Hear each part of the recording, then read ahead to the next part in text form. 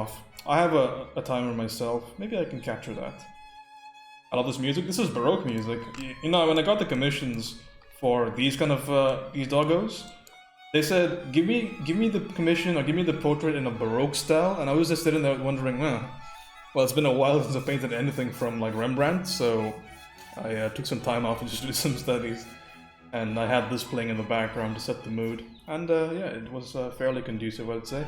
I'm not a big believer in this whole, you know, you need to have your music and your mindset and all this shit. Most of the time you can just sit down and do whatever you want. But yeah, it just did make everything a little bit more enjoyable, gotta say. Also, give me a quick verification on mic levels and stuff like that, because it has been a while since I've streamed. But good to be back. You have me for 16 days, I think, and then it is me off to Singapore to embark on art school. Okay. I think the timer is a no-go. I have a friend who paints animals in Baroque style clothing. Cool. In oil? Neat. What are the animals doing in oil? Your voice is clear? Good. Because I was screaming fucking songs earlier today. Because I have the house to myself, so that means I'm gonna get in the shower and I'm gonna start yelling some really high notes and missing every single note. But yeah, what can you do, right? Sometimes you just gotta sing like nobody's listening. So my voice might be a little bit hoarse, but alright. I think I'm dawdling too much. I'm sure you guys will trust me about keeping accurate time. Not a community study after all. So, James, what's up? How may I assist you? Okay, let me just turn the timer off and we should just ready to go. Oh, I fixed it magically. I just got the power of technology at my fingertips. Okay. So this is how I'm gonna map out stuff. I'm gonna put like a 60-minute timer on each one of these dogs, and you know, if for whatever reason one of them's lagging, towards the end I'll finish it off, but I'm not gonna try and go any more than 60 because I want to give myself time to breathe and stretch and stuff like that, so we'll see. Your secret surprise thing? About that, there's gonna be an announcement maybe later this week or next week about the Secret Santa thing. We did hit our goal. I hit my goal, I hit way above my goal, and Kate did as well, and a couple of streamers. So if you guys are wondering what this is, I had a Secret Santa thing for my community, and actually between several communities that I'm friends with. And we pulled together, we sold prints, we did commissions to try and raise money for a particular member of the community, because we want to give back.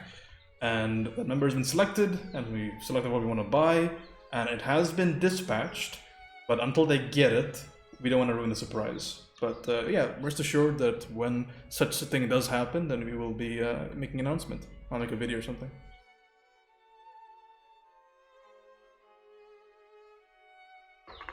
That was so nice. Yeah, it was just it's a good way to end the year, I think.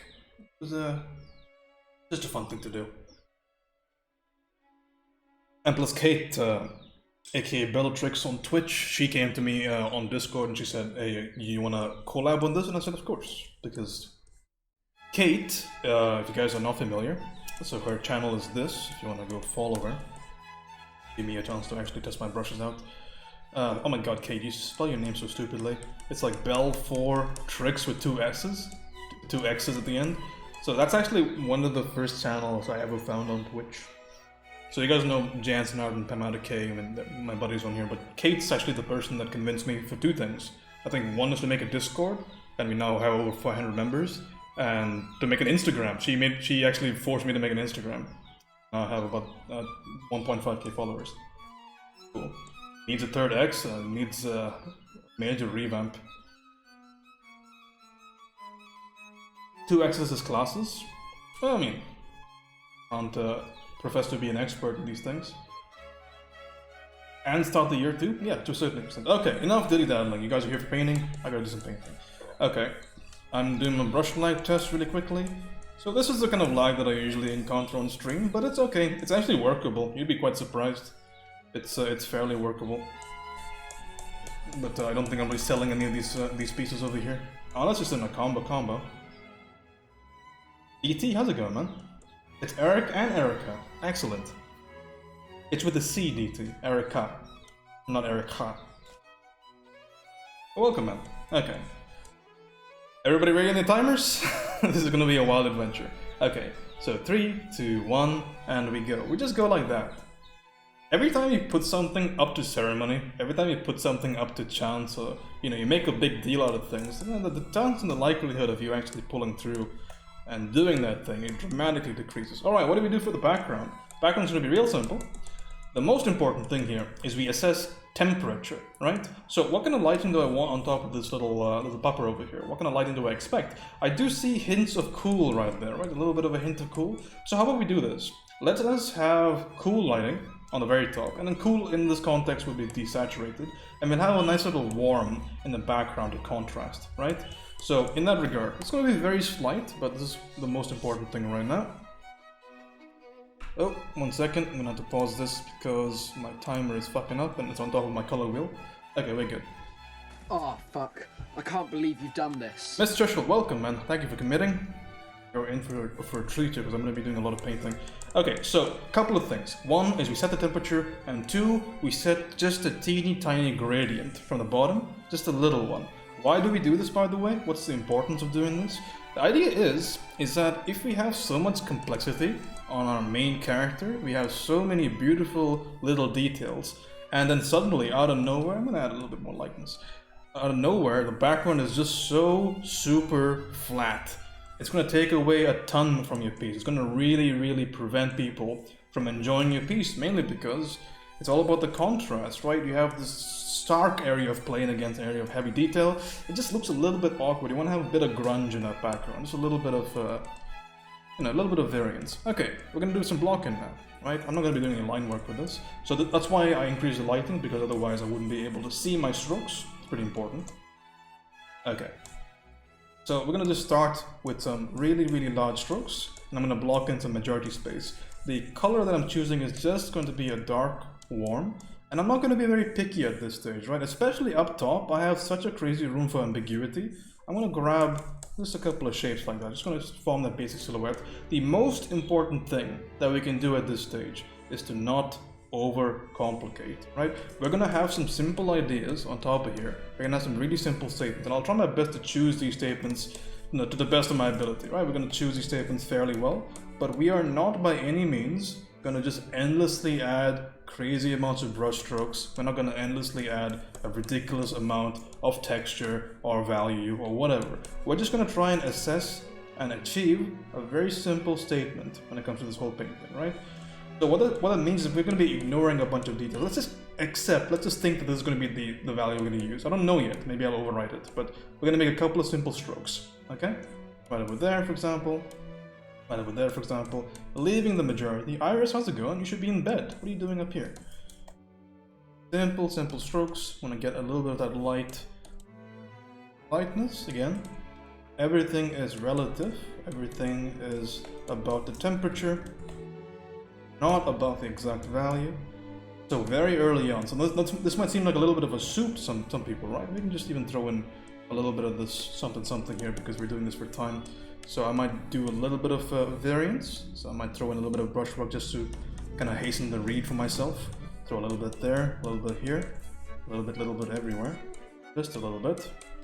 Just to kind of hasten things into completion, because again, these strokes over here, they're very likely to just stick here for the remainder of the piece, so I'm not going to be too worried about it. But again, already I am reusing stuff, right? I'm grabbing stuff from certain areas and I'm putting it in other areas. A really, really important facet of painting. Remember, an artist, right? Because we are artists, all of us are artists, right?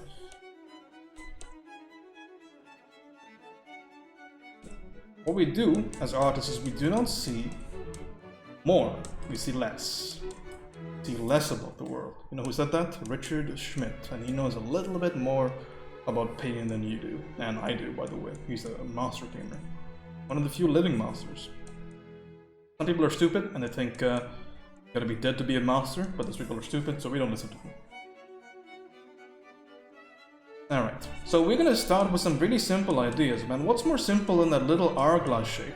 That little hourglass shape in between the eyes. That's simple, right? So we painted it, easy enough. What's other simple things about the painting? How about this little area up top? I see some darkness in there, and I see it terminating into this little flat shape. How about we just paint that? So this is just kind of painting or sculpting everything while we work. I see a little bit of lightness. So this and this are quite relatable, right? So I'm gonna just slightly update this value. How about that? So you see I'm kind of delving into this very desaturated zone here, and that's totally intentional, mainly because if you're delving with desaturated, the chance of you actually having color contrast is dramatically reduced. Okay, so we're right now in the soupy stage, so I want to get a little bit of information, right? I actually want to get a bit more idea about what I'm looking at, because right now everything is so soupy. So for my own interest, right? Even though this might slightly cost me some time, but it'll ensure that I actually get a good read on the painting. So I'm going to grab a value from down here maybe. How about that? Maybe a little bit darker. How about that? Okay, and I'm going to use this value to help with my read. So in the middle here, we're also missing one value here. Can I get that value from somewhere else? I could maybe co-op this value, but it's too desaturated, it's too blue. So we're gonna grab this value over here. Okay, so now we're getting that initial little building blocks of the piece. And that's what's really important here, get those building blocks. We're gonna draw some ideas here. So you see these plumb lines, these vertical lines. We're going to use that to ensure that we have fairly decent measurements. I'm not going to be a stickler for measurement here, but if I draw a line from here, if I draw a line from here, my nose is going to fall somewhere around those lines, organized in a fashion, right? So we're going to just throw a nose down here and hope to God that we got it right. Not really, it's fairly in the rough right position. Maybe it's a little bit helter-skelter, maybe it's a little bit off, but we don't care about that right now. So I got some information. We can get more information. I can grab this dart that's already existing. I can push it all the way down to where it needs to go. So you see it's a big brush stroke, and now we have that side of the head right there. We could even choose to deepen and darken up this value. So remember, we're just dealing with simple statements here. This little idea over here, it goes to the side, and then it becomes this large shape that defines the side of the cheek. Now you can kind of see that face just popping out, right? So what's happening here is I'm not adding anything to the canvas, right? I'm just rearranging stuff. And this is going to be really, really important. I saw a post by Loish yesterday, not from Family Guy, but the artist. And she was talking about how there's a stage in her work, and she calls it the sculpting stage. And in that stage, her major concern is just not to add anything to the canvas, but to reorganize stuff. And that's what she does for rendering half the time. She just reorganizes what's already on her canvas. Really good idea. And it's an idea that's being reinforced and has been employed in history for so long. So I'm just grabbing stuff with selection tool. Why am I using selection, by the way? What's the importance? Do you have to use selection tool? Not really. But it's a fantastic way of just grabbing shape and then implementing shape, right? Because I'm able to just directly say, this is what I want to see, and I can immediately just get it on my canvas, right? There's no ifs and buts about it. And it's really, really powerful. Should not be underestimated. Okay. So this overall silhouette, I am concerned with that, right? The overall silhouette, that's actually what's most important. So I would not recommend doing things the way that I did. I would say solve the overall silhouette, just because the dog is so shaggy and I can get away with certain things here. I am choosing not to focus overly on that silhouette, but we'll see, right? Again, reuse. Look at how bright this is on the top. Look at how bright this is. This and this, they don't share the same level of brightness, right? So what that tells me is I need to get a new little value to play with over here. So let's just say a brush like this. Are you okay? You're okay. I'll grab this value over here. Can I make a global assessment? Bloka, how's it going, beautiful? Good to see you. Zoom all the way out and then ask myself a question. Well, this is obviously going to get brighter on the top of it. But still, this little ideas on the side, they're not nearly as bright. So again, if I want to get a brighter value, that's brighter in comparison, I grab the value over here. You see that? I sample that value over there, and I push it to be brighter. And what's more, I also push it maybe more towards, let's just say the blues. So this way. So I have both a change in the value, and I have a change in the temperature. And now I get this beautiful value. And now this is my newest little plaything, right? My newest little value to play with. You see how beautiful that looks? Because we are adding a couple of things here. We're not just relying on the idea of value to save the day, because value is really important, but we're getting that additional oomph from temperature. And if you're wondering what a temperature difference is, temperature, basically what people talk about, what they mean when they say temperature, they're talking about the idea that a value, or rather a color, has a few fundamental aspects to it, right? And we call this hue, saturation, and value. So color has hue, saturation, and value. Hue meaning the actual the color that's associated with it, whether it's red, green, blue, whatever. Saturation, the intensity, the chroma, right? And the value, which is the relative lightness, darkness. But when you talk about temperature, temperature is a relative thing, right? It's a relative concept. No color is intrinsically cool or intrinsically warm. That's a human thing. But really important because it talks about the relativeness on a canvas, and there's not a single more important thing on your canvas than relativity, right? Because everything is relative, if you think about it. Like even your proportions are relative to your first stroke, right? Or whatever becomes your foundational stroke, whatever you think is the ground zero on your piece. That's what's going to happen. That's what's going to be the what everything's related to. Just like that, everything on your piece is related in terms of temperature. So you have this notion of warm and cool, and you want to maintain that if ever you have a problem in your work, and the problem is that things are just way too muddy, then this is the most important thing you should think about. Think about the idea that, okay, it seems like my temperature has gone a little bit awry. That's most of the time the problem, because even if you're painting just pure mud, if you're painting just slushy, swampy nonsense, you still want it to look good, right? I mean, that's your job as an artist, to draw pretty things. Even if you're drawing an ugly thing, the ugly thing should look visually appealing, otherwise what's the point, right? So that's what they do to solve it. They don't just put browns, they put beautiful desaturated blues against desaturated ochres, and it just looks so goddamn good. It looks so beautiful. Okay, eye placement, always a big little problem, right? Always scary situation here. I'm gonna grab, I want this internal, you see that brown value right there? Does that value seem all that dissimilar to you, to the value in the ears? It seems about comparable to me, I would say. Just grab that value and just put it in there. Ba-boom, ba-boom. So we have a little bit of redness in there, a little bit of a change. Enough. Doing alright, how are you? I'm doing alright. Okay, I still want to form that eye right there. You see that little shape there? The shape looks like this. It goes like there, like a little question mark, like a little sickle. Let's get that shape in there. I'll paint this one. That, we go that way. Not too exact, but again, I can always just use selection tool, grab and use a move tool or something. I can always do something like that later. It's all good. Okay, so again, think about the larger statement. What does the eye look like in comparison to this overall shape? You see that shape over here? It looks like a giant bird or whatever. It looks like half of the Batman symbol. So that's what the overall shape looks like, right? So let's solve that overall shape first and foremost. So we grab a little bit inside here. It goes a little bit outside here. I'm not trying to be exact, because right now, nothing in my painting is exact. So I can't, for example, this is maybe too angled. So I'm not going to trust things fully, but I will trust them to a point, right? Because again, the most important thing at this stage is we keep moving, right? We keep adding context. The worst thing we can do right now is just stop and say, you know what, let's take a good long look at what we've done so far. And let's be markedly sure that, you know, we want to trust all of our actions to this point. There's no point. You know what the major reason is behind that? The reason is that context is everything. So without establishing a strong context on your canvas, how on earth are you going to say anything objectively? Because you have no idea how many values are going to be there in the future. You have no idea how many colors are going to be there in the future. So how on earth are you able to objectively say? Because you can't just peer into the future and say, this is exactly what my value space is going to be. That's ridiculous, right? And people can do this, by the way. Master artists, really good people, really, really good artists, they can do that, for sure. They can imagine what the piece looks like in their head and then just make a declaration saying that, oh, well, it's a bad idea because I've peered into the future and I've seen my fate. But we can't do that. We're middling artists. So we establish the context as soon as possible. I have a beautiful saturated warm. I want this warm to stand out, so we increase that value. How about that? Beautiful. So I have no idea if these eyes are going to stay, by the way. I really don't know. Also, I'm going to make a bit more yellow in there, maybe. I want to add this yellowish.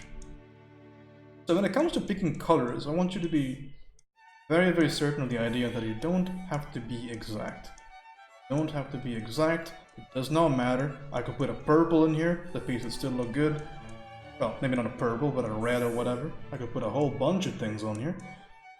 But the most important thing is, again, I get that value right and I get that temperature right. Everything else is just secondary. It does not matter. People put way too much taken to getting things exactly the way that they are on the reference, but I'm going to tell you that you don't need to. Okay. So I'm probably going to have to shift this eye a little bit to the left. I'm going to do that right now.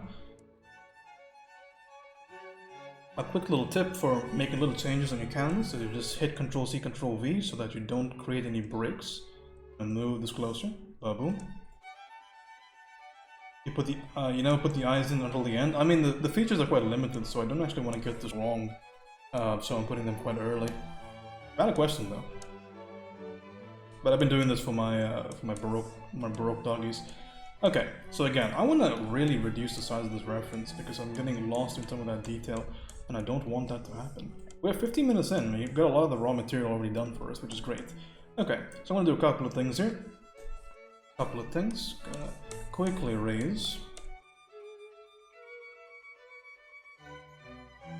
Now I can leave anyway. Once you say hi, I put the chains on you and you're stuck. Hell yeah, DT. Trap them in here. Okay. So we're gonna be double triply sure that our little shapes here are gonna be alright. So again, right now we're still in the stage that we're adding raw material to the canvas. So what do we need next? This whole area on the bottom, this area and this area are subject to similar amounts of light, yet there's a big value discrepancy. So I'm gonna raise the value of this area and I'm gonna desaturate it slightly. We end up with this little value over here, and that value is going to be painted on with this kind of brush. Because we want to have the impression that there's some sort of texture, some sort of fur on there. Go in there, and there's a little shape in between, and I'm going to be painting you with something like a canvasy texture. I'm going to go brighter. Do you remember the stream that recommended you? Shiro, by any chance? I was curious. Who was it? Bring that right over there, for instance. And now it's just a question of playing around with shape. Right over there, for instance. We're getting there, right? We're getting that read. Simple enough. It's just a simple question. So now it's easier to make these large assessments because I have my context. I have the overall scope. Overall size. The value space, the color space, all starting to make some amount of sense. It's all starting to head in a direction, and now I can use that information to my benefit. And start using all that information. Serve me. Because now when I say that's too bright, that's too dark, it's actually substantiated by a lot, and I mean a lot of context. That's exactly the reason we move fairly quickly at the beginning, and then we slow down in the middle just to verify areas to make sure that things are where they need to be, and then we can speed up again in the future. And everything is where it needs to be, and we just gotta bring things to a finish. Big little eyes already on there. It's just 3 or 4 values, right? We can spare the time for it. It was nuts. Robin said that? Hell yeah, I didn't know Robin was streaming. Robin is a doll. She's very, very kind to me. There's beautiful lines on there. Looks a little bit derpy, but we'll solve that eventually. Cannot be afraid, man. Cannot be afraid of making a stroke. Because remember, painting is not about getting every stroke perfect, it's about finishing the piece perfectly. Is that the Brandenburg Concerto? Oh no, it's a dog. That came from Maddie? Maddie is so kind to me. She is unreasonably kind to streamers like me. That's everywhere. She's such a class act, dude. She's like, what you see is exactly what you get. Super kind, super generous, extremely talented. Well, hardworking.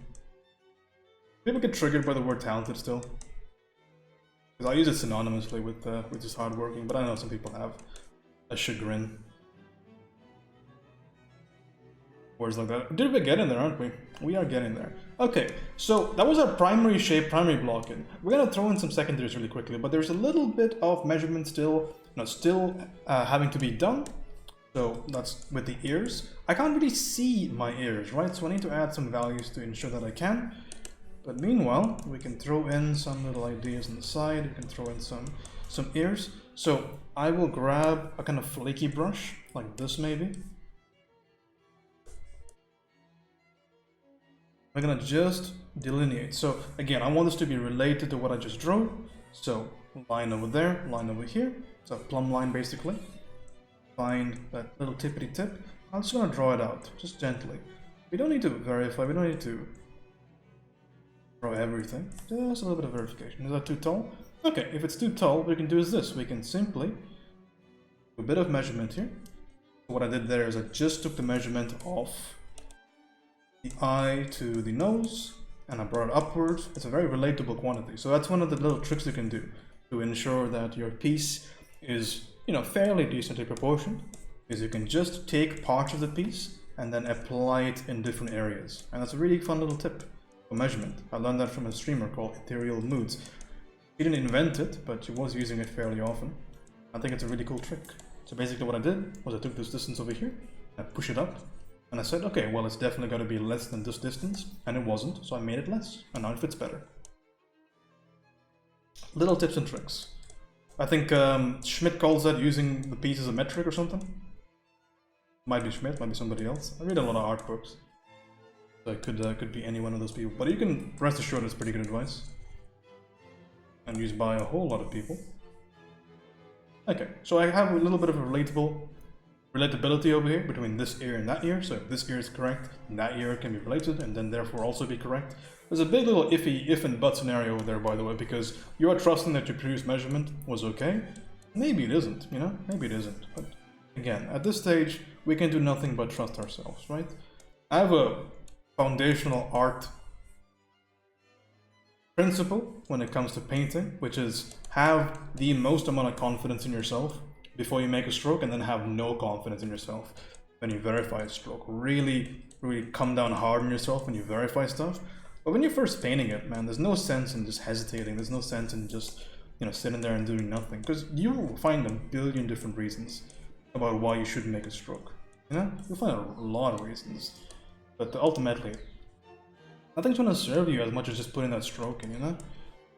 And that resonates in a lot of ways. It's almost like art in general, right? People don't want to draw because people don't want to make mistakes, people don't want to make shitty pieces, but it's through the shitty pieces that you can actually figure out what good is. And there's a lot of truth to that even within the art process, right?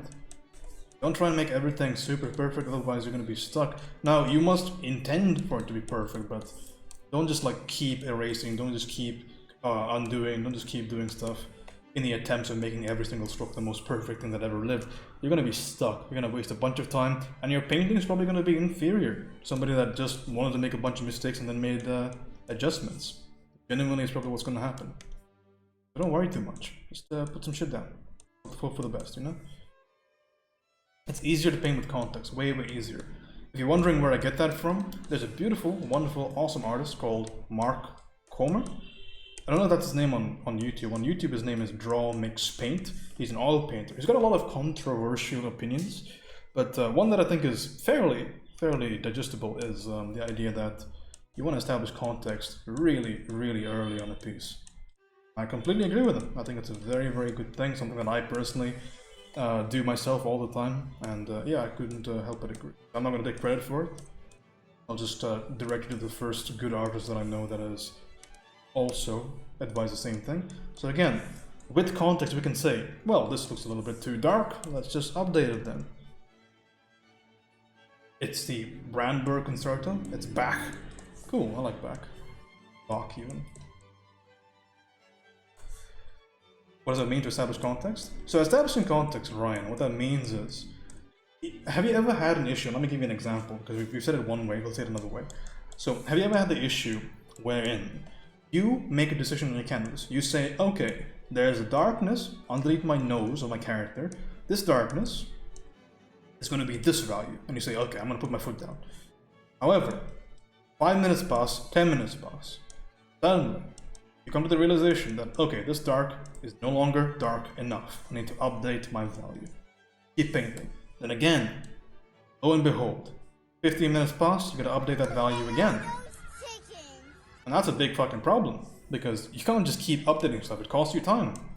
What that means basically is that the context of your piece is changing, right? The context of your piece is altering, because the more values you put on your canvas, you know, the more stuff that you add to your canvas, the more it is likely that whatever is already on the canvas, that stuff is less substantiated, it's less reinforced. So it's really important to be a little bit careful, consider what the overall context is before you put this, make this kind of small decisions. Otherwise, you're gonna have to always update your information. Beastie, thanks for the raid, man. Appreciate that. 24 minutes in. Quit talking to me like I don't know this stuff. It's patronizing. That's how I talk to everybody. How's it going, Polish? Thanks for the heads up on Discord, by the way. BC, how's your stream, buddy? What are you working on? Yeah, so basically what context on a piece, what that means is the simple idea that what is the overall established norm on the piece, right? What are the values? What is my darkest dark? What is my lightest light? What is my halftone? And the other way around for color, what is my temperature? Where does everything go? These kinds of questions. Those we refer to as context. The context basically means what is around. And what is the current state of the piece? What is the current established norm in the piece? These kinds of ideas.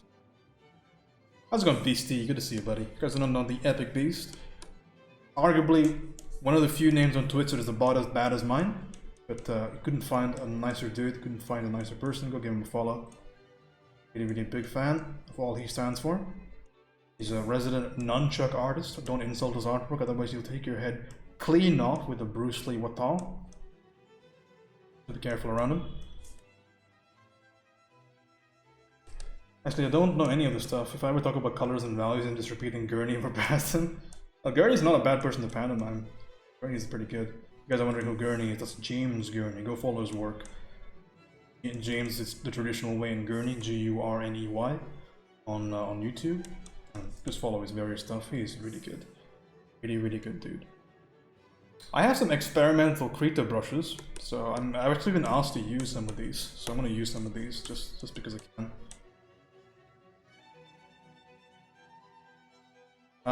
This is actually going to cost me a little bit of time, I'm not going to lie, because I am not familiar with using any of these in my process, but we're going to try our best, okay?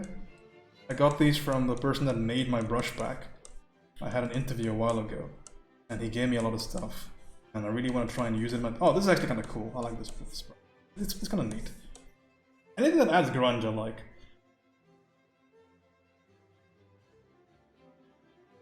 Oh, we're 27 minutes in, we got a fairly decent painting already, but it's time for us to really clamp down. Because right now we have just about every person that we need, every person in the show is available.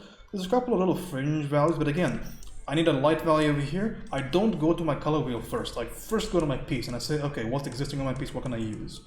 Most of the time, there's enough answers in your piece that it can just solve things within the piece itself. You don't need to resort to adding more stuff. Remember, there is a burden that you accrue. Every time you go to the color wheel, every time you go to your color selector, there's a burden that you must overcome. And that burden is you are complicating the value and color space in your piece. And that is not an easy decision to make, man. Not an easy decision to make. It is a very dangerous thing to play around with. And I can't tell you, every time a piece fails, the piece usually fails through complexity. It's not because you lack the simple statement, it's because you never had it to begin with, right? So really worth considering, man. Really worth considering that. Solve it simple first. See Erica. What about his video channel? He has some good stuff on here. He does. There's a question in there. Okay, let me take some time to read that question. Reference values. I put certain value. I know this is going to be my darkest value. Whenever I'm picking other values, I'm picking relative to the value I already assigned as the darkest. Yeah, so having a value, basically what you're referring to is this notion of having a value hierarchy. And it's a very common idea, right? For example, pointed on my own scheme, for example, a very common value hierarchy is this: dark, second darkest dark, halftone, light, highlight. So it's one of the very common schemes that you'll see on most paintings. So mapping this out before time or beforehand is certainly something you can do. But just be aware that it can easily change. Is this music in Home Alone? So if you want to know some professional thoughts about your question, I refer you to the notes of Sargent. Sargent had this idea when he was picking his lights and darks. So John Singer Sargent, if you are not familiar, Sargent was if not the most preeminent, but he was undoubtedly one of the most greatest painters of all time, right? So he talked about the idea of picking shadows. He said, whenever you pick a shadow, ensure that the shadow is of a significant distance from the light. So what he was talking about is what we now know to be this notion of separation of light and dark. What he was talking about this idea that whenever you have a light, whenever you have a shadow, you want to make it very visually distinct to your viewer, to the person that's looking at your work, that's perceiving your work. You want to ensure that it is very clear. Now this might seem like it's fucking high school, like basic shit, right? But you'd be surprised the number of times people get this wrong. They do not keep their lights and shadows separate, and it leaves their value space super muddled. So what he advised is, he said, when you're picking your lights from your darks, ensure a significant distance between your halftone, which is right over here, and your lightest dark. So if you ever heard the phrase your lightest dark should be darker than your darkest light or whatever, that's basically where it comes from. So you want to ensure distance. When people talk about contrast on a piece, they get this muddled up, they get this incorrect all the time. But contrast does not mean the difference between the lightest part of your drawing and the darkest part, because sometimes, in fact a lot of the times, these two areas never even interact to begin with. Like the lightest area and the darkest area, they don't even see each other in the piece sometimes. So where then does it matter? Where does it matter how light your lights are compared to your darks? Where it matters is between your halftone and your shadow. That's where it really matters, because that's what tells you how things are curving away from the light. You guys are wondering what a halftone is? A halftone is the last itty bitty piece of light that exists right before something gets plunged into shadow. It's that last bastion, the last line of defense. The light. That's what the halftone is.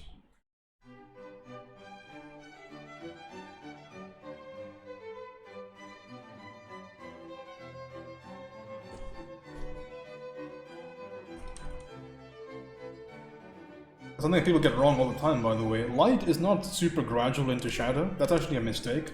Light does not behave in a fashion that goes, I am a light, I am now darker, I am now darker, I am now darker, I am now darker, and then I'm a shadow. That's not how light works. If anybody is very new to art, that's not how it works. How light actually works is it goes, I am darker, I am darker, I am darker, and then boom! You go into shadow. You drop down, right?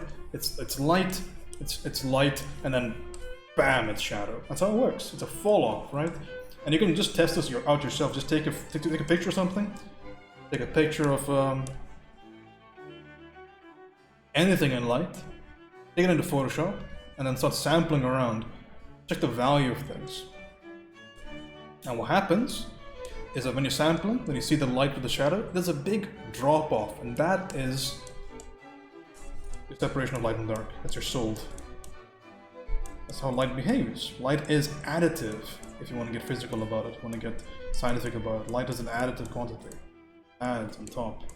Right now I'm just adding some grunge, by the way. One of the issues with painting with a large static brush is that I end up with these very kind of straight edges, and I just hate it. Really don't like it. So what I'm going to do over here is I'm using just a like a custom smudge brush, and it does this kind of thing to the edges, right? It really makes them nice and soft. And it also allows me to do stuff like this. Just play around with the way that it terminates, and I love this kind of stuff, man. I live for it. It's so fun to do. At the same time, I can start to verify my tertiary values, which is my edge values. You see how I'm kind of working from the outside in. It's all in good fun. I also want to ensure that my proportions, especially in the outside, don't go too crazy. I realize that they're a little bit chonky, but I don't mind. The piece still looks fine to me. So I don't want it to break the piece. But again, you see what I'm doing there? I'm referring back to the existing value. I'm not adding shit. Right? Never adding shit unless I need it. If I need it, all well and good, I'll add stuff. You know what I really like? I like that this terminates into this beautiful darkish ochre color. I want that color on my canvas. So this is going to be a new value. So before I had a cool dark, like a purplish dark, this is going to be a lovely warm dark. You ever hear somebody say to you, they say, don't ever use black on the canvas. Don't ever use white on the canvas. First of all, those people don't know what they're talking about. Second of all, you can totally use dark and white, but the idea is that, so what they're trying to tell you, because there is a kernel of truth to most things. So what they're trying to tell you there is saying, don't ignore temperature when it comes to dark values. People just think dark is dark and light is light, but no, man. Even a highlight that just looks like it's just pure white, even that needs to have temperature. Maybe needs to is a strong word, but at least consider it, man. Make consideration. most of the time it could easily have some sort of identity that you're missing. And it all adds up. It all adds up. Painting is a gestalt combination of very simple statements. So the more statements that you have that support each other, the more you're able to convince somebody that they're looking at what you want them to look at, right? I learned that word from Batsky, by the way. The word gestalt. It's a cool word. I think I've used it before.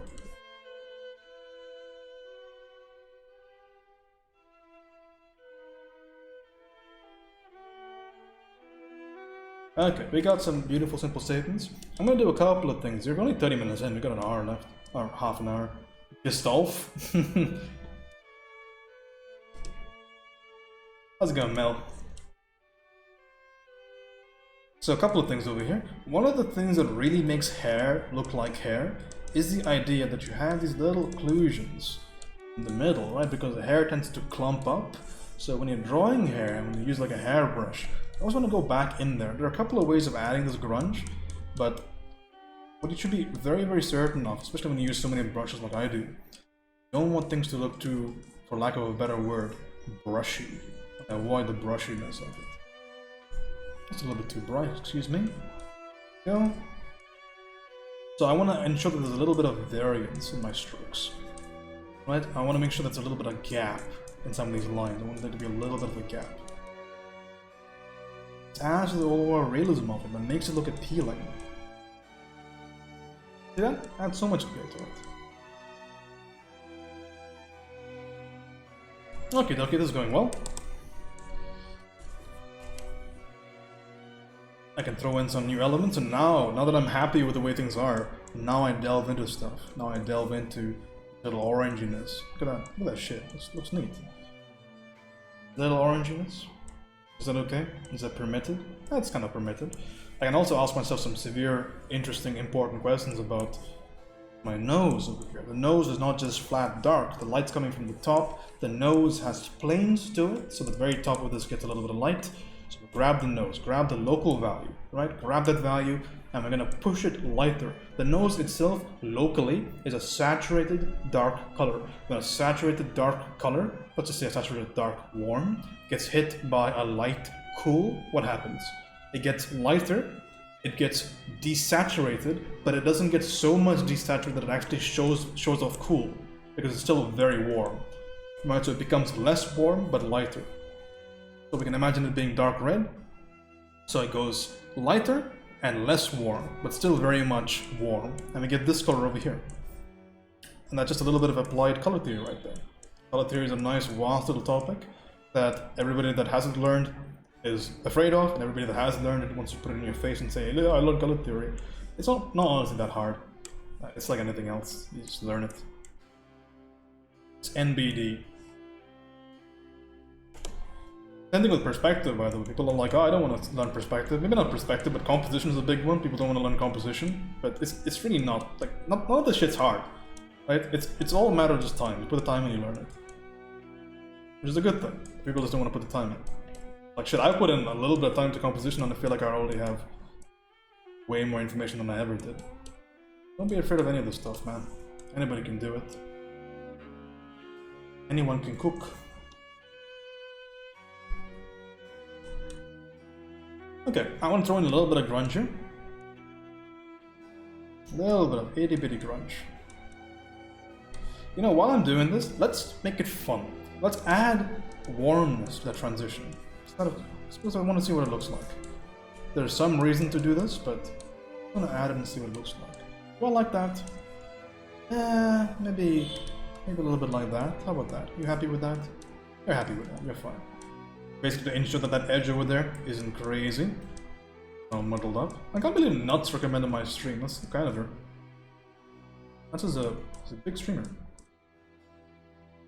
I'm glad she enjoys the stream. Throw a little bit of lightness in here.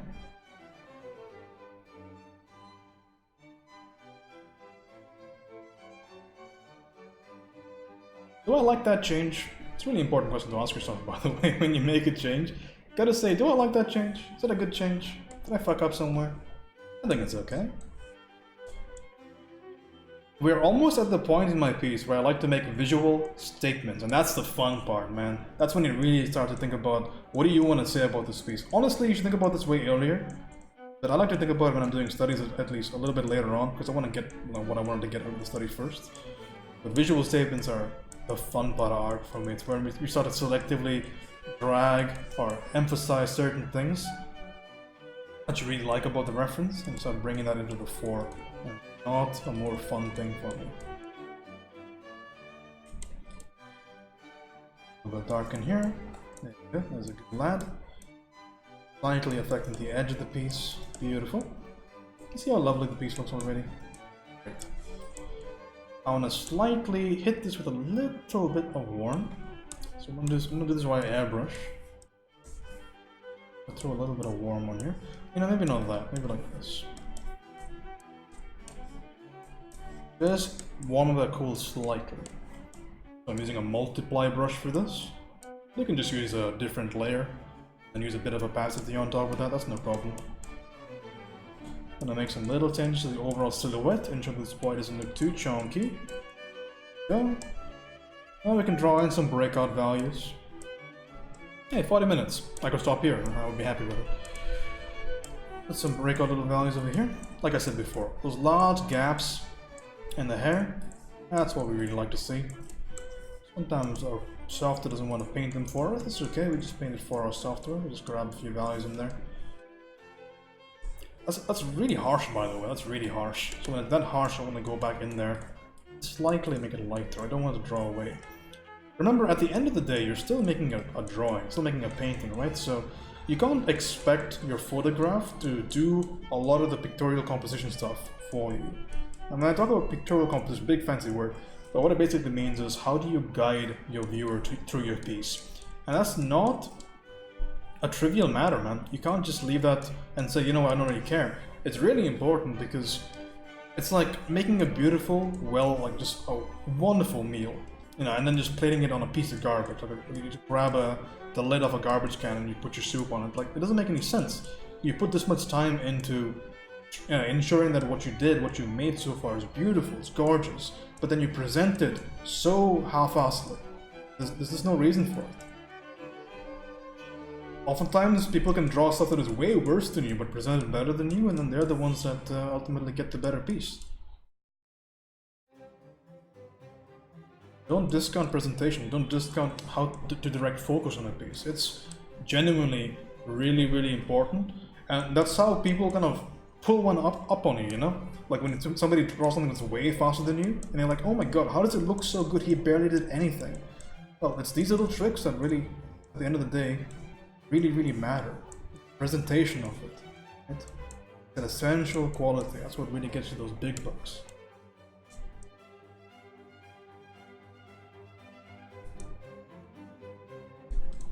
I mean, certainly I'm missing a few things in the value scheme, but things are holding fairly well already. I'm hesitant to add more stuff. You might zoom in at some point, but things are looking fairly okay for our first little doggo. You see that simple arrangement of shape? That's all we talked about in this one. That's all we set out to achieve, and at the end of it, fairly quickly I might add, we have something that we can start building upon, right? We can start to add more value, add more texture, add more information on top of this framework. Everything is mostly there. You'll be crazy surprised just how difficult it is to achieve like a certain amount of comfort in your piece. Because sometimes it'll be hours, if not, you know, tens of hours before you see the finish line. That's always something I personally very much dislike. I like being able to see the finish line because it makes everything more easy. It's everything a little bit more sensible to me. Also working very zoomed out, by the way, mainly because this is how I intend my artwork to be seen, and this is how most people will see your artwork. So it's really, really important for you to solve that big picture. Quoting that Marshall Vandruff, great art educator, he says, you paint large to fix the small mistakes, and you paint small to fix the large mistakes. What that means is that when you're painting really, really close to your canvas, when you're painting really, really zoomed in, all you're really solving are little things about your painting that just doesn't really contribute all that much. with a big picture, right? So we're gonna avoid that kind of stuff. You don't have that much time. So you're gonna invest any amount of effort or time or whatever it might be into trying to make the piece better at this stage. That time must be invested to the larger picture. That's what we really want to spend our time.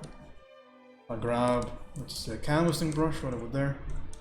I'll throw a little bit of canvas texture on there. I always like seeing canvas texture. Always a little bit of fun for me. Personal little taste. I want to add some lightness in there because I like the way that looked. Let's throw in a few strokes with this brush over here. It's kind of a wet rake brush. Let's throw in a little bit of temperature on there. That, for example. Again, you see, I don't really care too much about matching exacts with the reference. Most of the time, the piece will hold. It will hold. You just have to trust that it will, and it will.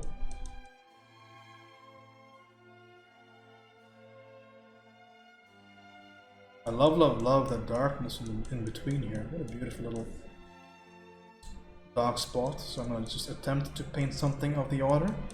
Sometimes, in fact a lot of the times, and a lot of Alla Prima oil painting is based on this concept, you don't have to paint anything exactly. Sometimes just adding noise with the appropriate amount of value and with the proper handling of edges, that's usually enough to kind of show somebody or tell somebody that something actually exists in a certain area. It's a very cool subject to study. It's a subject of abstraction, if anybody's wondering. I'm always curious and wondering how people abstract certain things. And there's certain masters of this. Like we were talking about Sargent earlier. Sargent is a real master of abstraction. Like he just paints a couple of strokes and you think it's a dress or a hand or a vase. Like he's incredible at it. True master at the subject. But throughout the years, so many artists have done it quite well. This is experimenting with brushes, by the way, because again, I have been asked to use this brush pack. So whenever I can maybe squeeze something in there, I will squeeze something in there, because I think the pack itself is cool. I've just yet to find, in my own process, areas that I want to use it. I think the pack is cool.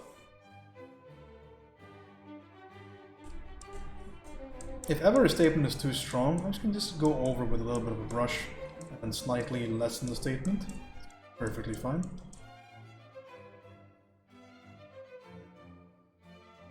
Okay, we can start to slightly address some of these little shapes here, but twist and turn and modify to reinforce the reed. Go there as well.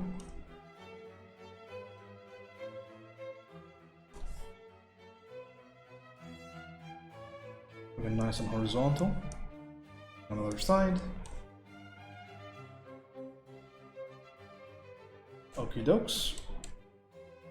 I'm gonna grab a value, gonna push it slightly more lighter. This edge over here. I'm gonna grab a few of the values, push it outwards, add these little whiskers. Just doing this in the same layer. It's fine though. Hit it with a couple of undos if we need it. Yeah, how is your eye, Iris? We're getting better.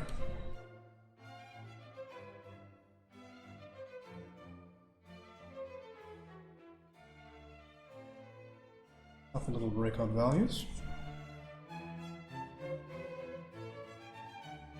Lovely. Okay. We're getting there. Now we can zoom in. We're 48 minutes in. Go in a little itty-bitty details, especially around the eyes. I'll put some time into that. What do we need on the eyes? Do a quick little blur and then check. First of all, I want to add a little bit more real estate down here. Same thing on the other side. I'm going to get a little bit of a shadow. At this stage, really important just to kind of get that simpler view of what we're looking at. There we go. One of the most important things for the eyes is to maintain that darkness right on top. One of the ways you can make something look more dark is you can simply just put a lighter value next to it.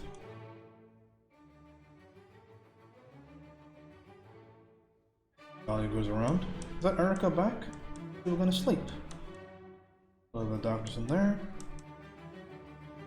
I love that graphic shape right there. Graphic shape. Cool. Nice. A bit of almost like a greenish highlight, right? Put a little bit of that in there.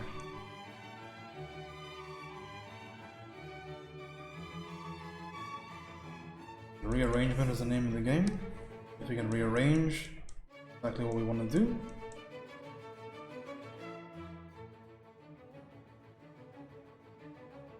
And zooming out momentarily, just to simply ensure that we aren't going crazy, we aren't ruining the overall image. A little bit of ambiguity here that I want to kind of solve really quickly.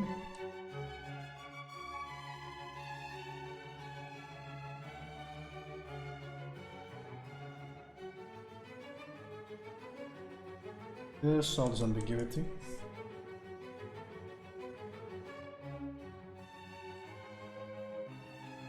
Adding some strokes there, darken up the side of them, make it look like they're going towards darkness. A little bit of a statement to be made in the little middle right there. Darkness right underneath the eyebrow, probably around the zygomatic bone, the cheekbone. Down there. Off. You can grab the existing value. Just going to play with this edge slightly. This edge behaves. Another statement up here. Nice little triangular shape.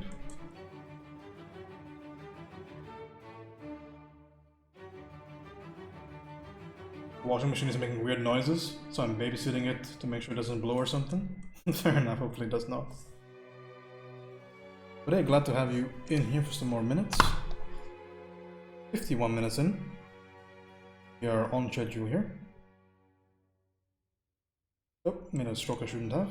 With my brush just vanished. Okay, got them back. One of the issues with my version of Krita is that if I make a weird flick, my brushes just disappear. A little bit of a pain in the ass to get them back, but it's fine. Watch where I go. Take a little bit of a light right next to this dark. Grab the attention. That's a light on the bottom of the eye. Bottom eyelid. Is that a little bit too light? Maybe. I don't want to be too heavy with that statement. So I'll consider dialing back slightly if the need arises. Currently it seems like it's okay. Mind it that much. I will break it up in the middle. I don't like how uniform it is. So it strikes me as a little bit weird. How about that? Good enough. We're gonna unify that slightly on the other side. Very tip right there. These are minute little details, but I like to put them in towards the end at least. There.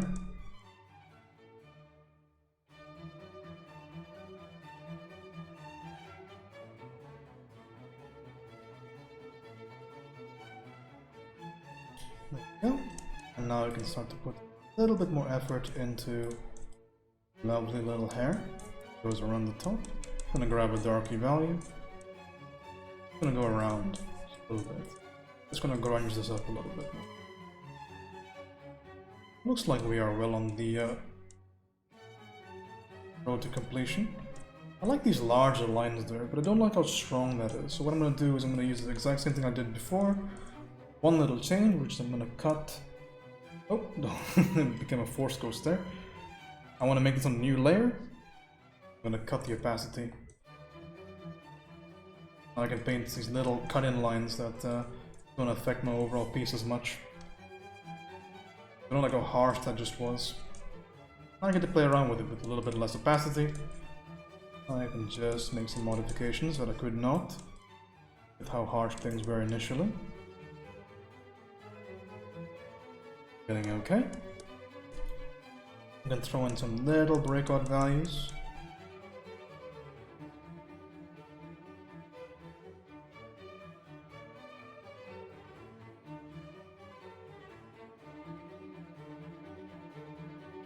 Shape goes a little bit upwards.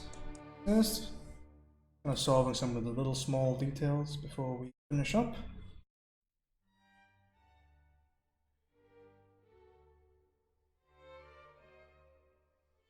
I'm gonna plunge a little bit of this into darkness because I don't like how strong it is.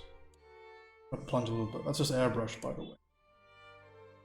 A little bit too tight for me. Like that. Push it back. Okay. Throw a little bit of grunge on the bottom here, maybe. Got light on the very bottom, underneath the nose. Enough. And slightly edit the shape a little bit stronger. Right? A little bit of shape editing there. Still right in the inner corner, but has a whole healing process already first. Who's got... Jesus. Still a week of healing? Well, good luck, Iris. We're all rooting for you. You're gonna be fine.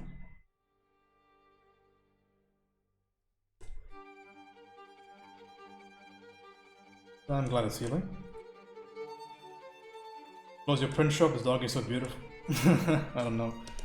Because I've achieved my goal already, so I don't think I actually have closed it just yet. I haven't had the time to, but get around to it, I'm gonna do that. I still have to wait on one payment though, because a certain somebody that will not be named, bought a print way after the event was closed. Certain Azerbaijani. It's all good. I do appreciate it.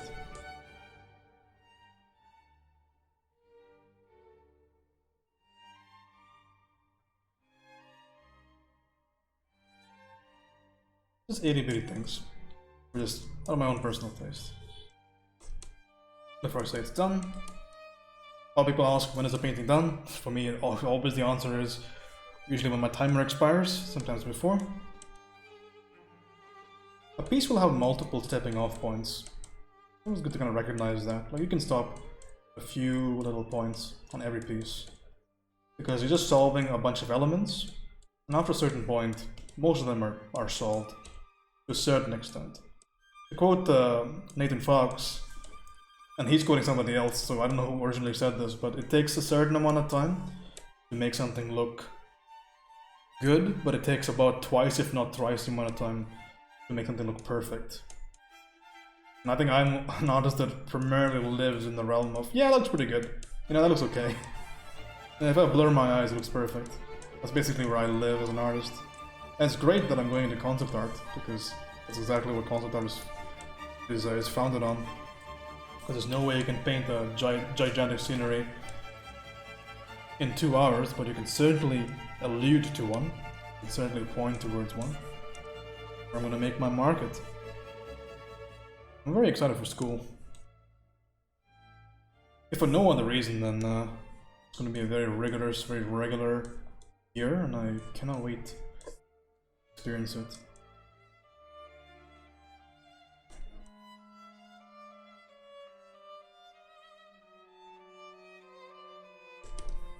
I'm gonna make these little shapes slightly more grungier.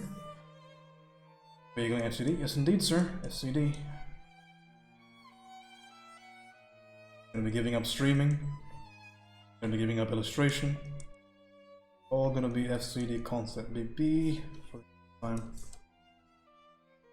Maybe I'll stream it this time. Maybe, but doubtful. I doubt there's gonna be time.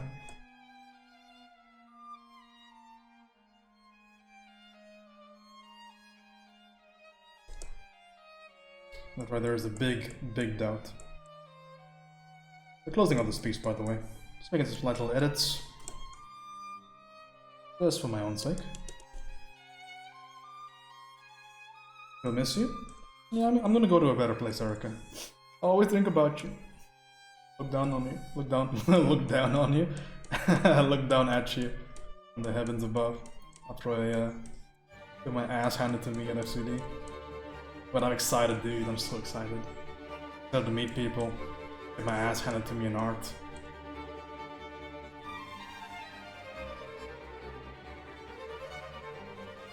What a fun piece this was. I can even throw in a little bit of saturation in here. Give it that Baba Boom right there, the Baba Boom Reds. The trade secret, by the way, don't tell anybody I showed you that. That's how you make your darks pop. Hit it with that Baba Boom. Looking down at me was more like it. I mean, you're like 3'5" on a good day, so I would be looking down at you regardless. It's not my fault.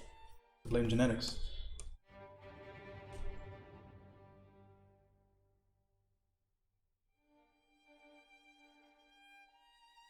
Oh, we are done so.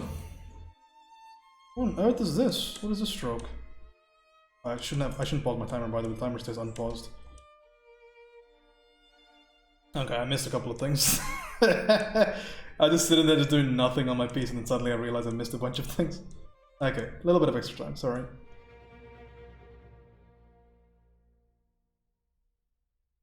And with a little bit of that, a little bit of this.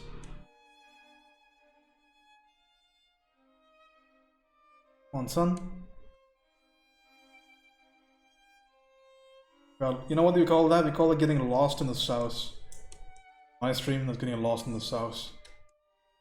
So we found the sauce again, we're good. Alright, donezo. First piece. Alright, we export this and then we continue. We keep the timer on because it's 4 dogs in 5 hours. So this still counts on my time. Okay, so we export this as numero uno maybe? Number 2. It's fab, cool. Glad you like.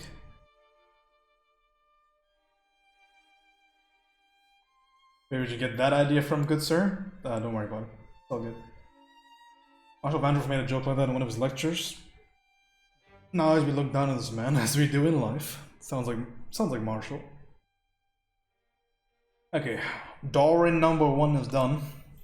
You can get rid of you. I don't want to look at you anymore. Number 2 is going to be this boy.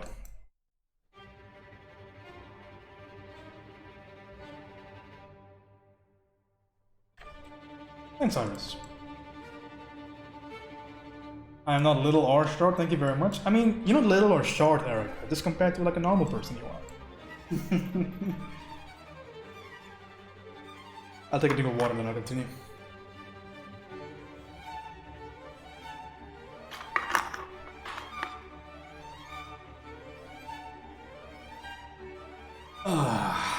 Do a little bit of a stretchy stretch.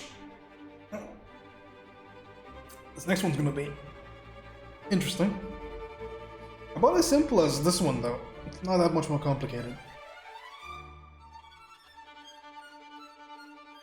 We should do just fine.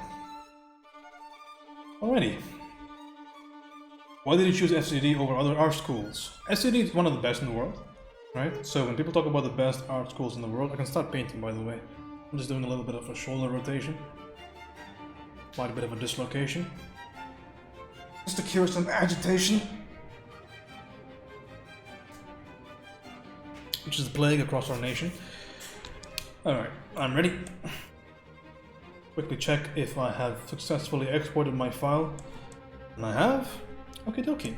Now we commit the biggest sin on my stream, which is we just get rid of the painting we just did. It's gone. No longer do we have it. It is not available anymore. Gone. And then we start fresh, start anew. Okie dokie. We start at 104. So we'll continue till 204. So on the question of art schools, so when we talk about the best ones in the world, especially if you want to become a concept artist, the number 1 is Art Center, number 2 I think is Brainstorm, number 3 SCD, it's a toss-up. And talk about Gnomon, for example. I guess Gnomon will technically be number 2. So this is what most artists consider to be the mecca when it comes to learning this particular craft. Art Center I got in for illustration. First of all, I didn't want to illustrate, and second of all, Art Center is 4 years, and it is unbelievably expensive. I cannot afford it. It's more expensive than my engineering school, so I just said no. Beyond that, SCD is about as expensive as Art Center. It's pretty bankruptly expensive, but I have connections in Singapore, which is a big one, and I also, it's just for a year, so I don't have to spend as much time. I'm gonna start with a bit of a bluish background. So it's just a year, so it's way more affordable. I don't have to pay 4 years of that same incredible cost. Have some greens down here. Singapore's close by. Just based on the correspondence with the admissions team and the interviews I had on both sides, I really liked the art. I liked FCD way more for some reason. I think they just presented themselves way better. I had a much more enjoyable time talking to them. I agree with their philosophy of doing that much work in that much time. It just seems like a way better fit. My parents are more down for FCD because they helped me financially to support me financially a little bit. But it just worked out that FCD seems to be the choice, and so it was. And I'm really excited. It's exactly where I want to be. Not like I'm settling for second best or anything. And honestly, if I do my job well, if I get my work done, if I stand out even a little bit in my classroom, if I'm at least in the top 20, not even 20, but 30-40% of that class, I will get hired. Will be working as an artist this time next year, maybe. So sounds like a pretty good deal to me. You know how many hours a week they expect on a student? They don't expect any hours actually, but they will give you enough work that if you want to complete everything and be exceptional, you'll probably have to put in at least 12 hours, if not like 15 hours per day, is what I hear. For somebody that's like me that's fairly experienced, even I would have to put in at least 10 to compete. And 10's fine, I can do 10 easy. Start with an overall silhouette.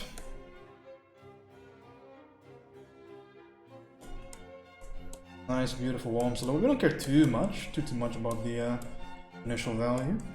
I get that overall idea out of the way, right? Overall idea. The overall idea is it's warm. Warm is what we kind of stick to. Warm is what we do. Go back there, easy enough. Get that silhouette somewhat in order. Remember the little people when you're rich and famous? You don't get rich and famous as an artist, Eric. We don't do this for the money. I mean, you know that. It's making a joke. But it depends. Art directors make a good amount of money for a living, but art directors takes you about 7 or 8 years in the industry. Be an AD. Maybe less than that if you're John Silva.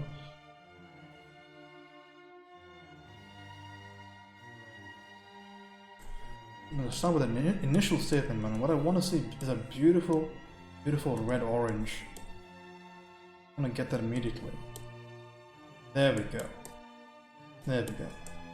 Depends on what you do in art. Well, I'm doing concept, so I'm speaking about my industry. Speaking of specifically what I'm gonna be doing.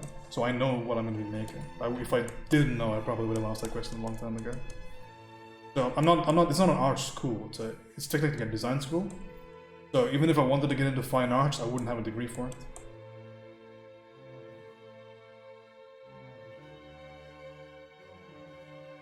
Remember what we talked about? Simple statements. There's going to be a temperature change here. The cool are going to be given a beautiful, lovely, kind of a bluish purple, maybe, for the cools. The warm's going to be heading towards a nice, lovely, yellowish red. Going to be the temperature difference in my piece. Norman Rockwell was pretty rich and famous. Norman Rockwell was not a concept artist. Norman Rockwell, I mean, he did some design work, sure, but he was an illustrator. We're talking about really famous concept artists: Craig Mullins, Feng Zhu, John Park. These are the people I'm thinking about. Ian McKegg, Tara Whitlatch. These are professional concept artists, the best in the industry, and they make a tidy living. But it's not an industry you can mint money on, for sure.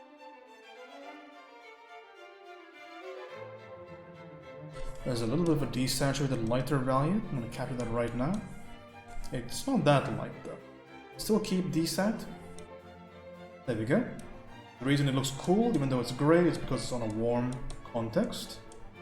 I'm going to grab this idea, play around with it, right? Again, remember, a painting will most likely fail because you didn't take care of the simple statement. That's why most paintings fail. So we get that simple statement really early on. That's the goal right now. That's the goal of all of these ideas. Where do those people work out of curiosity? Feng Zhu runs the school I'm going to go towards. He does... when you're an art director that's that prolific, you don't work at a particular company. Companies hire you and they take you on. Studios hire you for projects.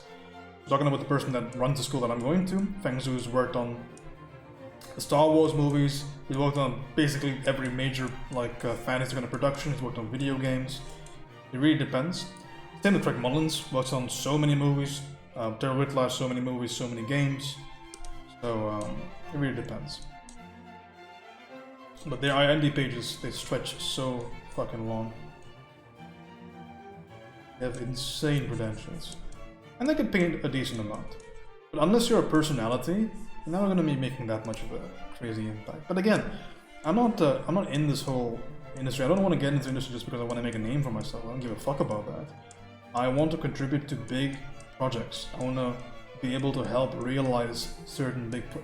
If my goal was to be famous or whatever, I would just keep Twitch streaming or something. Because the likelihood of me getting to some degree of fame through Twitch is higher than if I was going to be an artist. Because I feel like, because it doesn't happen all that often. Unless you're somebody that loves concept art or loves design, half the names I just told you, nobody would even know about. Right? Like Sid Mead passed away recently. Sid Mead is probably one of the biggest names in concept. Like Carla Ortiz, maybe you've heard of her.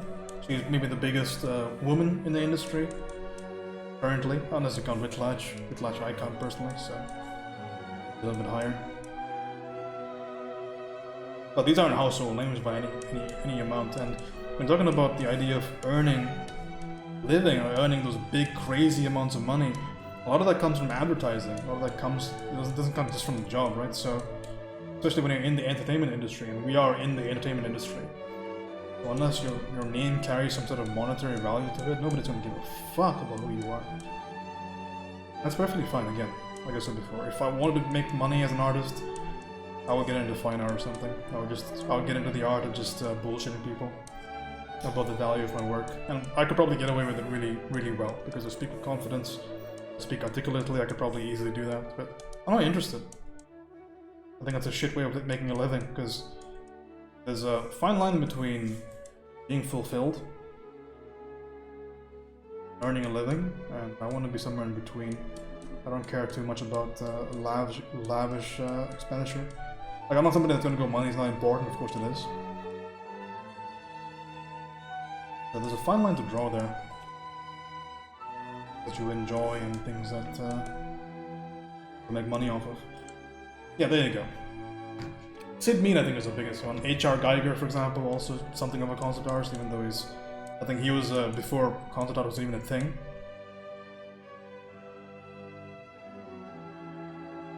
Mobius is a big one. Definitely a good career choice. You get to be a part of something big without all the annoying things that come with the thing. Yeah, being part of something big is very appealing. I don't ever want to, like, not to seem ungrateful, and it's not going to sound that way, just as a disclaimer, but I don't like commission stuff. I don't want to make a living like that. Like, it's a perfectly fine way of making a living, but it does not kind of coincide with the things that I want personally from art. I don't want to be following people's individual requests and then waiting on people to request stuff from me. It's not a life, like, that's not a life I really want. Like, it's not because it seems unstable, even though it very much is, but it's just, I don't like the idea of it. It does not appeal to me. That's why, like, I take commissions from friends most of the time, and if I need to, I open up generally, if I have an event like what we did recently, but you realize I haven't done that many commissions because I just barely ever open them. But people like my work and I like that, sure, but I just am not interested in living a life like that. Nothing wrong with it, of course, but again, you have to understand what you personally like in life and what you don't, and I know for a fact I do not like that. And it's created some friction between me and other people in the community, because I talk about this stuff at length with artists on here, and some people just don't understand that, and that's fine. People just won't get it.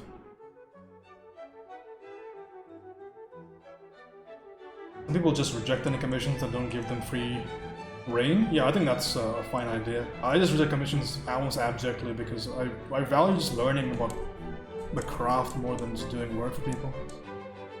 And I find oftentimes, at least the way that commissions should be done, is that you can't experiment all that much.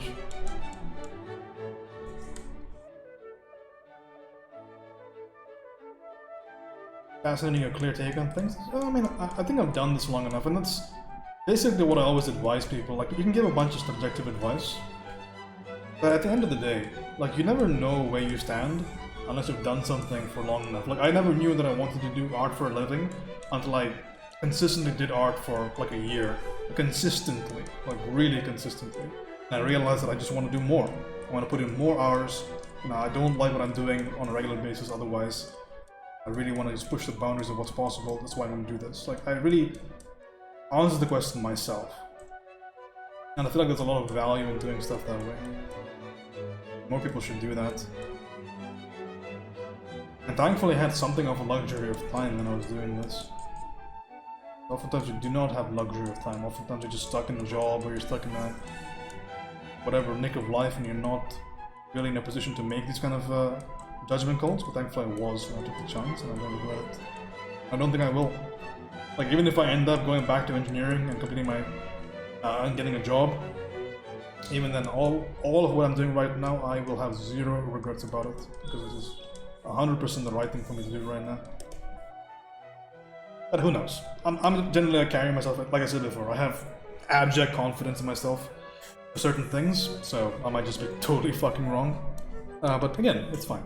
Again, I can afford it right now. I can afford to make a big mistake. It's fine. It's all good. Are you afraid of that happening? That once you start working in the industry, you lose time, energy to learn? Well, the way I look at it, Ryan, that's why I talked about the idea that, I've done this, because I spent the amount of sacrifice I've made in the past year, like relationships, time, effort, just blood, sweat, and tears going into the craft, at the end of the day, I always wanted more. I always wanted more. Especially when it comes to design, when it comes to concept stuff. I have such an appetite for it. I've done it so long at this point, right?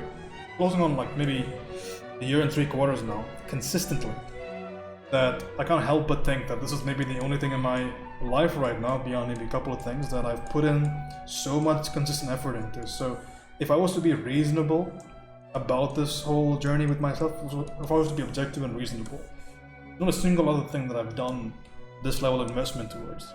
So if I was to say, among all the things that I do in my life, which is the one that I want to make a career out of, well, it would have to be reasonably this one, because nothing else even comes close with the sacrifice of the investment, of the time, of the enjoyment, of the fulfillment of it, right? So, like, I can't speak in terms of objective, yes, this is the right thing for me, no, this is the right thing for me, or the wrong thing for me, but when it comes down to, like, what is the most likely answer here? What is the most likely course of action? That is definitely this. I'm just trying to be reasonable. It can't be anything but this. Because nothing even comes close, right? Like, I worked as an engineer. I put in more hours in engineering than I have in art. Even then, I still think, like, one of the biggest reasons why I made the switch is that I could have an excellent day at my internship, for example. I was interning at an automotive shop. I was doing embedded systems work for them. I was trying to rig this giant network of cameras for them, and I would do my job well, right? Because I think I'm a good engineer, but like I was never fulfilled. Never really felt like what I was doing was something that I wanted to do. At the end of the day, like no matter how many hours I spent, I could have been in the lab for hours and hours, like 10 hours a day or whatever. I would always come back and I would put my stream on, I would get my canvas out, and I would start painting at the end of the day, because I would feel like I failed in the day if I didn't do that. These kinds of things that really put things into context for you. Like what a weird circumstance that is. Like you just accomplish objectively like good things, but you personally just feel empty inside. Like these are things that I feel like I should have paid attention to earlier, but I am now. I feel great. And I don't talk even a little bit about the whole mental aspect of stuff on my stream. I just don't think it's the right place for it. I think I've been on enough areas like this, seeing people vent their personal stuff, that I don't really want to do it on my own stream. But yeah, that whole aspect of it has changed remarkably since I made the shift. I can't tell you how much I am glad that I did. Yeah, I'm not afraid. At the end of the day, this is an industry that has one large saving grace, which is if you are the best at what you do, you'll get hired, right? Engineering is not like that. Right, engineering is, you gotta have way more contacts, you have to have way more investment in terms of time or effort, and it's difficult to quantify what best even means, right? The chance of you kind of excelling is dramatically decreased. But the nice thing about this little craft is that I can see my path ahead of me very clearly, and I know that if I continue down the way that I am, I'll achieve something. You're still young, didn't find out till like, it's relative. People that are like 16 that are better than me. So, but again, I don't let that kind of bother me at all. It doesn't bother me.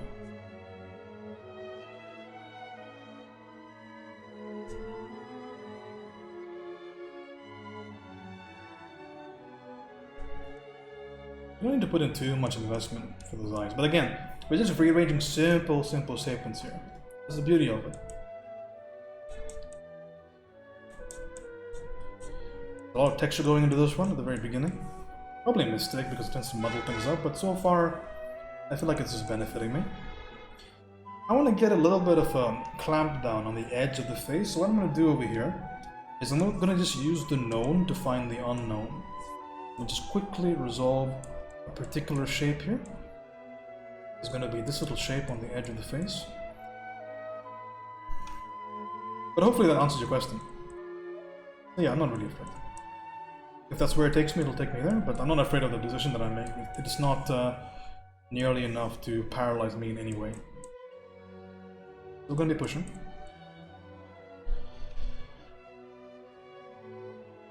Yeah, you don't need to convince me, Erica. Like, I know. Because, I don't know, it's very easy for me to just say stuff like that. It doesn't really bother me at all. It's like some people have an issue with the word bad, for example. But again, I've never had an issue with that. Like, I know it does sound out of context, like I'm complaining about it, but I'm not. I couldn't be happier.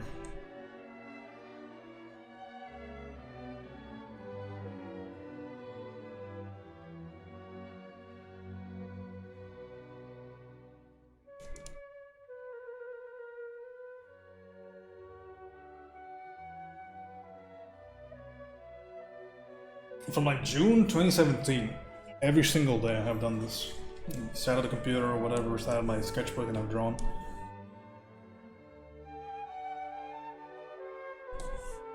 Consistently. It's been good. It's been good to me. The community's been good to me. I'm almost had to let all of this go. I'm going to SCD. But it's just a logical thing. But the next little step here. And hopefully there'll be individuals to fill in the gaps and whatever. Maybe we come back and do it again. But if I play my cards right, honestly, it's not going to be like I'm gone for streaming from a year and I'm going to come back and then stream. It's most likely going to be, if I get a job right out of my school, I'm probably not going to be streaming for years and years and years and years. But we'll see. At least I'll be able to come on Twitch more after I'm done with my my schooling. That's something. But yeah, I'm really grateful for whatever time we did have together.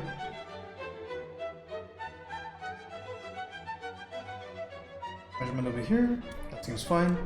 That's just a question of angles. So again, I did that metric thing we talked about earlier.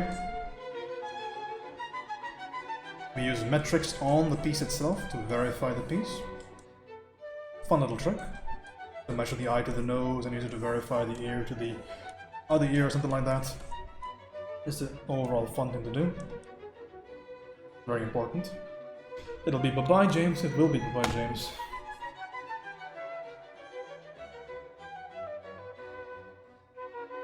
How far in am I? Okay, I'm 20 minutes in. I have to verify where I was. Okay, we can make some larger statements here. Sometimes it's just worth... Don't try to make new ideas this early in the piece. Just rearrange existing ideas. Where the real money is.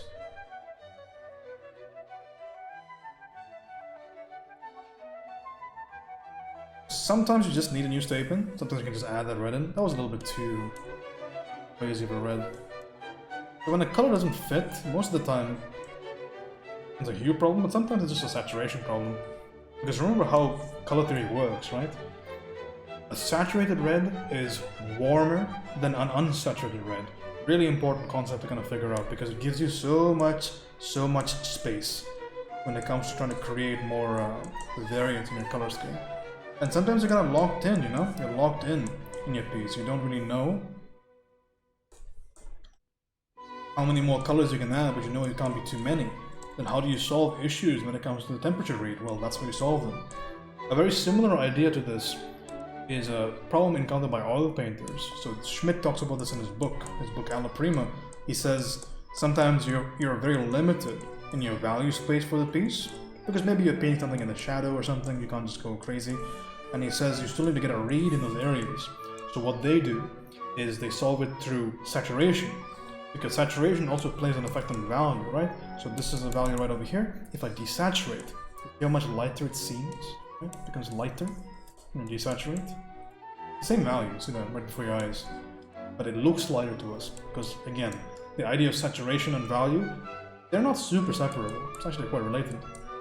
All those fundamentals being your proportion, shape, value, color, and edge, they're all related. And it's fun to try and find out how. Right? It's fun to learn these little correlations. And it's important to learn them because if we understand these, then we can start manipulating them. People oftentimes poo-poo this idea. They say, oh, you don't really need to know it, but it's kind of important.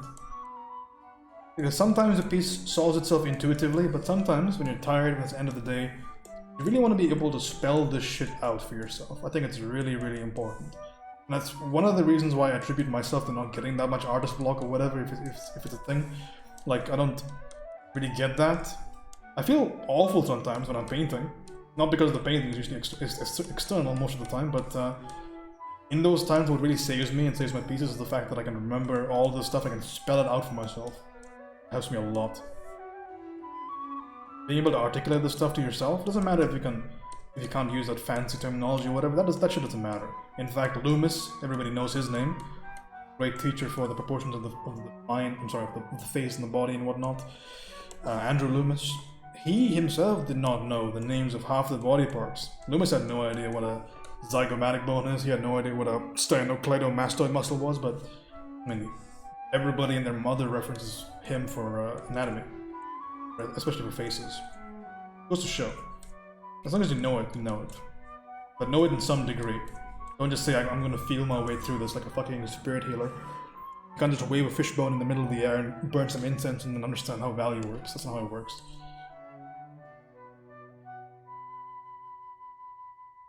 Look at this poof though. I'm excited for you, man. This is one of my favorite streams. I started following recently, but definitely learned a lot here. Only one other art stream becomes close. Is it Maddie?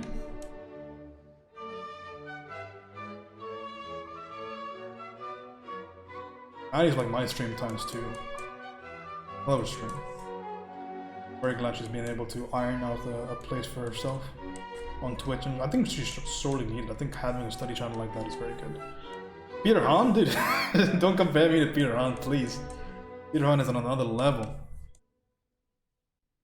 I follow Peter Hahn styles.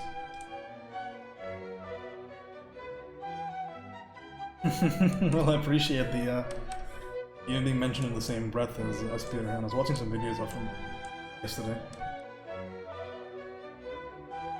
Some great videos in Proco about imaginative sketching. Look how beautiful this boy is. He's so handsome.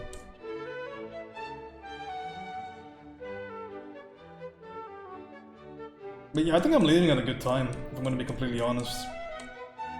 I think I've spent far too much time in the shoes of somebody that educates, and I think I would much rather spend a lot of time, and I might have even stopped streaming for a little bit without FCD, but yeah, I think I just want to be way more of like a beginner than I am, because it's difficult for me to open myself up completely to new information when I want to be informative on my own stream. So this was very much a platform for me to verify information for myself. But I think I would benefit at this point just to kind of go all in and just say I know nothing. Like, I'm actually quite excited for that. It'll be really good for me to just sit back and then listen and learn stuff, because at the end of the day I always am on my stream and I'm always trying to talk about useful stuff. But I would like to ask more questions than I give answers, I feel like, at this stage. The ability to talk and explain things and draw at the same time, which is why I put you on his level. That's something that I very much am happy about with streaming. It's a great skill to have, to be able to articulate stuff, to be able to get a point across and still get your drawing done. I think it's really, really important. And yeah, I'm actually glad I've had so much practice. What's funny is that I'm a way better artist when I'm not talking, so it's not like it doesn't come without a cost, but at the same time, I'm not drawing too many complex things here. That's why I very seldom will do sketching or very seldom do concept on stream, because I really want to be thinking when I do those things. I really, really want to be thinking. A little bit of a trick when it comes to drawing the eye is you can add sharper ideas, these sharper little elements here on the very top. The edges will direct your attention a little bit more crisper. Like paintings like this, for example, my originals that do really well, these ones I would never be able to do on Twitch, right? I could maybe record them, but I'm just not comfortable doing those things live because I just want to be thinking. I just want to shut up and think. And my stream, it's not like it doesn't allow that. I could just stop talking at any point. You know, like that. But you see how like strange that was for my stream? Like I just want to be talking, man. I just always want to be something useful. And that's just the kind of thing that I want to do. If I'm not going to do that, I don't want to stream. Like I know I can. I don't want to. Look at those little eye holes, man. Look at how beautiful he is. You know why those eyes are blue? It's not because he has blue eyes. It's because of the diffused light. Diffused light is so interesting because it eluded me for the longest time. I never had any idea what it was. I heard the word diffuse and I studied it in physics class, but what it means as an artist. Diffused light is the idea that you have multiple light sources in every single drawing. And we may not even know that we do, right? We may not even understand that we do, but we do. Especially outside, right? So what's happening here? What's really important to consider here is that the sun is not the only thing that's lighting up stuff in this drawing. It's not just the sun, it's not just a bounce light. There's a diffused light in this piece. Diffused light's coming all around this dog. There's a hemisphere around the dog. Dog's right over here. And there's a hemisphere of sky that's being illuminated by a scattering through the sun. So what's cool about that is that the areas that the sun can't see, for example, if it casts a shadow like that, the sun can't see in that shadow because it just sees this little point of the subject. But the diffuse light comes from all around. That's what the diffuse light is. Right? It's a secondary light that fills all around the canvas, and it is gorgeous because it gives us something that we really crave visually, and that is temperature difference. Going back to what we talked about earlier, this is a beautiful temperature difference. We really like seeing that. I love seeing the temperature difference. Gotta have to really struggle to get that word out when I'm working. Temperature difference, there you go. You know what I should have done? I should have just put on an Indian accent the first time that I stream, because none of you guys know me. So you wouldn't know that I really talk like like I sound like this regularly. You would just think I'm Indian abroad. He's probably Indian, sure, I believe him. And then my last day of streaming, I should have pulled my real voice out and they'd be like, who the fuck are you? I've actually done that a couple of times. When I was first dating my ex in college, one of my no wonder we're not together, but one of my favorite things to do was every time she introduced me to one of her friends, she's like, yeah, this is my boyfriend. I'll just put on a new voice and they just look at me really weirdly. But some of them bought it, like 1 out of every 10 people bought it. And it was just such a ton of fun.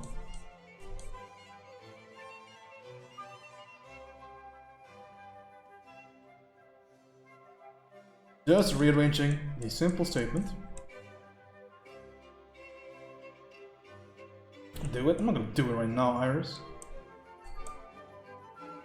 Not for free anyway. Yeah, the way I talk has actually gotten me into a little bit of trouble, but it's also saved me a lot of trouble, especially abroad. It saves me a ton of trouble because when people look at me and I first start speaking, they always take a step back, you know? It's like I hit them with an anime punch. They fucking get so jostled when they hear me talk for the first time. Not just because of the way that I sound, but the way that I speak, right? They're like, oh my god, you're so articulate. And I'm like, yeah, motherfucker, stop underestimating me. Then I steal your purse.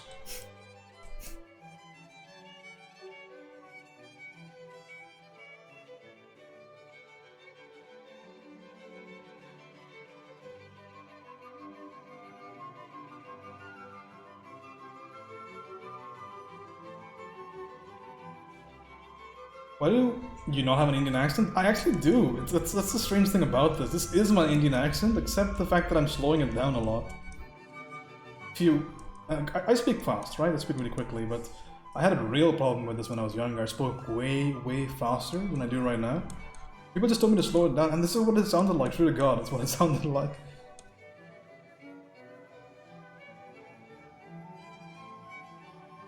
The only thing I do a little bit different is I don't run my D's. So I don't go like, this dog is very, very dumb, but I like drawing it. I don't run my D's too much, but eating that donuts from Dunkin's, you see that rounded D with the with your tongue kind of curled against the roof of your mouth. I don't do that very often.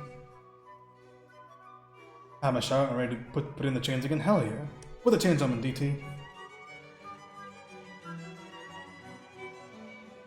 It's the R's? Yeah, it might be the R's. It depends, because there's no such thing as an Indian accent, because here's a weird thing about my country, right? A bit of Indian trivia here. I could walk for 2 hours in any direction where I live, and I could end up in a place where I don't speak any language that the locals do.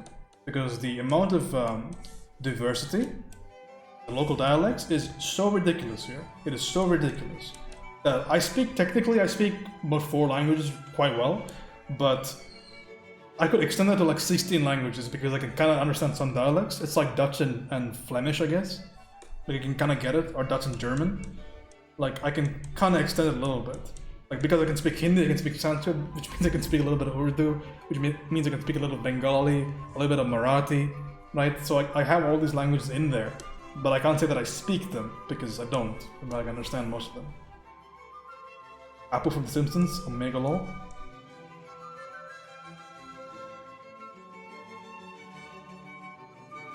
The language I'm most comfortable right now with is the language of my town that I live in.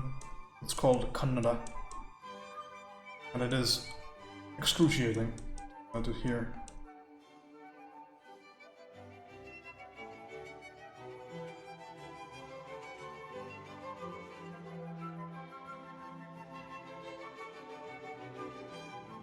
It's a great language to swear in though.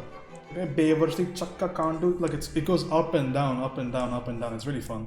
That's like the one saving grace. It's great to swear in. I guess most Indian languages are like that.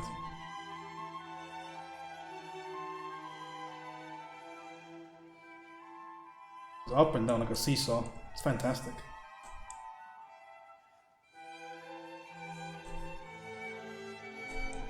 "37 minutes. Simple safety needs to be achieved. We're slacking. Hurry up, James, yo. Piece of shit." Dude, I have way too much energy right now. I had overhead press yesterday. I just smashed my sets. I'm in a good fucking mood. Even though my shoulders are burning, but in a good mood. I wonder if working out is frowned upon in Singapore. I don't think it is, right? I read something a while ago that if you are super buff in some countries, especially some Asian countries, it's a sign that you're of a lower class or whatever. Not that I give a fuck, but it's an interesting little fact. Because it does influence the quality of gyms, which I am concerned about. Before anybody says, "Oh, you're in FCD, you're not gonna have time to work out." Listen, nobody has time to do anything. We don't have time to do anything. Unless we do. You know what I'm saying?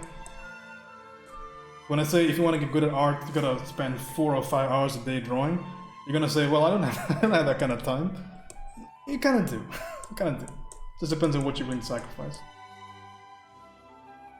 Like an hour of sleep for an hour of working out, I'm fine with that, man. I'll take that deal. Damn good deal.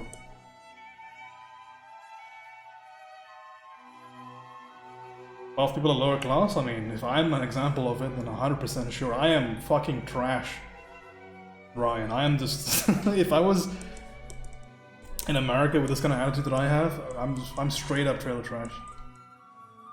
Just do not care about enough things.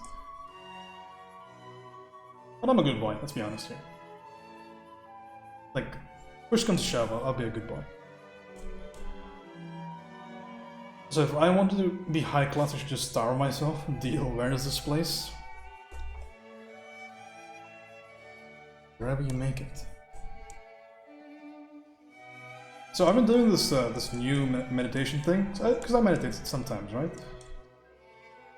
And it's called pranayama. It's actually an Indian thing. And sure, the meditation itself was fine, but something the guy that it was like a Harvard psychologist or whatever was teaching this, right? And he said something that stuck with me for every single day of every single week since I learned it. He said one of your nostrils is more open than the others at one time. It's more open than the other at one time. And I was like, what do you mean? Both my nostrils are equally open. It's not. It's not. He's right. Like, it's either your left or your right that's open at one point. It's not both. And that's been fucking me up, man. It's like a panic-inducing thing. I hate that shit.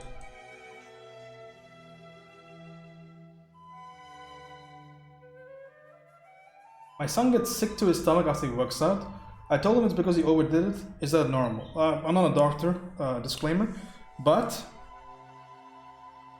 if you're getting nausea while working out, it could be an issue with dehydration, could be an issue with lack of nutrition, maybe not enough salt in his diet, maybe he's overworking himself, which is very unlikely, by the way. People say they're overworking themselves, they're probably liars.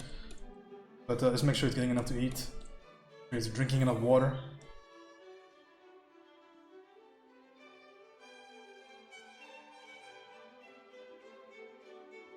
That's most of the time what it is. Just pure hydration, poor nutrition. One of the two. But who knows, it could be an alien spirit invading his body. Said. But it's mostly one of the two. Look at this little popper, it looks so cute, oh my goodness. Is he new to working out? Also depends on what he's doing, by the way. Like, if you're doing HIIT or whatever, then probably going to be quite normal. Like, I don't know what you white people do. Is that actually racist to say? I don't know what you non-Indian people do, but I've heard of like hot yoga and spin class and stuff like that. Why? Like, why? Why you do this? Why would you do something like that? Hot yoga? Like, what the fuck? Like, God bless Bikram or whatever his fucking name is, because he really pulled one up. He pulled a fast one on you guys. Like, hot yoga must be one of the dumbest fucking things I've ever heard. Why would you do that? Why just sit in the sauna and exercise like a normal human being? But let me tell you, the amount of poon that guy must get thrown at him, man. With his fucking private sessions. I gotta respect him for the hustle, you know? Sometimes, you gotta respect the hustle. You should probably go to jail for it, but you know, you gotta respect the hustle sometimes.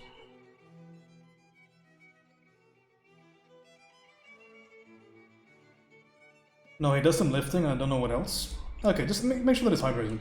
Sure he's hydrated. Some electrolytes up in that bitch. Get some of that, I don't know, I don't want to recommend BCAAs or stuff like that. It's just minor stuff. It's usually just water. Just drink more water, get more electrolytes, get more salt in your diet. Usually what it is. By the way, I'm not white, I'm light-skinned. Difference, please?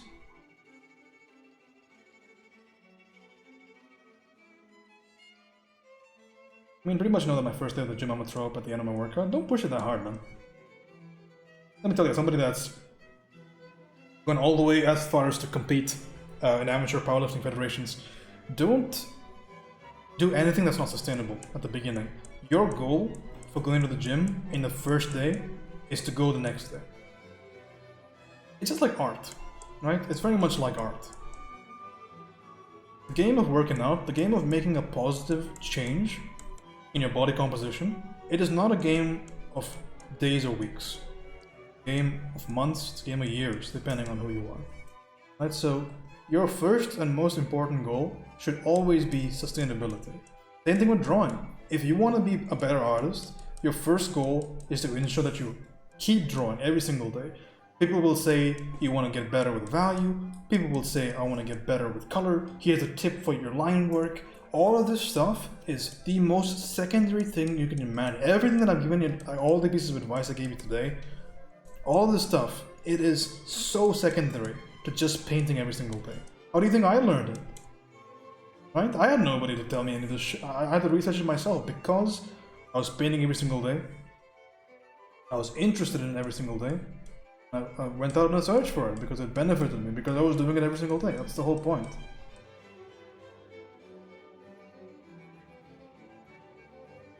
I can't tell you how many people that I've worked out with, how many people that I want to be my workout partner or my art partner or whatever. This might be a very cynical thing to say, but you cannot trust people. You cannot put your own improvement in the hands of other people. This is something that I personally really believe in, just by craving improvement over everything else, right? Because when I first started drawing, I was at a point where I just needed reasons to think that I wasn't horribly pathetic at everything. So it really mattered to me that I was good at something. So when I first started drawing, I was like, yeah, I'll get a drawing partner, you know, that'd be cool. But Oh fuck. no, you can't rely on people like that. I can't believe you've done this. You know what? It's almost unfair. If you put your personal improvement in the hands of somebody else, I think you're being unreasonable. Because that person's taking care of themselves and now they gotta take care of you. Fuck that, dude. Take accountability. And do your best. When you fall down, let people pick you up, but the basic locomotion of the end that is you, that's gotta come internally, otherwise it's just being unreasonable. It's for detoxing. The more you sweat, the more you get toxins out. That toxin stuff is all bullcrap, Iris. There's no such thing as toxins. You know what gets the toxins out? It's your liver.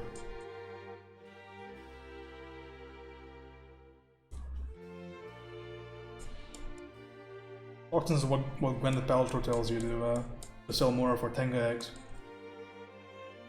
Thanks by the way, Batar, I appreciate that follow. Let it not go unsaid. We're doing 4 dogs in 5 hours. I painted my first dog already, this is my second dog. I honestly thought your name was Indiana Broad. I am Indiana Broad. What are you talking about? You not see my wide birthing hips and my lasso on my belt? Check out cow pattern draws.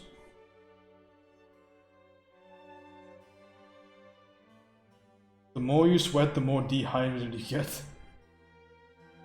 Erica, PhD.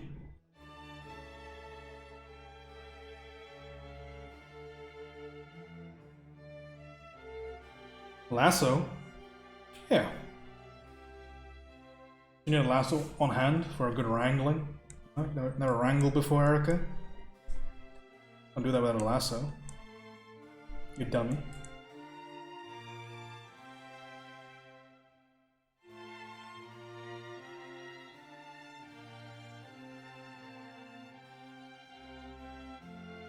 The thing about the beginning we met James was the same combo. Long hair German Shepherds are so beautiful. They're gorgeous. You know my dumbest moment of 2019, Ryan? Somebody asked me, can you deduce what Hitler's dog was?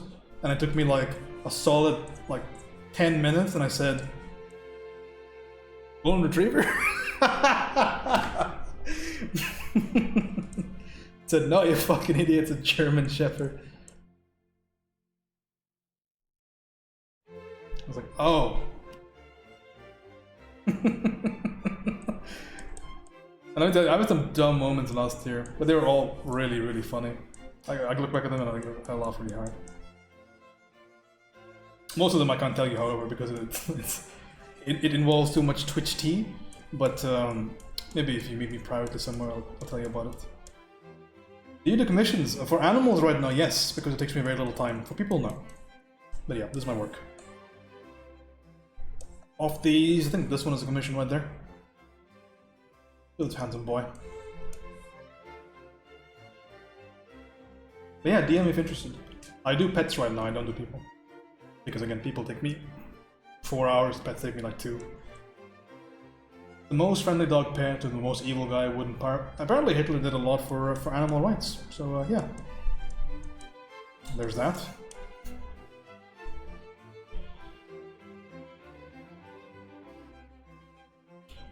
Well, I'm gonna hit this with a little bit. Remember, when it comes to lighting, lighting is a very contextual thing, so what's the most easiest and simplest way to establish context? It's simply just sampling what exists already. I can't believe you've done Then this. we push it brighter, but again, not just brighter, man. Not just brighter. Remember how light sources work? When something gets brighter, it becomes more like the light source, right? So if my light source is going to be lighter and bluer, it needs to become lighter and bluer, right? That's how color theory works. Now we get a little bit of that dynamic in there. You see how that contextually it works? It's not too bright, because if I said pick a blue value, you might have picked something like this, but now we don't make that mistake. Right? We start super conservatively, and that's really, really important to establish good subtlety. You don't want to go heavy-handed over here. How much is the commission? I think since we're done with the Christmas thing, in Christmas it was $50 for 2 hours. And to give you an idea, this is over here is an hour and a half, so we get a bit more than this. I think right now it's 75, that's what I priced it at. But hey, if you have a cute dog, I might just go back to 50, because I just want to do it anyway. I've done a few times. Like on Reddit, somebody gave me this fucking adorable dog when I posted a bunch of my wolves, and I was like, you know what, I don't even give a shit. You want a drawing? I just want to draw this dog. That was the one with the frill around it. You guys remember that one from my Instagram?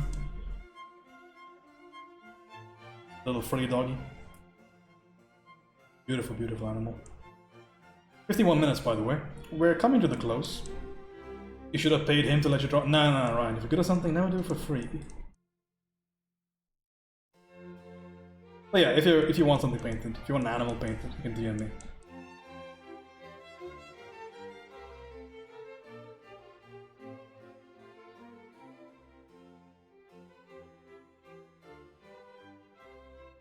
Because right now everything's going to go towards schoolism, which is where I learned most of my things. So my schoolism subscription has officially run out. I don't really need it because I'm going to be in art school, but it would be nice to have as an ancillary. So if you want to pay for that, you can commission me. Otherwise, it's all good. Like I said, I don't really need any of the money at the moment. Doing fine. Crazy how much is the commission? Like I said before, it's going to be $75 dollarinos, dollar signs, for 2 hours of work. And like I said, what I'm doing right now, this is less than 50 minutes of work. This over here is an hour and a half of work. And I have some 2 hours or somewhere I can share with you if you're interested later on. So that's what I'm charging right now. Abby Flabby, how's it going, Abs? Good to see you. Man himself. We're doing 4 dogs in 5 hours, Abs, as a break from all the sketching I've been doing for my things we prep. Because I don't want to just take like a day off or whatever and do no painting, so I'm gonna do all the painting.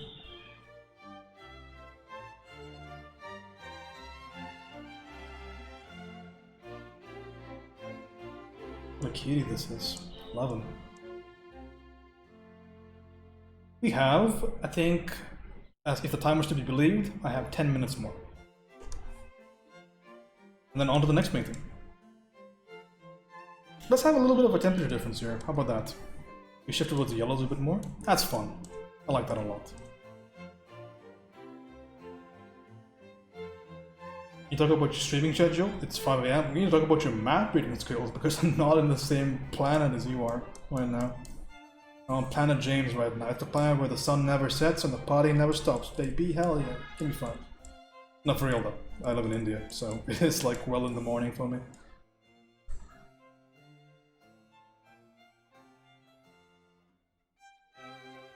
Can I send you a cute picture of my dog and you paint it and you can keep it? I just want to see a good artist draw my puppy.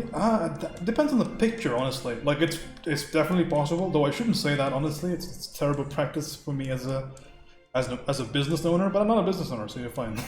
Send a picture over. Maybe I'll paint it. Again, the money is more of a guarantee. But yeah, if it's fucking cute as hell, of course I'm gonna paint it. I've painted a good many number of my community members and my community members' pets. What happened to your mod? Did you lose your mod? Oh, did you get banned the last time? Did I ban you? That may have gotten rid of it. Hold on, I'll give it back to you in a second. Or maybe I don't. Maybe I keep it this way. Maybe I give Shiro Quincan a mod. You really shouldn't say it, it's true, man. Hey, listen. Like I said, professional studio artist, not professional commission artist.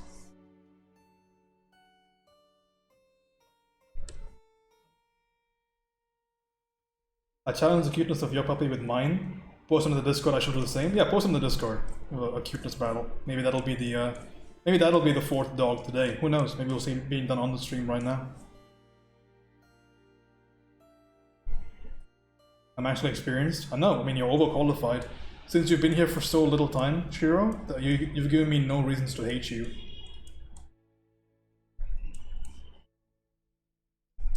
Abs, however, I can write like a 50-page manifesto about why he should be summarily executed.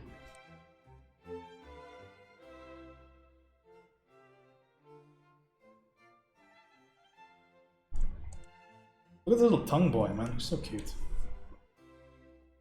Remember what regions of values, man. Regions of value are really important. So lighter in the context of this dark means sample the context or figure out the context and go lighter so you have a value like this. Otherwise you upset the overall scheme of what you've established. Oftentimes this happens.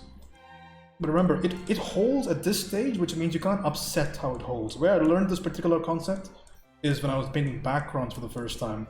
Because when you're painting a large background, you simplify everything into 2 or 3 values. So you have a clear separation between foreground, midground, and background, right?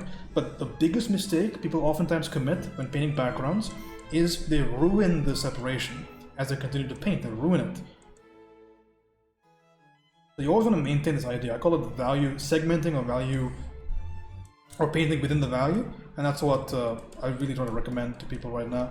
Is always establish the context and don't break the overall read. Really, really important. We simplified this tongue, by the way. We first of all ensure the shape itself is somewhat okay, somewhat legible. Luffy, how's it going, man? Go follow Art Luffy. A bastion in its own right. A marauder, absolute warlord. Go check out his work on Instagram and Twitch. How's it going, Luffy? Good to see you, buddy. For the last time, because this is going to be my last stream ever. I'm going to be streaming again. I miss you guys. All you apps, fuck off.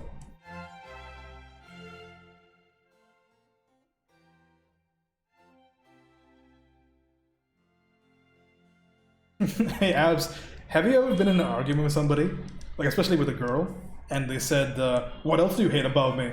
Why don't you write an essay? Have you ever written an essay? Because I have. It happened last year, I think. That shit's so funny. Like, it's one of the most pettiest, like, stupidest things I've done in my life, but goddamn was it funny in hindsight.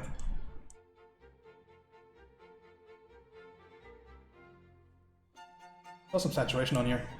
I just started streaming again today. Shout out to Art Luffy, man. Go follow him. He comes with my A++ recommendations. Get off your ass. Put the goddamn Cheetos down. Right? Dust your fingers off. Go give that man a follow. I'm not that stupid, I know. I mean, you're pretty stupid, but not in that way. I got a unique brand of stupidity on me. But let me tell you, they were not happy about it. They were not happy. They're like, whoa. It's just a fight. Calm down.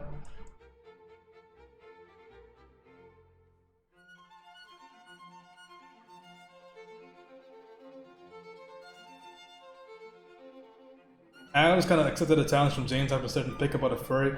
Accepted a challenge? Was it a challenge for him to be banned? What? That's a good, great challenge, and I like that challenge. Almost done with this picture, by the way. I'm just kind of playing around here.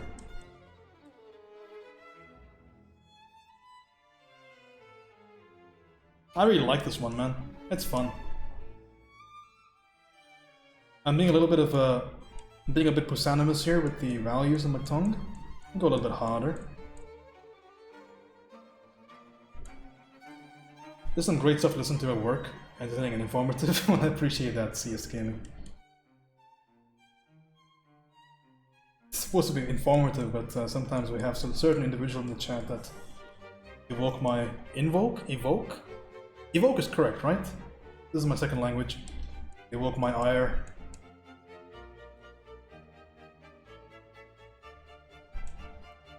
Just ensure that all this stuff reacts properly. So this is still a selection tight edge, and that makes sense. If you're wondering in art, in general, where do you have your hardest edges? It's in two places. Number one is going to be a cast shadow. Number two is going to be your occlusions. Reason number one, cast shadow is very crisp because it is the outside contour of an object that's being projected onto a surface, which is why it's crisp. And occlusions are, not generally speaking, crisp in terms of their form, but they're so dark in comparison to everything else that very likely are they going to be significantly dark. And therefore, remember what we talked about earlier, the idea that value and edge, they're not fully separable, right? The idea of value and edge, they're not completely unique. They're not isolated ideas, they very much intermingle. Thereby, as one of the classic examples, occlusions are hard, not because they're hard by nature, but because of the value difference. That's why they're hard.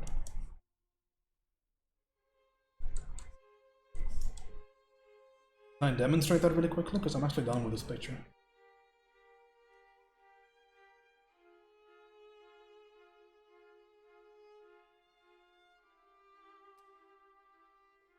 Very nice.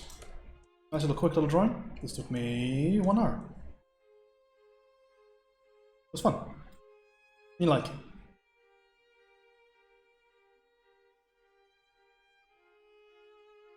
I still have 2 more minutes left because we started at 2.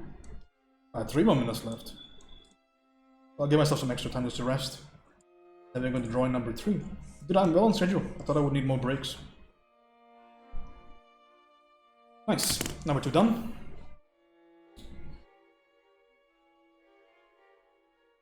I want to read that essay? No. You be it's not something that you want to read.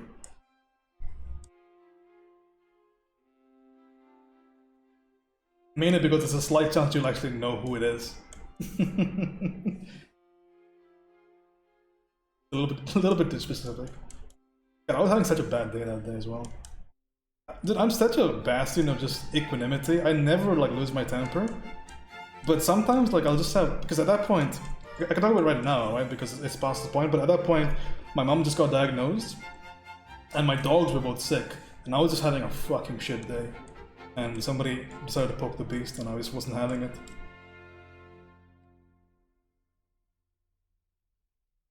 Not to give myself an excuse though. He says, well, he clearly gives himself an excuse. But I just went for the throat. Okay, number 2 is donezo. We can export this as number 2 and then begin with number 3 really soon.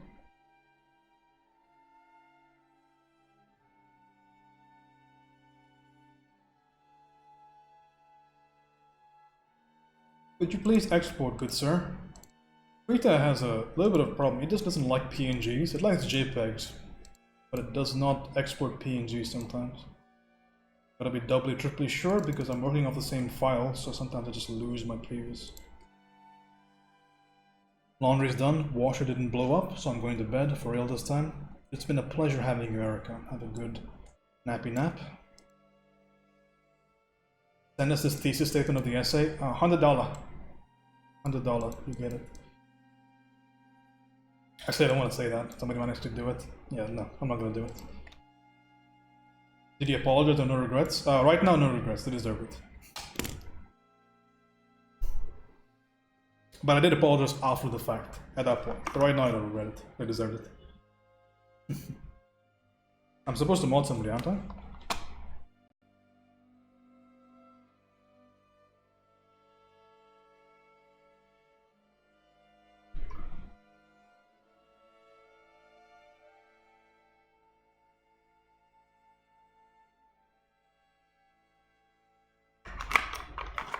He said $100, right? Let me get my wallet. I mean, I actually do it for you. You are new here.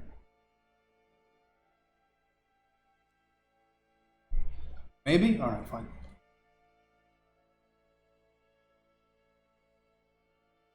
Alright, Shiro, enjoy your sword, man. Next drawing, get rid of this reference. Boom. We're gonna draw between this boy and this boy.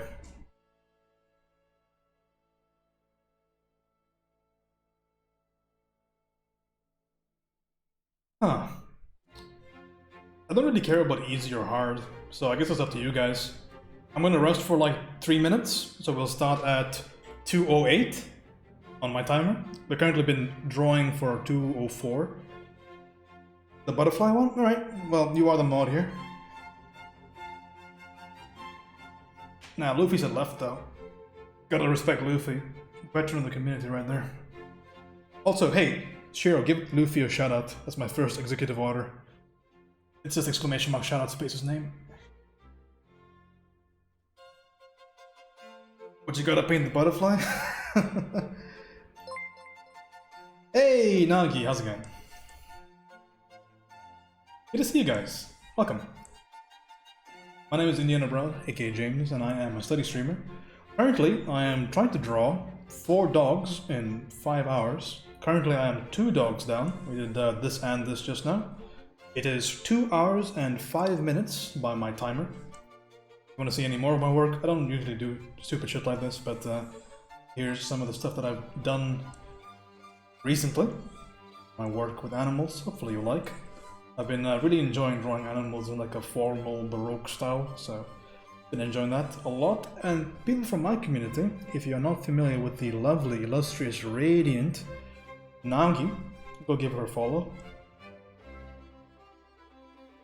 Just completely jack full of all sorts of incredible abilities and just a true idol. Really respect, got mad respect, got mad adoration for all that you stand for. Really appreciate that raid. Thank you very much, guys. So adorable, thank you. Yeah, been having a lot of fun. Also painted Nagi on a couple of occasions. You guys want to see? I actually have every single portrait that I've done. They're all in a separate folder, so I can actually grab this quite easily. Where is my Nagi picture? It's somewhere in here. I know that it is. There's Nagi. Found you. That's my Nagi portrait right there. It's fun because whenever I get raided by my friends, I can usually show people. See how important they are to me? They are pretty important. But thank you for the raid. I appreciate that. Did I miss Nagi's message somewhere in there? Maybe I did, maybe I didn't.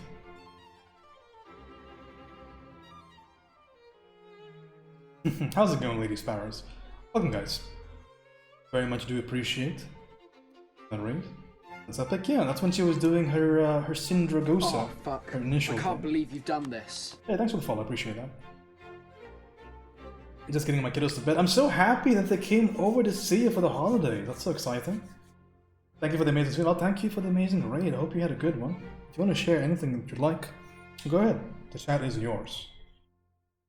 We appreciate you. But yeah, we are about to embark on the 3rd painting of our 4 paintings in 5 hours. So, like I said before, we did number 1 and number 2. I'm gonna do 2 more. I think I'm in pretty high spirits already. I love painting, I love doing what I do. So we're gonna continue really quickly. I think the chat has selected this little boy on the left, I believe. So we're gonna be doing him right now. On my chat, I mean one person said this, so we're gonna do it. It's gonna be a lot of fun. I will prepare my canvas really quickly and start. The timer is running. It should be running at least. So you see it at the very top of the screen, so that's how far in we are. I'm keeping it continuous, so it's just 5 hours total. It's gonna be a lot of fun. There you go, Luffy, hell yeah.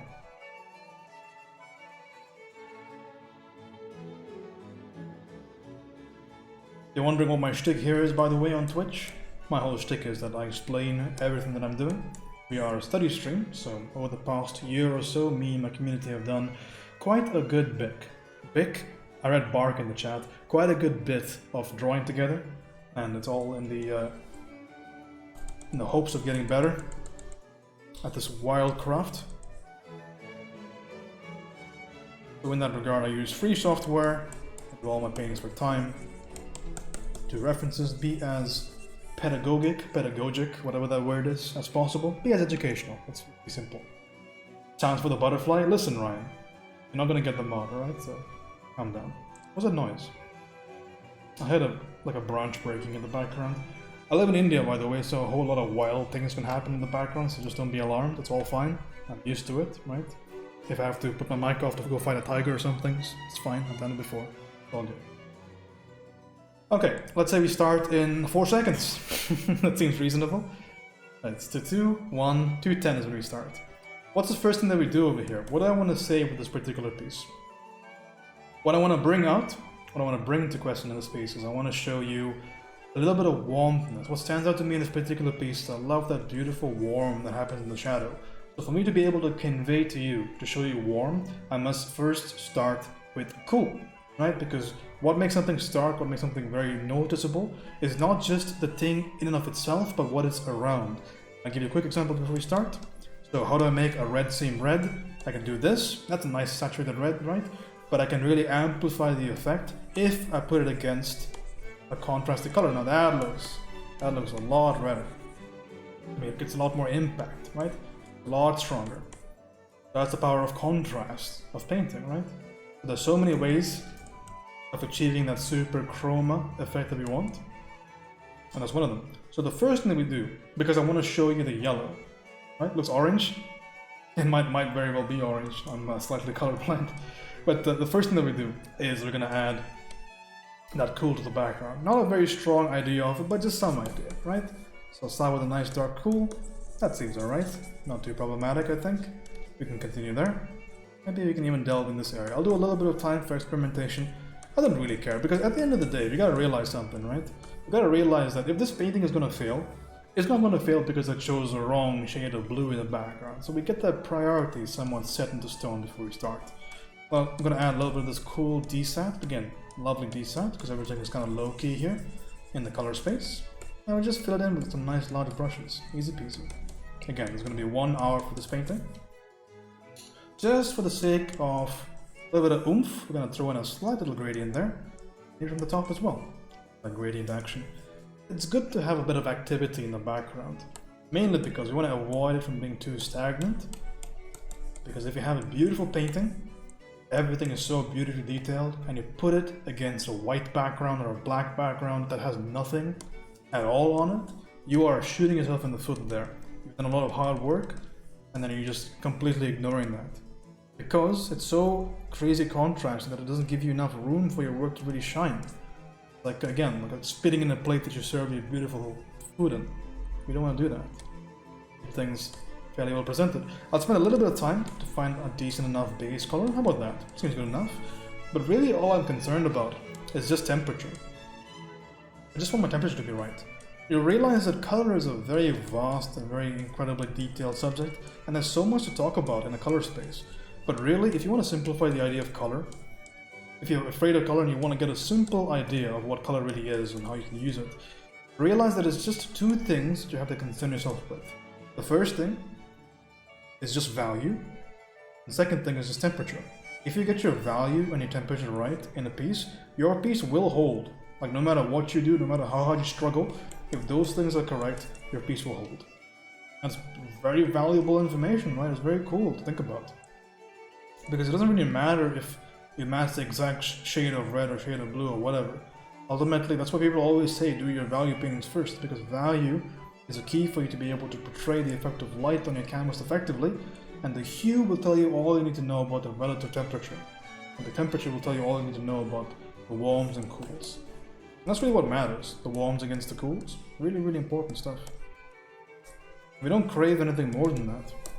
I'll spend a little bit of time to try and find the idea. Oh fuck, I can't believe you've done this.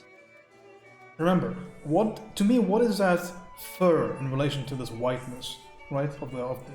What is this dark fur in relation to the white fur?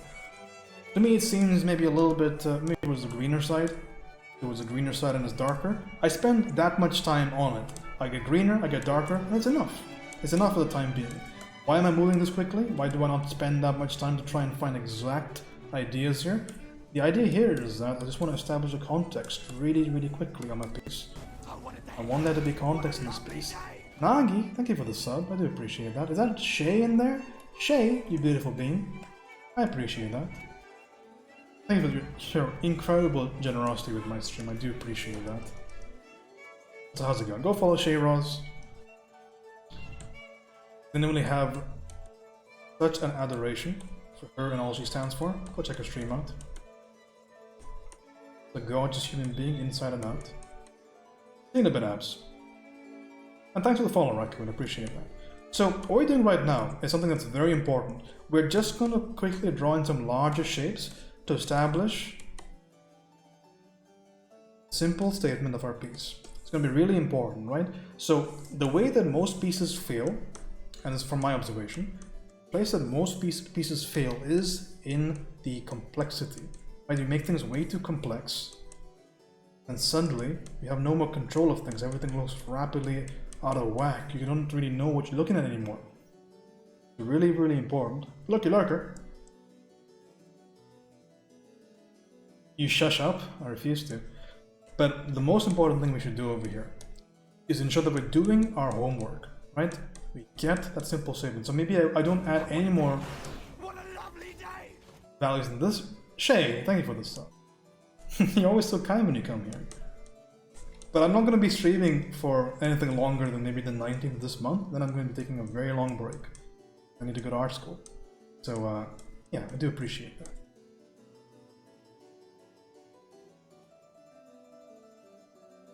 No breaks.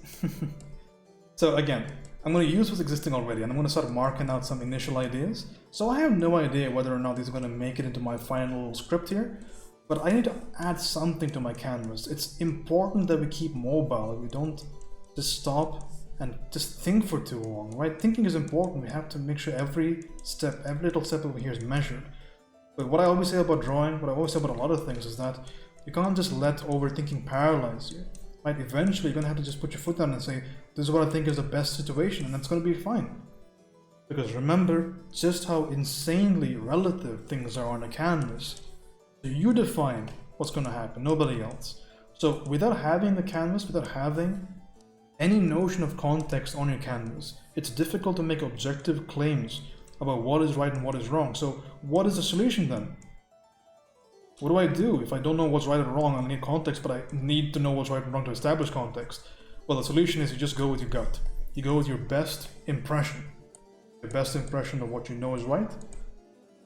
And then you verify it against your reference, you verify it against what you know, and then you continue and you keep doing this. Right? You establish context, you verify, you change the context, you verify, and that's just how the whole process goes. But remember, you can't just let fear of getting something wrong persuade you into inaction. That's just negative. So that was a very simple statement, right? And all my drawings start this way.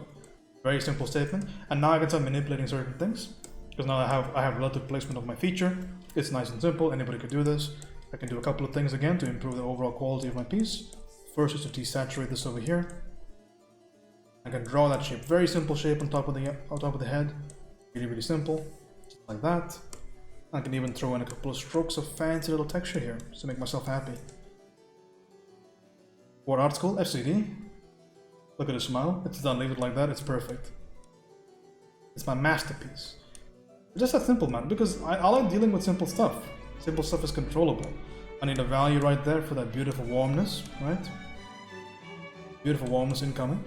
Right over there. Bit more saturation. Bit towards the green. I have my beautiful warmness right now. Again, I use this to start carving out certain areas. Really want to see. It seems a little bit too dark. It's a lot more comparable to what's over there. Grab a value over there, and now I have a new value to play with. Again, it's a simple matter of just controlling what you already have and making simple, readable statements. That's all we care about. Following the process is extremely important. Yeah, just simplifying what you're looking at, right? Going back to that old adage from Richard Schmidt, right? One of our greatest painters that's still with us right now. The Odyssey's less, not more about the world. Fantastic. Very, really good piece of advice. I want a bit more coolness towards my lights, right? So I'm going to grab a beautiful cool value right over there. That's going to be my new lightest light value. start playing around with this value over here. I have a new little member of this little scene over here. Grab. So right now, since I have context and I think the context is too generally warm, I'll start subtly just cooling down the context. A bit more cools in here. How about that? That seems okay. Get in there.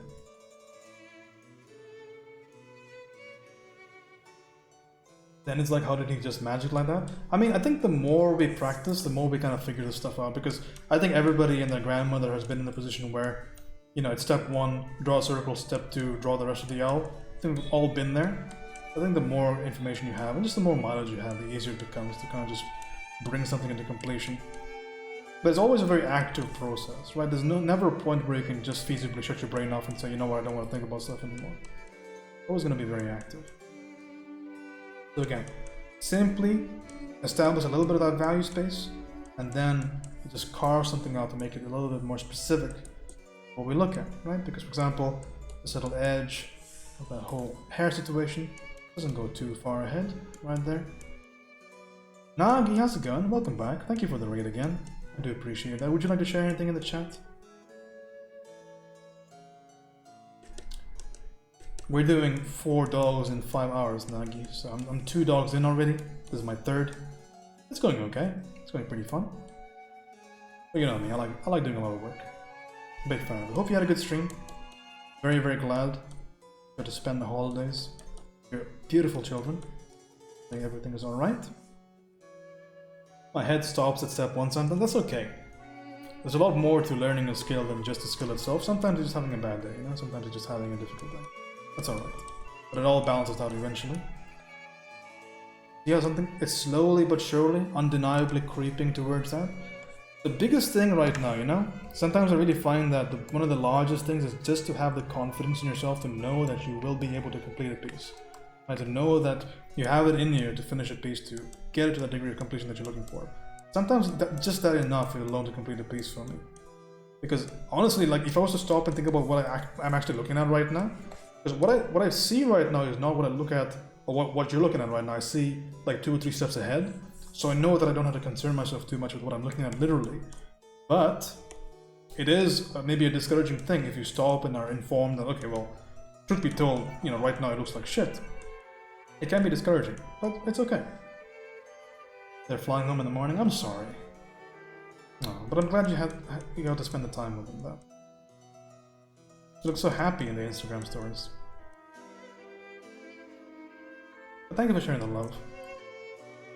A little early stream over here. I don't usually stream at this time, so it's awesome to have some new friends to hang out with. I do appreciate that. Again, simple statements. A lot of bluish warm down here. You get some bluish warm. No crazy saturation statements. Nothing crazy in terms of saturation, but just a bit of darkness down there. It doesn't really even matter what brush I use. People get hung up on brushes too much. You don't even need any edge variants in these kind of paintings. You need to just lace things up appropriately. That they're good values, good shapes, and that's it. In fact, most of the time, when we think the brush is the issue, it's most likely another fundamental that's going a little bit awry. I had to answer a question on Instagram recently.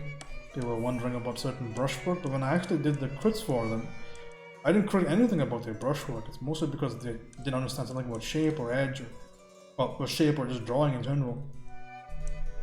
They'll just prioritize this stuff a little bit better. But again, that's just a recurring process. I don't know half the things I talk about to any degree of expertise, but I go back and forth a lot. The more times you do that, the better you're able to master something. And like I said before, quoting Nathan Fox, it takes just some amount of effort to make something look good, and to be great or to be perfect, it takes a lot more effort, so you'll see results very, very quickly.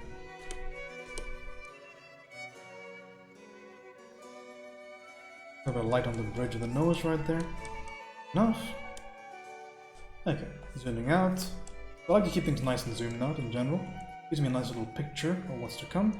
So I have enough information right now to make some conclusive statements about my ear.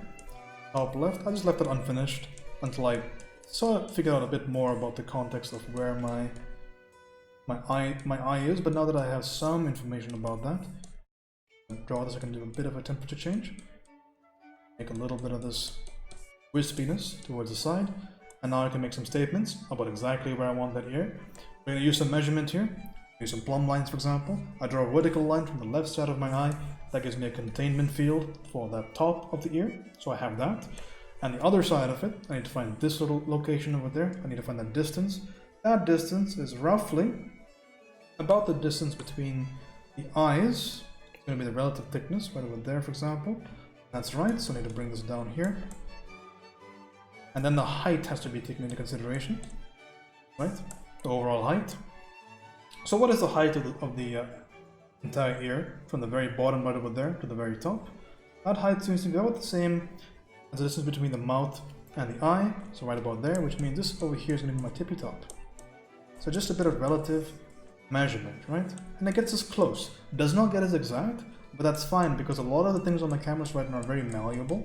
So I'm fine with just getting close because I'm not going to make any crazy investment into any of these shapes. I'll do a couple of things on top of it, but as I continue the painting, as I continue to get things more and more into order, then I'll be able to make more conclusive statements about exactly what I want to see. Right now we keep things fairly loose, fairly rough, and we can continue.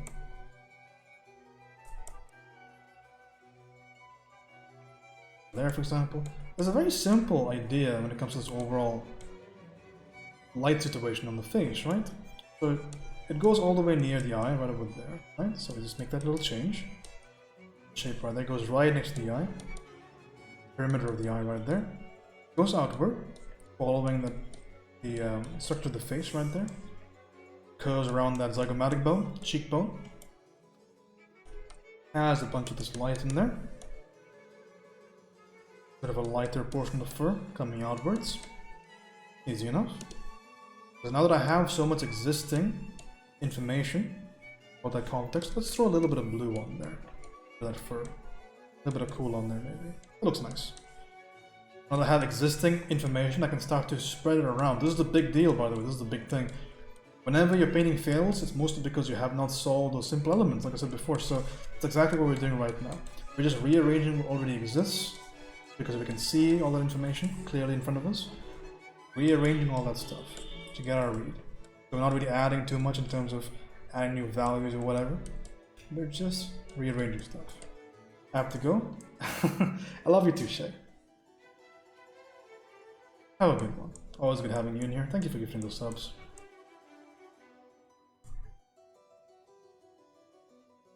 I'm gonna catch the next Death Stranding or gaming stream or whatever it is you're getting up to. Go follow Shay Rose.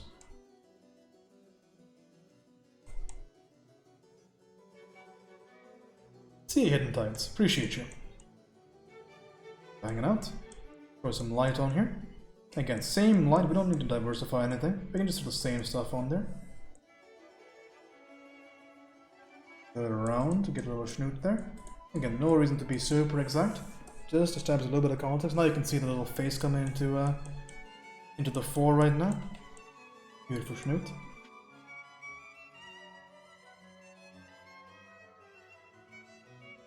At a certain point, I'm going to add a new value in here, but at this particular juncture, it's fine. We don't seem to require anything too new. Inspiring to see this happening live. I appreciate that. That's all I like to paint, generally speaking. It does come at a little bit of a cost, though. I feel like I'm a little bit less effective of a painter when I'm doing stuff live and with commentary, but when I am like live streaming or whatever, I do like to have commentary. I don't want to just stay silent. And ultimately, the way that you stream, it's totally up to you. But I always like to talk while I work. I always like to keep people a bit informed, because that's the kind of stream I run here. Everybody has to have a shtick, and my shtick is you'll always know what I'm thinking about while I paint. You'll always know why I'm making a decision, because I gotta know that. I'm a very literal-minded painter. I don't intuitively do too many decisions. I always have reasoning behind a certain idea. So it's good. It's good for teaching, I guess, because one of the most frustrating things as an artist is to be new, to see somebody do something that is just so mind-blowing. You have no idea how they did that. How did they even think to do that? And you ask them and you say, hey, how did you do that? And they say, I don't know. I can't tell you how many times it's happened to me. And it's frustrating, but it's not really their fault. Some people are just intuitive like that. It's nobody's fault. It's totally okay. But personally, I really want to know. And one of the biggest reasons is, have you ever had that frustration when you learn something new, or you do something that's amazing, right? It's way above what you thought you were capable of. And then you think to yourself, oh my god, what on earth did I just do? Can I even do that again? Can I recreate that? Thankfully, I don't have that problem, because if I do something, it's mostly a conscious effort, so I can always do it again if I need to. So that way, my quality might be not the highest, but it's consistent. Very consistent, and I can always bring about the same piece if I need to. That's fun. It's fun to have that kind of reliance. Okay, so we have some statements on the canvas. We simply rearrange what's already existing. But now that we have some established context, we can say a couple of things. Number one, is the fur is getting a little bit too warm for our liking? Maybe. It's up to us, right? Because right now the relative order of things is okay. But because of how cool the background is, this is getting a bit too warm. Even though it is technically a gray, but remember, a gray on a cool background reads warm. And a gray on a warm background reads cool. That's just the fundamental of things. Right over there, for example. See how that looks cool? Let's see how this looks warm. That's just how value works. Sorry, that's how relative temperature works. Okay, so we can make a conscious effort to just cool this down, or we can keep it as is. But this is a timed painting. I have 40 minutes left. This is 20 minutes of painting. So I can change it at this point. So we can do that. We can do it just very simply. We can just simply grab the value and throw a little bit more cool on there. Because we're cheaters and we use digital. We can throw a bit more cool on there. It's a very subtle change, but it's actually fairly important. Right? So now that we have the context, we can do a little bit of that. Throw a little bit of that blue on. You see how that's making a change right there? A little bit of that change. So now it's blue. So now what I'm going to do is I'm going to use that value. I'm going to grab it off there. There's a simple idea that we're going to start painting. The idea of the diagonal, right? Through there. So I want to roughly locate where that diagonal is going to be. So right now I think I have it placed fairly okay. You have to realize a certain idea called margin for error. So the margin for error is going to be varied depending on exactly what you're painting. Russell, thanks for the host, my friend. How's your stream? Welcome, getting all those raids today.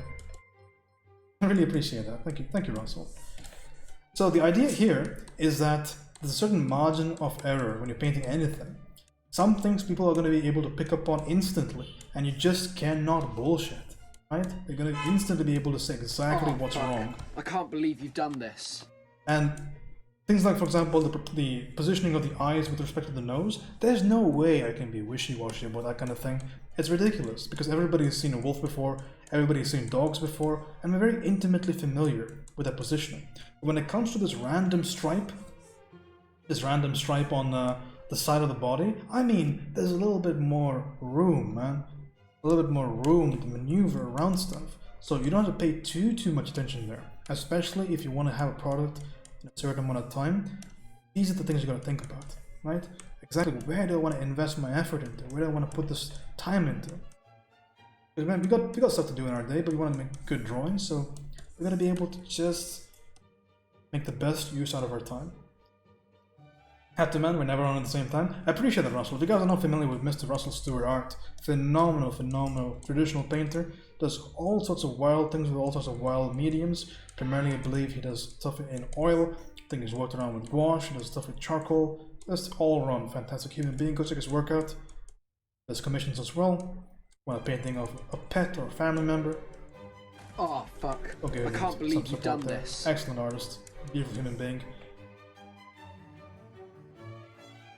10 out of 10 would marry him. Thanks, Richard. Appreciate that. Don't worry about it, buddy. Go follow Dot as well. Oh fuck! I can't believe you've done this. Thanks for the follows, guys.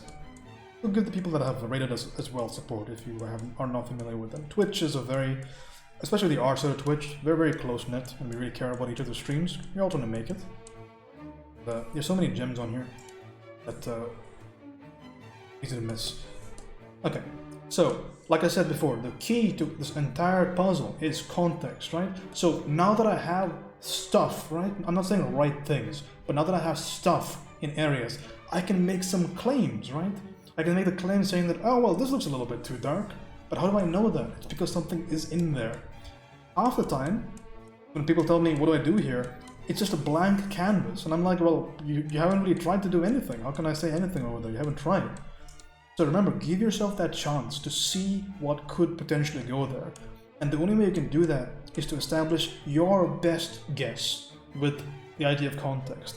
And the notion of your best guess, it becomes closer and closer to the reality the better you are, the more experience you get. Right? So my best guess might be slightly better than your best guess, and Andrew's best guess or Russell's best guess might be better than my best guess, right? But again, we gotta guess, you gotta try this stuff, otherwise you never get anywhere.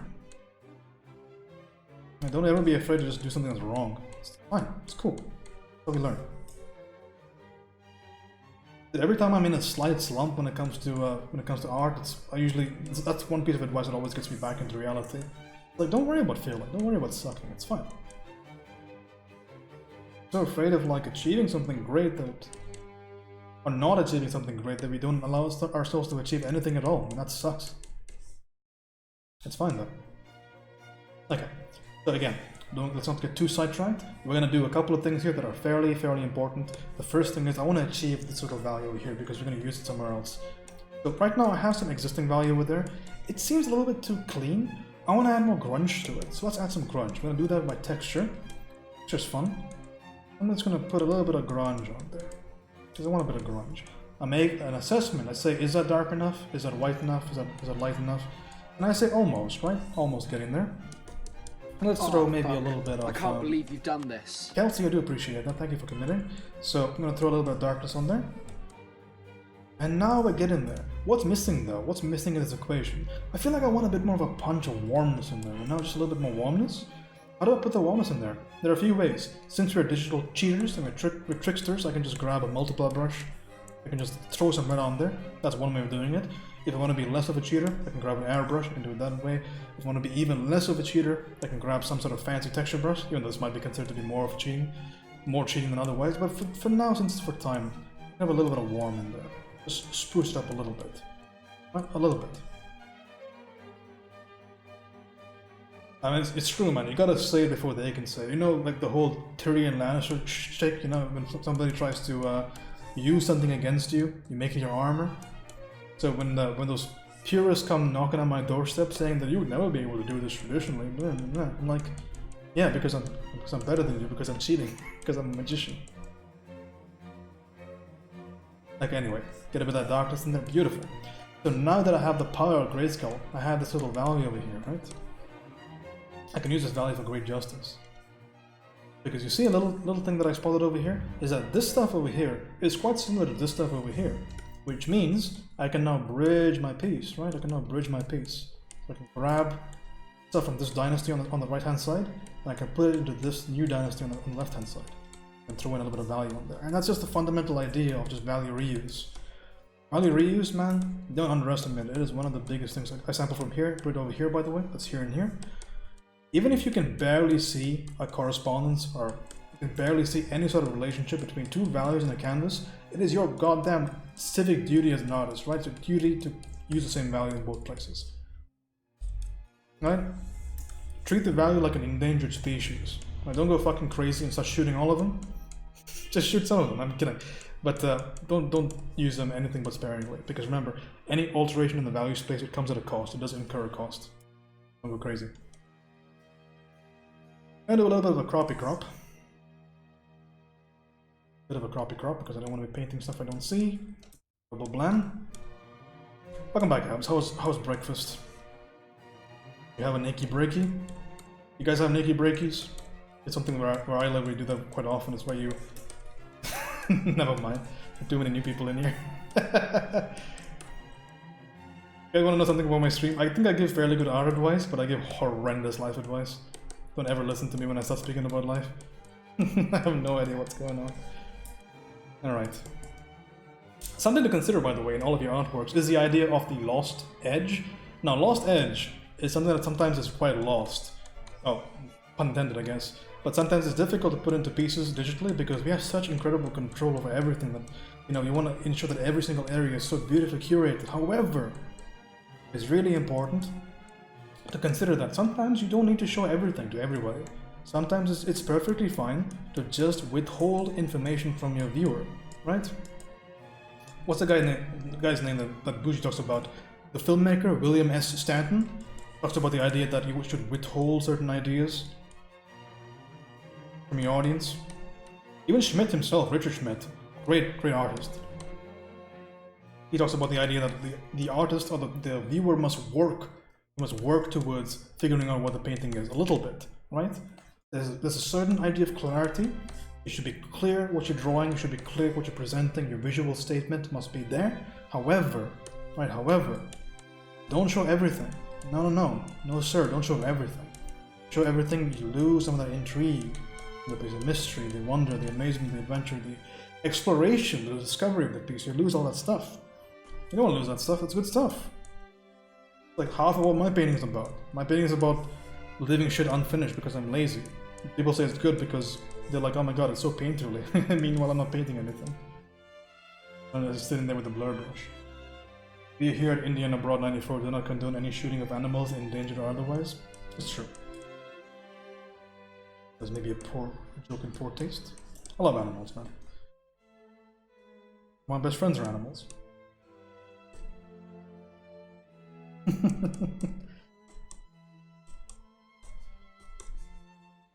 A bit of texture on there. We see we only have a pupper, man. And this is 30 minutes in. I only have a beautiful pupper. I could stop right now and be happy. Even though it sucks, but I could stop. Maybe I have lower expectations than most people. I could stop. But we don't, because again, we gotta do a few more of these.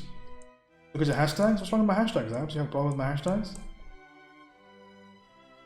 What's wrong? Name one thing that's wrong with my hashtags. Just one, I dare you. I double dog dare you.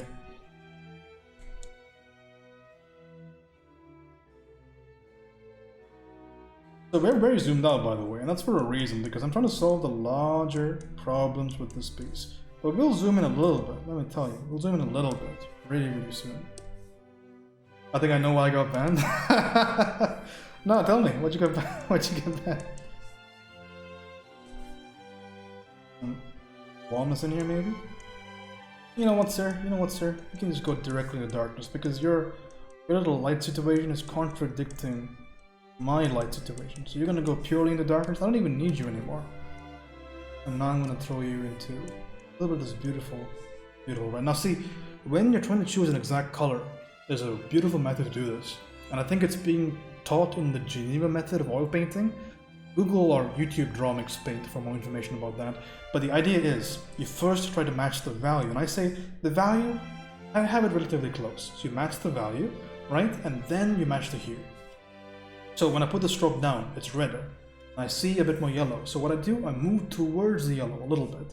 And I cut the saturation a bit more. And now I test. You see how we're getting that much more closer? In fact, I'm just going to use this value. I think it's close enough for me. I don't know if it's close enough for you, but it's close enough for me. But that's how you do it, man. You put your best intention down, you test, and you modify.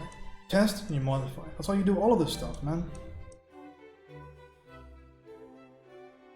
You're too pure? Did you not know about Iris's history, Abs? About her being an underground cage fighter? Did she not tell you that story? You heard all about it while you were banned. That's great. Yeah, she's ruthless, man.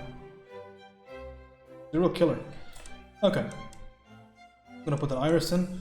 I can barely see what I'm doing, by the way, because not only is it very small on my screen, but I'm sitting fairly far away from my screen, so it's fine. It's okay. We're gonna assume that's correct. Right? We're gonna make a big assumption. Can I talk about something really quickly?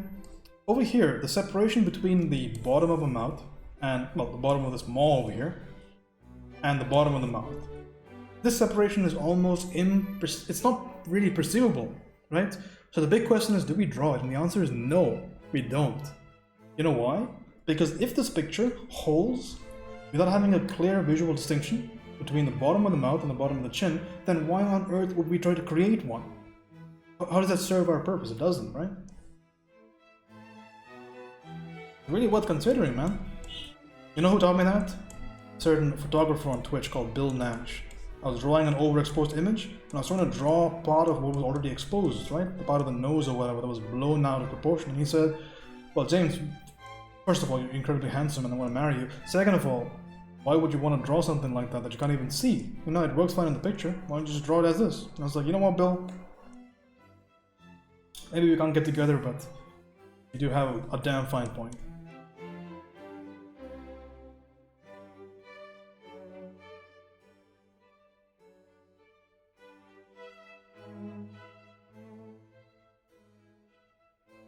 Alright. A couple of these ideas.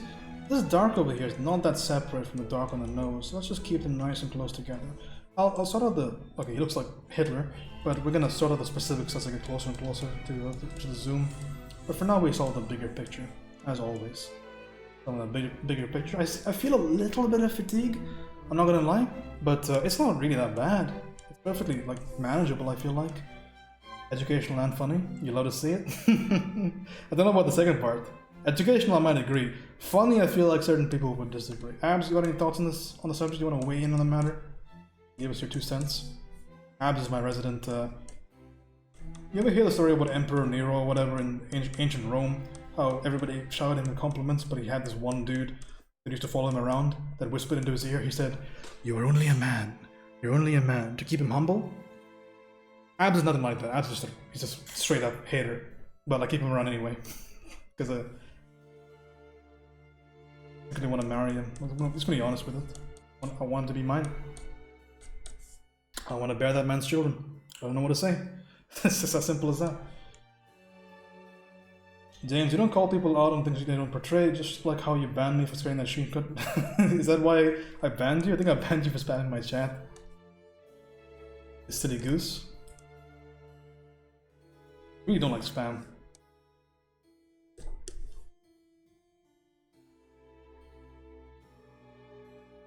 Got a pet peeve against things that are like non-creative. It's like my only little bit of a peeve, because I'm very difficult to like get a rise out of. Fairly easygoing guy, but I just don't like uncreative stuff. So, it seems silly. Like, why would you waste my time? You know the best thing that's ever happened to me on this speaking of trolling, the best troll anybody ever did to me was they were in my chat. And they were asking about questions about Krita, which is the program that I use, right? And they kept like having issues continuously, again and again and again. And I just couldn't figure out for the life of me because I really wanted to help them out because they seemed quite genuine. And eventually I just said, hey, just send me a screenshot of Krita and let me try and help you out directly. And send me a picture, and it was just an MS Paint file with a big middle finger in the middle of it. I almost wanted to mod him. He'd just been leading me on. He sent me a fucking MS Paint, a screenshot of MS Paint. Not just a PNG, but a screenshot of MS Paint with a fucking big middle finger drop. That's so fucking good. That's great. That shit I live for. I think that's really funny.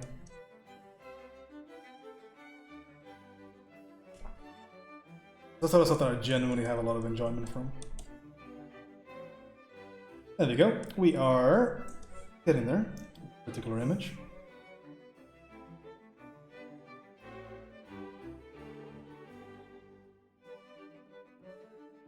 A little bit of a modification here. So right now we exist in a realm of very simple shapes, and we can easily start to overcomplicate this stuff. Did you see that post that I made maybe a couple of days ago on Instagram? That's basically the way that I think, not necessarily the way that I draw, but it was a post of a study in 2 ways. I can actually grab it because we have some time. But let me show you. I want to make you click on my Instagram. I did this thing over here. I did this particular painting in pure selection tool. And I did this over here on top of my existing painting with brushes. And it's basically the same thing, right? This thing is 10 minutes past this. It just doesn't take you that much time once you have the shapes in. It's just a bunch of brushwork, but you see the identity. The identity is very well retained. Bill, we were talking about you earlier. How's it going, Bill? Good to see you. I was talking about what you taught me about exposure. Oh, what a day! What a lovely day! Bill, thank you for the sub, man. Very kind of you. Always been a big supporter of the stream. Really big thank yous from Expankies to you. Really appreciate you, buddy. The day's treating you alright. Go follow Bill Nash. Exclamation mark Bill. And try to have a command for him that anybody can use. Go check him out. Photographer is an artist's best friend. This man's got some mad references. I recommend the exposure thing if you got room to make a quick exit before someone calls the cops. I know. I thought I understood exposure really well, but then I got arrested at the zoo.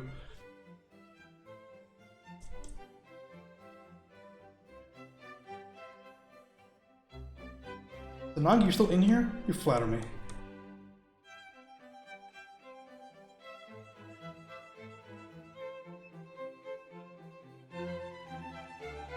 Just grunging out those edges a little bit. Remember, there are not that many fundamental things to take care of in any picture, right? It's actually quite simple.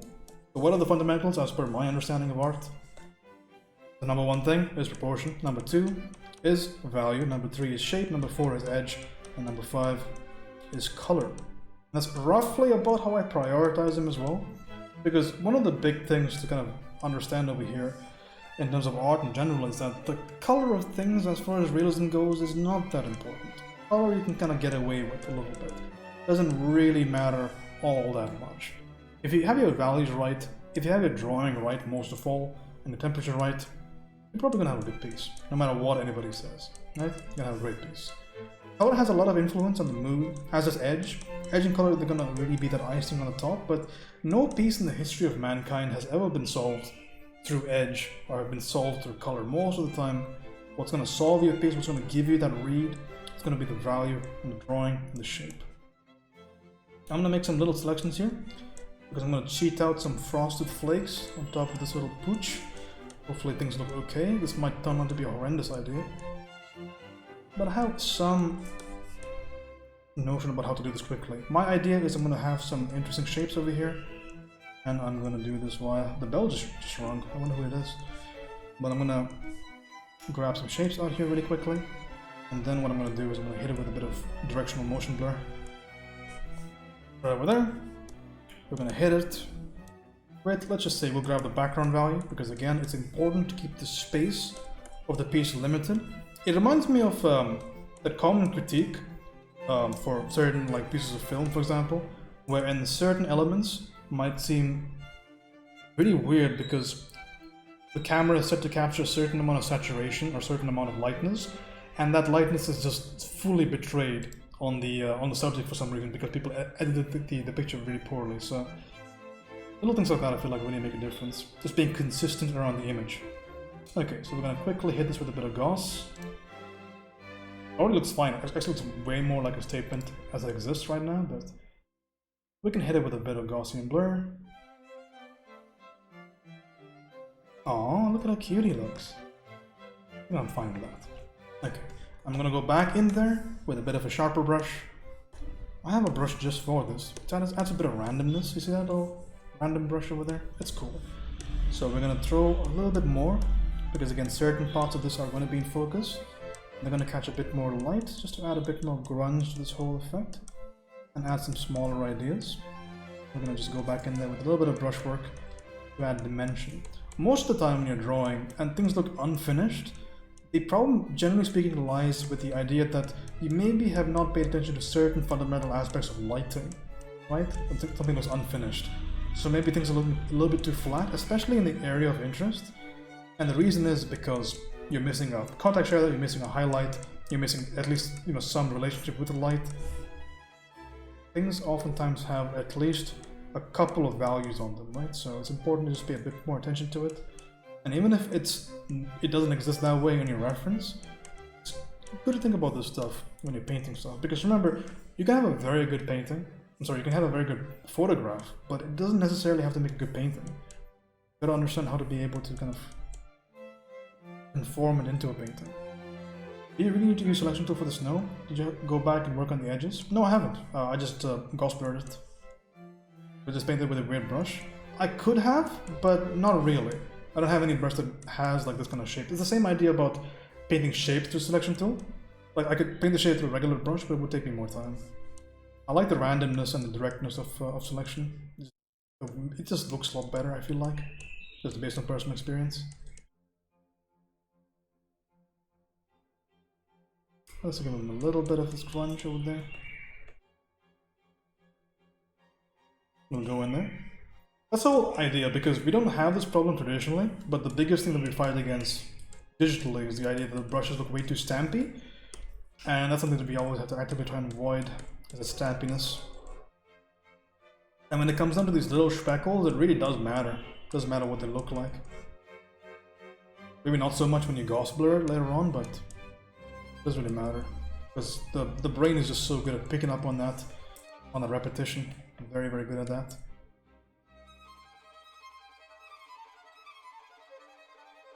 Like, we're woefully underprepared or under-equipped to do a lot of things when it comes to just visually. We don't have that crazy good eyes as people. But what everybody's good at, just naturally, is two things. The first one is spotting differences, and the second one is spotting regularity. Very, very good at that.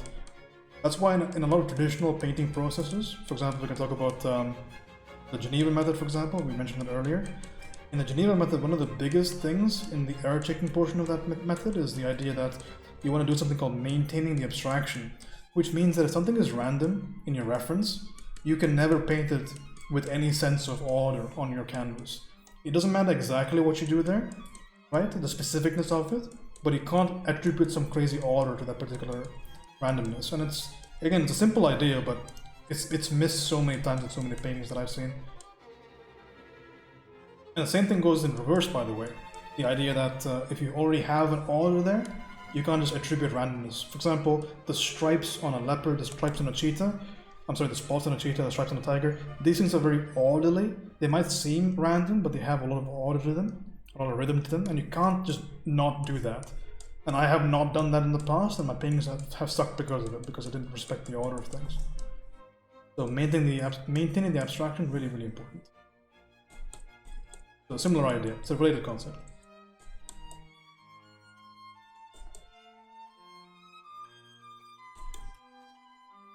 Grab a blur brush really quickly. I have 15 minutes left. Let me just blur a couple of these edges out. I think the level of paintings are fairly okay. 1 hour paintings, I think they're not bad. We should zoom in a couple of seconds here. I just want to fix a little bit more ideas towards the big, but again, the painting as a whole is just really simple statements. Another raid, very nice. Anki, welcome. How's it going, my friend? Hopefully you had a great stream. Welcome, guys. What are you working on? You want to share in the chat? Welcome, guys. You want to get slight little temperature variations in here? Just use something like an airbrush. Welcome, guys. My name is Indian Abroad, aka James. I am a study streamer. Currently, I'm attempting to draw 4 dogs, or canines, I guess, in 5 hours. I am almost 3 dogs deep into this. Here are my first 2. And some examples of my work. Welcome, Nanki. It has been some time. That's my stuff right here if you're interested. How's it going, Classy Bastard? Fantastic name. Gilzilla. Good to see you guys. Yeah, if you want to put anything in my chat, Nanki, it is yours. You just do with as you please. I do appreciate that support. Do a little bit of grunge around the mall over here, just to get a little bit of a transition value. Animals are looking great. You improved so much even in the last few months. I do appreciate that. Thank you for the kind words. Yeah, I've really been putting my A game. I just got into but I got into art school. This is my last hurrah when it comes to illustration. It'll be a little bit of time before I'm painting digitally again. My art school does have digital painting in it, but it's not for a fair bit of time. It'll be mostly just sketching for a long time before that, but I'm happy to get the work done, as always. Welcome. If you want to put anything in the chat, be my guest. It is yours. A little bit of that nose situation, just clarifying a couple of the edges there. I think we should be pretty good. Again, I want to add a bit more dimension. The way you add dimension is, again, to pay more attention to the lighting. Throw a bit more on there. Yeah, I feel like we're well on the road to completing this little challenge, which is cool. Because technically, this is my third drawing, and I'm going to finish this in about 10 minutes. It took me 2 hours and 50 minutes to work on my last one. But I'll probably do it a lot sooner than that. There you go. Follow Nanki's links, please. Go check them out. Are you in art school now? Last, I thought you were engineering. No, so I'm taking a break off of engineering, and I'm going to do a year of art. So I already did technically a year of art, but this is going to be formal. It's going to be at FCD, an institute in Singapore. So taking it a lot more seriously. I can afford to take a year off. I can afford to go to the school. So that's exactly what I intend to do. And hopefully, it might branch out into a career. And if not, I always have degrees. So. But honestly, I don't really see myself ever doing anything in engineering. I feel like I'll probably just work to get hired into an indie company or something, if the art school doesn't go anywhere. Because there are still quite a few contacts I can call upon, maybe. That'll get me someplace, but we'll see. That's a question for another day. But I will try my best. All we can always promise and hope for.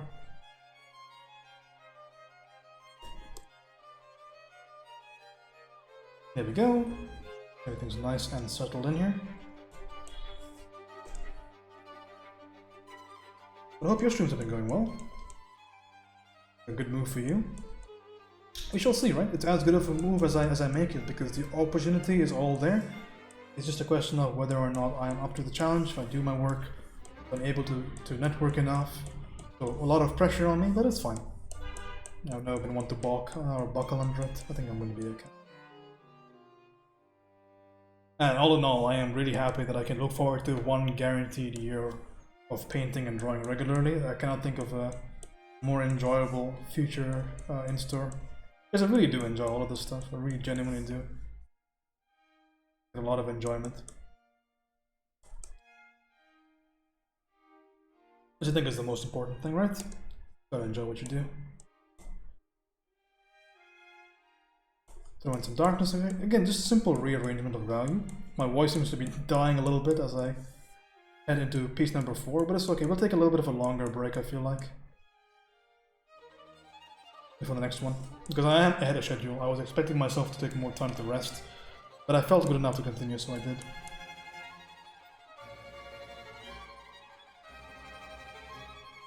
We can do a bit of a zoomy zoom right now.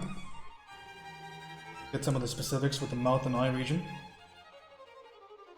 So again, a couple of things need to be thought about over here. The first one is these eyelids are going to cast a bit of a shadow on the eyes, so it can't be just terminating into darkness, just like that. Have a little bit of that dark area around,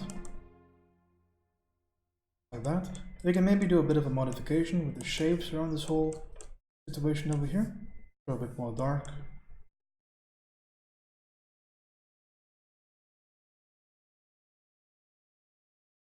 Right over there. I think the work makes you want to do more serious study streams. I've been doing a lot of stylistic work lately. There's a lot you can learn from. Stylistically, I've been doing a lot of work to try and get more visual statements into my stuff. I did that a little bit of time ago. I've been spending a lot of time learning composition as well lately. Compositional paintings. But yeah, it's always a good reason to just sit down and do some studies. And hopefully that same attitude is going to serve me well while I am at design school, or art school, depending on how you want to talk about it. And the music stopped. We'll quickly Alt-Tab. Check on that really quickly.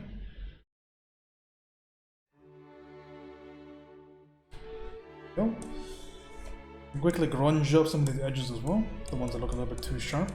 Have a huge array of blur brushes.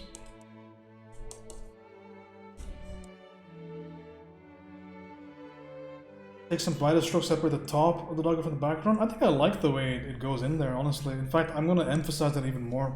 I'm going to add even less of a separation, because I think separation is overrated. Like, I don't think it affects the read even slightly, having that there. Like, I ask myself more about what I can lose rather than what I can add for the read. I think things being too distinct is always a mistake. Well, I wouldn't say always. It depends on the type of work you want to do, right? Like, you can't do lost edges in like anime style work, I don't think. So it depends on the limitations of your style. That's really interesting, by the way, that you bring up this idea of lost, because I was studying Baroque because of the commission that I got, and I was wondering what on earth the difference. See you, Luffy. I was wondering what on earth the difference between Baroque and just traditional oil painting was, and apparently there's a lot of difference. With the palette is way warmer, and the compositions are way bolder, way more dynamic, harsh kind of lines for action scenes. And what's more, they have a crazy, like almost an ostentatious approach to lighting a scene, wherein they'll just basically light their main character, and that to little spotlight like a hand and a face, and everything else is just left, you know, it's just left to die in the darkness of the piece. It's like a crazy, like bold situation, but really cool. Like the way they handle it, because Rembrandt does a lot of Baroque work, and his work is really good. I thought it was really, really interesting to kind of study it, just a little bit. Figure out a couple of specifics. But yeah, I dig it. Because that's one of the things that oftentimes we're critiquing pieces these days with composition. We say that, okay, you've been a little bit too strong with your lighting in the piece. Things are a bit too distinct. But as it turns out, well, there's a whole art style dedicated to just that subject. Most of the time when it's done accidentally, for example, it's not done, doesn't look nearly as good. Yeah, it adds a sense of drama to it, right? Do I like that? Maybe I do not.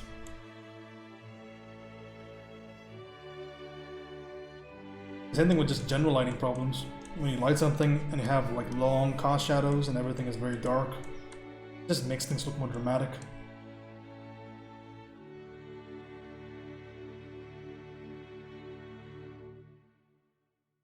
Yeah, how good was the Joker, by the way? Holy shit. I don't think we talked about that movie on our stream, but really, really liked that movie.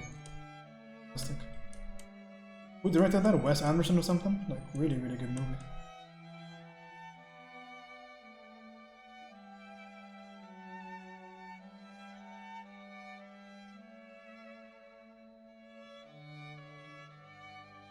Want to add some grunge around the eyes.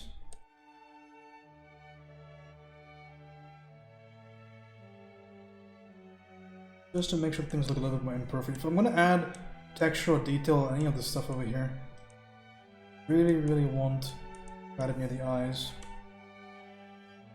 Or that grunge there. I tend to keep a lot of separation in my work, so your pieces of take on that is good for me. By separation you mean you want to keep things really distinct, and that's totally fine. Like, it's totally a legitimate way of doing things. But when it comes to making illustrations, for example, that's one of the fundamental differences between illustration and concept. I'm sorry, illustration and design, more specifically, is that the goal of an illustration is usually tell a story, right? It's to somewhat hijack your perception of reality and tell your story, give you an idea. And one of the fundamental aspects of perception, of the way people perceive reality, is the fact that we ignore so much of it. So much of reality is just, it's completely blurred, or it's completely simplified in the eyes of human beings. So that's why with styles like realism, for example, we really try to hijack this idea, and we really try to say that, okay, well, if in reality we don't see everything, then I'm not going to paint everything. Like, this is what a lot of foundational realism, that's where it comes from. It's the idea that your perception of reality is in itself ignoring so much information that as an artist that's painting reality, we must also ignore information. That's where the concept of lost edges happens, that's where the concept of simplification happens, and shape association happens. Whole bunch of topics, they stem from this idea that it's more about what you perceive than what actually exists, right? And that adds a lot to every single piece. Jessica, thank you for the raid. I appreciate that. How's it going, Jessica? Go follow Cantasian. Oh, fuck. I can't believe Really you've done appreciate this. that. We are doing 4 dog drawings in 5 hours. I am 3 hours and 8 minutes in, and I have finished just about to finish my third dog drawing here, but welcome guys, I do appreciate that raid. Go follow Cantasian, does Zentangle stuff, does traditional art stuff, just a personality and a half.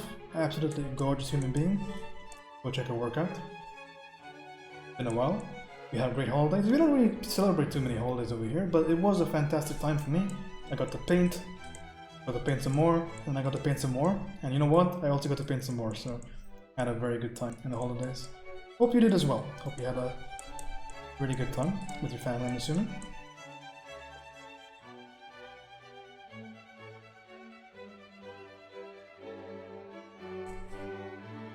But thank you for the raid. Very, very kind of you. Thanks to follow, by the way. Chiroy Tori, appreciate that. I can make some slight modifications to my shapes here. Make a couple more visual statements. What about painting? Oh shit, I forgot to do that. My bad. I knew I was forgetting something, thanks for reminding me. God damn it. Maybe next time I'll get him.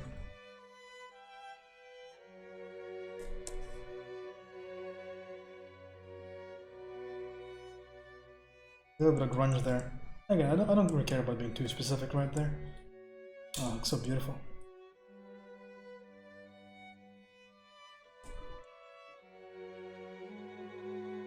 Almost hurts sometimes when I'm ignoring so much detail, but you gotta do it when you want to paint for time. I'm actually out of time, by the way, on this one. I'll spend a bit of extra. I am slowing down slightly. Fuck. I can't believe you've done this. I'm slowing down slightly here. So I'm gonna take a slightly larger break. I took 3-minute breaks between the last two. I'll take a little bit of a longer break this time. Good to hear. Would you like to share anything? Jessica, want to share anything at all? In a second now, just in a second. Just want to finish this up. But you're free to share your social media and stuff like that. Go ahead. It's on me.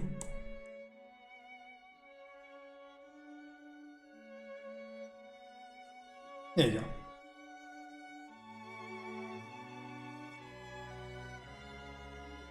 A quick little tip, by the way, for you guys that are looking for separation, is you can just use selection tool. You can grab what you want to kind of show, especially if you want to do this subtly, right? You can grab a shape like that, for example, a little poochy shape like that, and then you can modify stuff inside this whole situation, right? For example, I can slightly change the temperature, make it a bit darker, and you see how that gives me a bit more of a read? See that? That's the before, that's the after. That little bit of a manipulation. I use this kind of stuff all the time, by the way. Especially when I'm drawing something with a lot of fur on there, that I can't do a lot of value transitions on there. I do this kind of subtle little manipulation all the time. So just selection on the outer corner. It gives you such beautiful, beautiful effects. You can add to the read. It looks really cool. Big fan of that. So I'm using selection tool right there. A bit more of a direct way of getting a read. If at all you want to do some last minute modification, for example. Same thing down here, for example. If you want to show a bit more of a layering between this little layer of fur and this one, I can grab a shape like this, for example. Make it a bit more open-ended. I can just pepper in with a little bit of airbrush. And feasibly any sort of like light, soft brush. And throw in a little bit of that shadow, a little bit of shape there, and certainly can add a little bit more dimension. So it's just a cool idea. That's a bit more dimension there. And you can always go back there and do a bit of modification. Always open to you. But I will do that a lot of times when I want to like improve a read on a certain area. I want to get something a little bit stronger, for example. When I want to modify the statement a bit more. I'll employ this kind of things over there. They're always fun.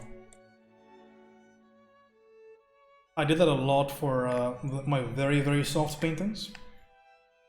Do I have any of those in here? I'm done with this painting, by the way, we're done. But for this one especially, I used it all the time. There's a lot of evidence of that technique in this particular painting. And in this one over here as well. It's used quite a lot.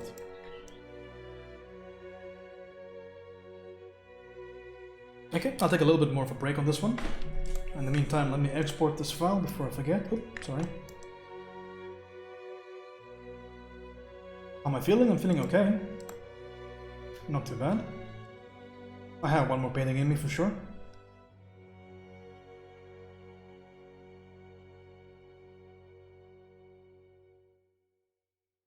Quickly gonna do this in the background. Excuse me.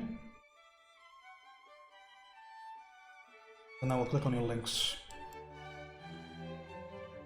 Number 3.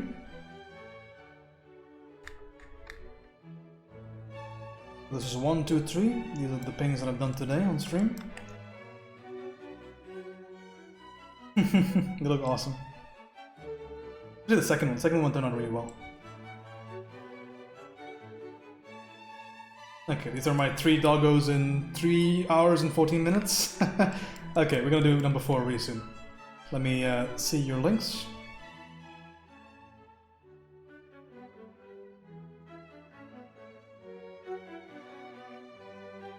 What do you got for me, Abs? What is this? Yeah, neat.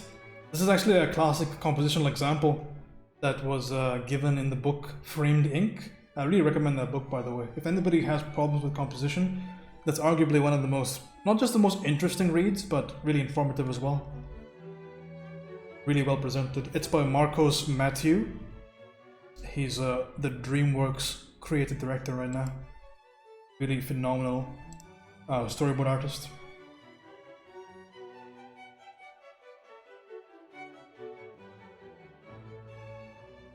Dude, neat, Jessica. I like that a lot.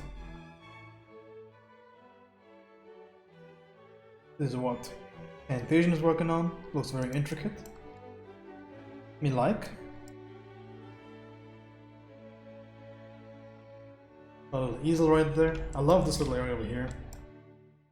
Nice job with the value selection. Really pops out. Big fan of those connected shadow shapes. Really like seeing that in work. Yeah, it's coming out really well. Hell yeah, keep going.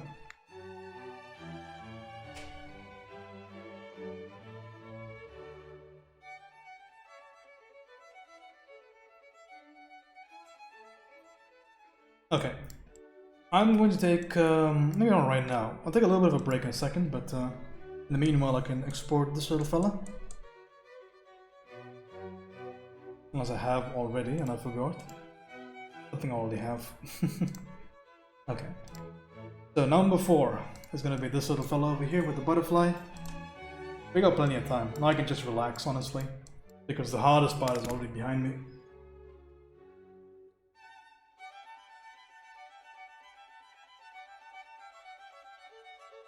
Use the wall light to justify using a spotlight on her until they separate her in the scene. Yeah, I think that's pretty fundamental stuff though. Pretty straightforward, but it's good. It is adorable, isn't it? It reminds me of this dog that I painted a while ago. Might be the same dog, honestly. Are these the same dog? You know what? It just might be. It's hard to tell, but it's also a dog with a butterfly. This one did stinkingly well on Instagram, by the way, for whatever reason. Every now and again I'll have a post that blows up. This one was one of those posts. Also, I have an Instagram, by the way, if you wanna if you wanna throw me a follow or something. There you go. Joe, how's it going, man? Good to see you. My love, my heart. Show my sun and my stars. With you I shall go far. I've been doing dog paintings. My goal is to do 4 in 5 hours, and I've done 3 in 3 hours. So I'm on schedule. Really, I couldn't tell. Shut up, Joe. Don't make me out-hug you, because I will. Where on earth is my canvas? Oh, there it is. I believe in it. Yeah, I did the same thing for tigers a while ago. I did 4 tigers in 5 hours, but that one was off stream, so it's way easier on me. That one was barely anything compared to this. This it's weighing a bit heavily, and it's most of the talking, but it's fine. It's fine. It's fine. We're all right.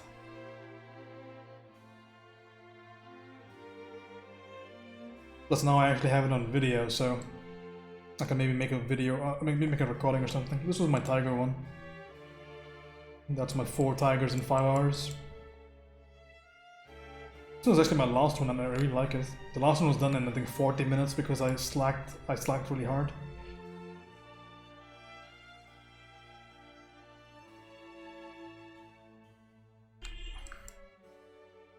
Okie dokie. I take a drink of water and then we continue. Okay? Alright. As in the third one. Hey, thanks. I appreciate that.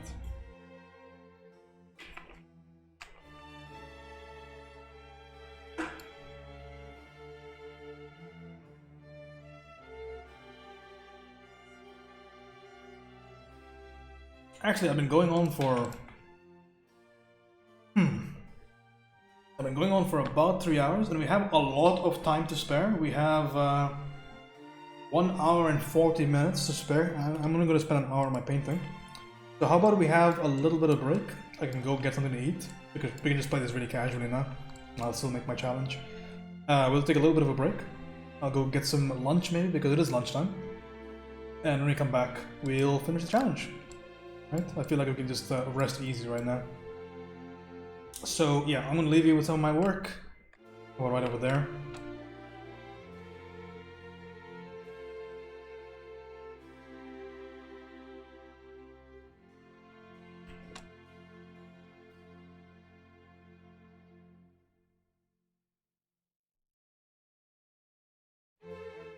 Alright, and I'm going to take, let's just say 20 minutes. I'm gonna go get some lunch, come back, finish this up, and then we can go raid somebody, alright? Hopefully that sounds good to you. So that's what I'm gonna do regardless, because I really wasn't expecting to take so little break in between my other ones. I thought I was going to spend like half an hour or something, but it's fine. Let's just take advantage of it. And yeah, back in a little bit. The BR back screen. Alright, stay tuned guys.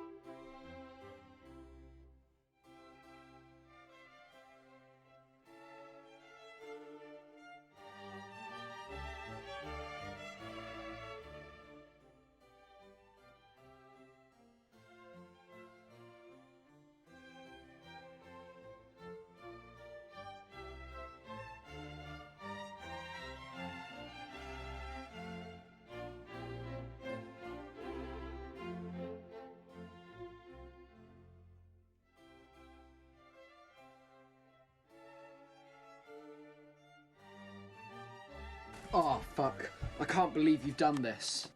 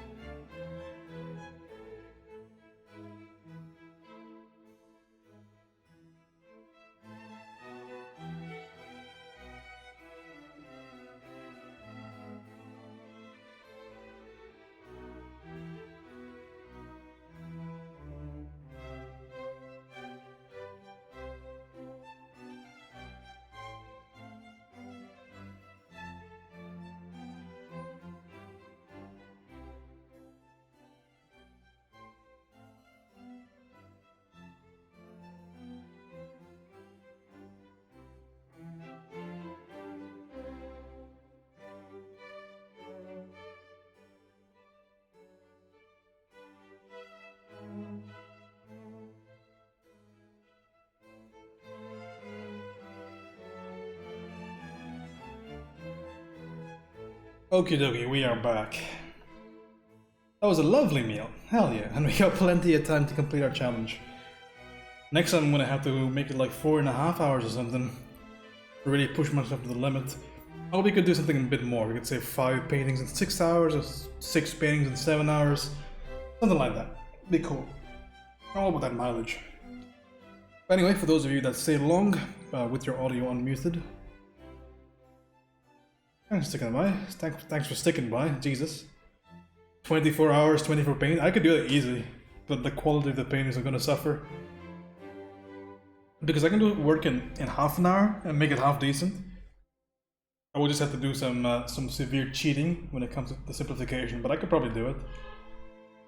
Depends on the type of painting, depends on your definition of painting. But we got one last hurdle, our raid boss. The Alpha, the Omega, the little pupper with the butterfly, our final little challenge. So we can spend an hour and a half on this guy, well roughly an hour and a half. So let's do that. Let's spend as much time as we need to just get this guy to a good degree of finish, have one final beautiful post. Okay, first thing we do, let's just reset that canvas really quickly so we say goodbye to this little pupper. Then we have a random background in there for some reason, but that's okay, we can just paint over that. Single layer, boys, easy peasy. And let's just say we'll go on 37, right? So it's fine. It gives me time to brush my luscious hair out of my eyes. I gotta get my hair cut, by the way. Otherwise, I'm gonna be stopped in more airports than usual when I have to finally fly out to Singapore. Do a bit of stretching. I had some pan-fried chicken and some fruit for lunch. I've been lately doing something where I take my carbs very late in the night and I eat all of them at the same time. And have like a carbless breakfast basically. It's just sausage and egg and a coffee. And then in the afternoon it's just meat and fruit. And then at night it's fucking binge on that pasta and on that bread and on that rice. And frankly, I don't know if I like it. I might want to put my breaking of the fast a little bit earlier in the day. Because I feel like I run out of energy towards the end of the day before that meal. But we'll see. I've been trying it for maybe a month or so now. It's alright, it doesn't really matter when you get the calories in.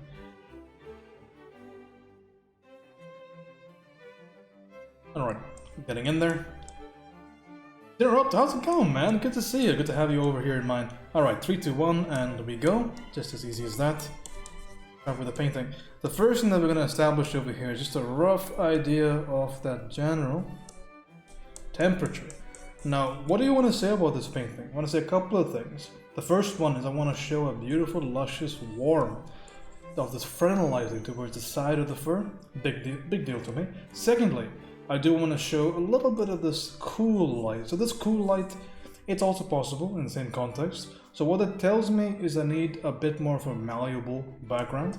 So what we can do over here is we can add something like a coolish, brownish green background, something like that. We'll match the relative value. How about that for example? We can have that. We'll throw a gradient on there eventually, sure. The stars have aligned, I can catch a stream. Yeah, I'm streaming really early today. Woke up at about 7ish. And I thought, you know what? It's been a while since I've streamed and my internet is back to usual. Let's throw one on there. I've been streaming for about 4 hours. I've been doing a little bit of a challenge myself. Been trying to do 4 little pupper paintings in 5 hours, and I'm 3 done already.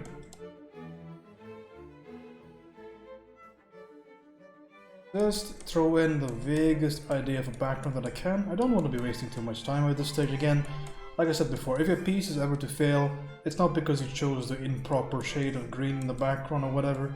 The piece is gonna fail because of larger things than that. So I don't spend too much time worrying about the situation. Just get the roughest, most blandest notion of that background. I can always go back at this time later on and you can refix the context. You can mix and match stuff based on your requirement. So I'm just going to throw in a couple of subtle little gradients here, and then we should be pretty good to proceed. Right over there, for example, add a bit of darkness just to kind of cut the normalcy, because things are looking a bit too normal, a bit too flat, for example. So I just throw a slight notion of light on there, and maybe at the end of the day things are looking a little bit too dark. So what we can do is we can do a bit of an adjustment really quickly. just grab some levels really quickly. Just make things nice and light. Not that light, that's a nuclear explosion. We can slowly bring the overall level of the piece a little bit lighter. How's that? That seems fine. Okay.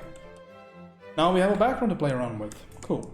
First thing that we do, based on this, is I gotta figure out exactly where my doggo resides. The doggo needs to be separated visually from the background, so he's gonna be two things. He's gonna be one, he's going to be lighter, so he's gonna be around here, and two, he's gonna be more towards the desaturated reds. So not over here, but over here. So again, desaturated red, right about there, and lighter. Use this particular value to block him out. Good enough. So I'm gonna roughly get a notion of what I'm gonna be looking at really quickly. Get a simplified idea. It can be nice and square, that's perfectly fine. Start simple, make it more complicated. Just that much is enough, just a little malformed little Batman over there. Now we just fill that in with a little bit of value. When we start, we have a foundational basis to work our magic mode. We start right over there. So now, remember, the most important thing and the big unifying theme beyond around everything that we've been doing so far today is to keep the statement simple, right? Really, really important. So this little light reddish pinkish hue is going to reside in these kind of areas, but I need more values to make sure that my read is okay. So I'll grab the first of those values. It's going to be a lighter, slightly more saturated, slightly more yellowish tone, like this for example. And if ever I want to make it lighter, I can make it lighter by just desaturating it, remember? Saturation and lightness, they do relate to each other. So about that, that's enough. I can't believe you've done this. Thanks for the follow, Jen. I appreciate you. Welcome to the Twitch side of things. Grab same light value. I misclicked. Sure. You were never falling to begin with, and now you're just lying to me. A liar. Alright, throw it in there, and if at all I want to get more light in here, I can always just grab a bit of a Bernie burn. Lighten up that way. Enough. But again, I don't want to get too fancy at this stage. Now it's the stage of rearrangement. Now is the time of the sword and axe. Now we simply grab the same value and draw out our shapes. Simple little shapes, because these are the shapes that are going to hold all of our texture later on in the piece. So it's important that we get them right. Right over there, for example. So on a simple statement, grab a darkish orangish hue. That's going to be the bottom of my mouth, as well as the side of the head right there. Yeah, but the misclicks happen all the time. Have a little bit of this red in here. Just push that saturation down. Get a bit of that. Oh, it's beautiful. Lovely red. A bit of darkness in there as well. Getting in there. So this light over here, I want to keep it somewhat visually separate from this light over here. I want this light to be much more of a coolish light, but not necessarily a blue. So what that tells me is I need to go to the desaturated. So this is actually going to be much more of a gray, but not that much of a gray. A little bit more. A bit more towards the yellowish gray, perhaps. How about that? Seem light enough? Well, for now it seems okay. Maybe a touch lighter. And then we can just exist with this particular value. And if at all in the future it's too dark, we can just update the value. No problem whatsoever. But again, it's important to keep mobile. If you want to get the work done in a fair amount of time, we gotta be a little bit more mobile. Right? We can't just wait here until we get the perfect little value.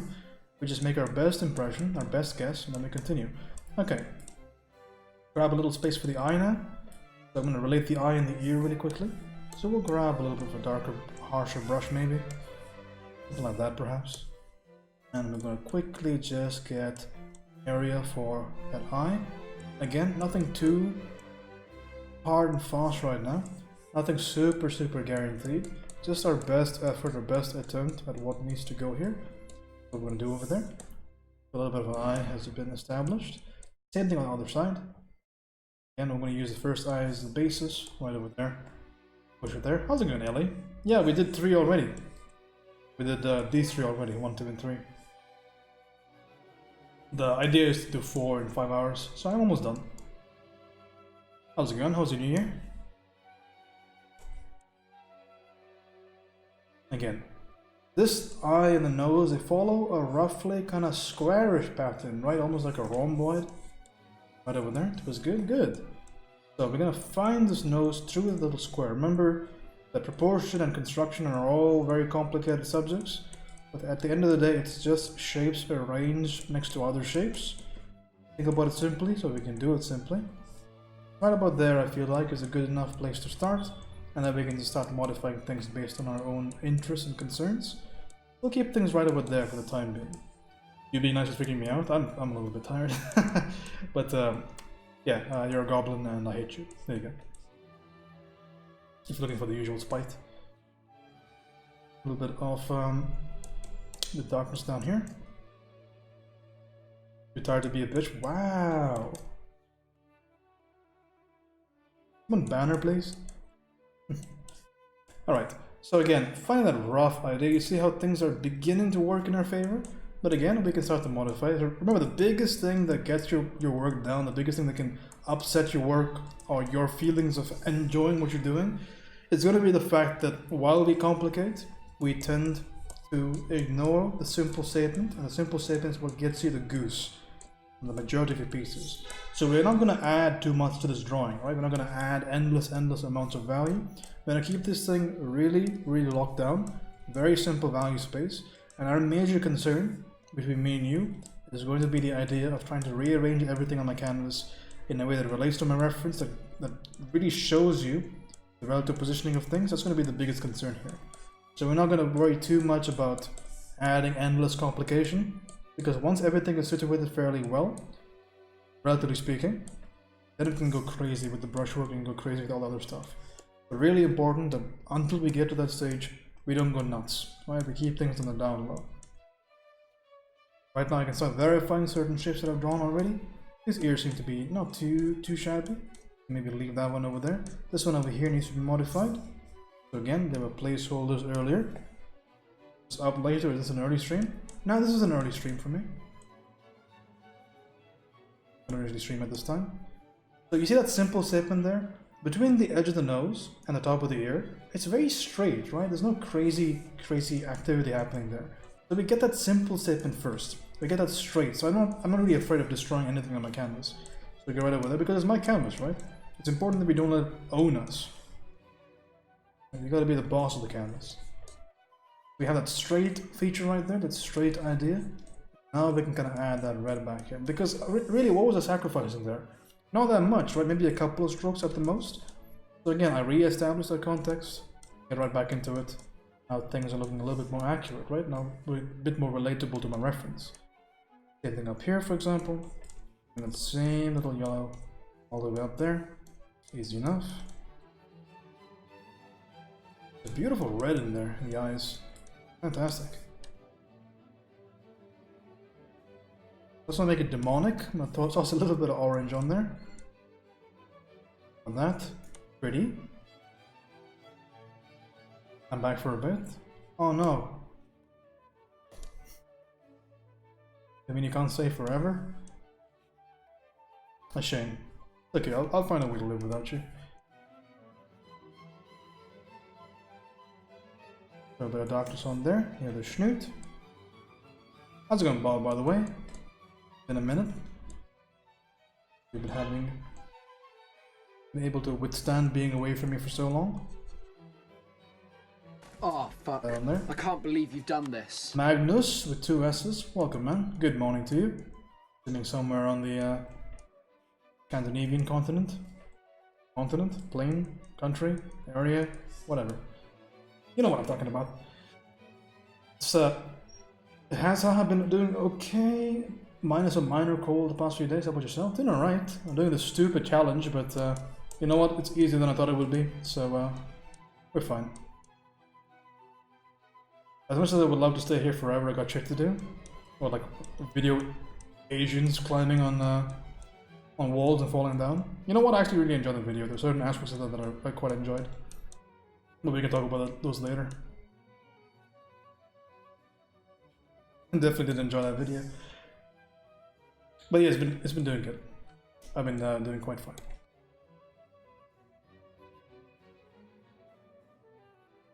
Again, if you want to quickly up the little effect of the little glow, all we're going to do, hit it with a little bit of that dodge.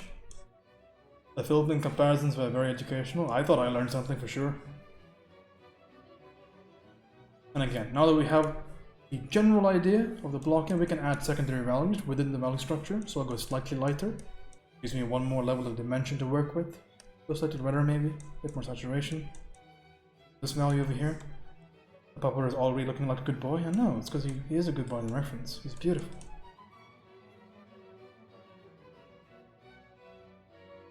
One area over here. I know I haven't been able to make it streams lately, but the art I've been seeing you put out has been less. I appreciate that. Yeah, I've been working hard. The last maybe 10 days of illustration for a while, so I've been putting a lot of work out there. After that's going to be just raw concept, raw design sketching. What I've been doing in my free time these days. It's been design sketching. It's been fun. Been doing stuff for composition as well. But I'm going to be doing that exclusively when I get into school.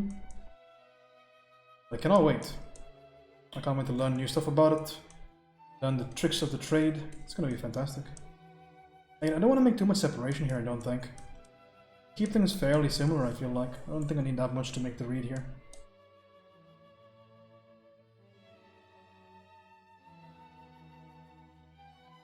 There we go. This is doing a little bit of knowledge that I have about structure. Ooch. So that some of this placement of these lines are not insane. Can we see set sketches? Sure, I have a few of them digitally. Maybe after I finish this one. I can grab maybe a couple of them right now.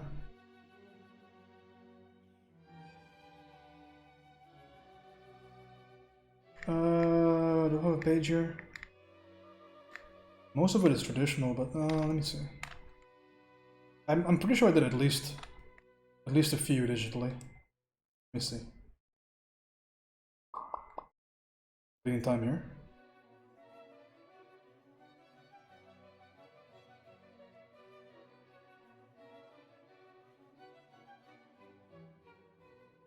Might have helped if I if I actually labeled these properly.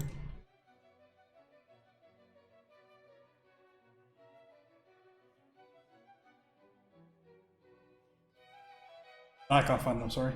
I'm wasting too much time here. You get that many pieces done that first thing I've done 3 in the past month. Yeah, we all have our own little paces, man.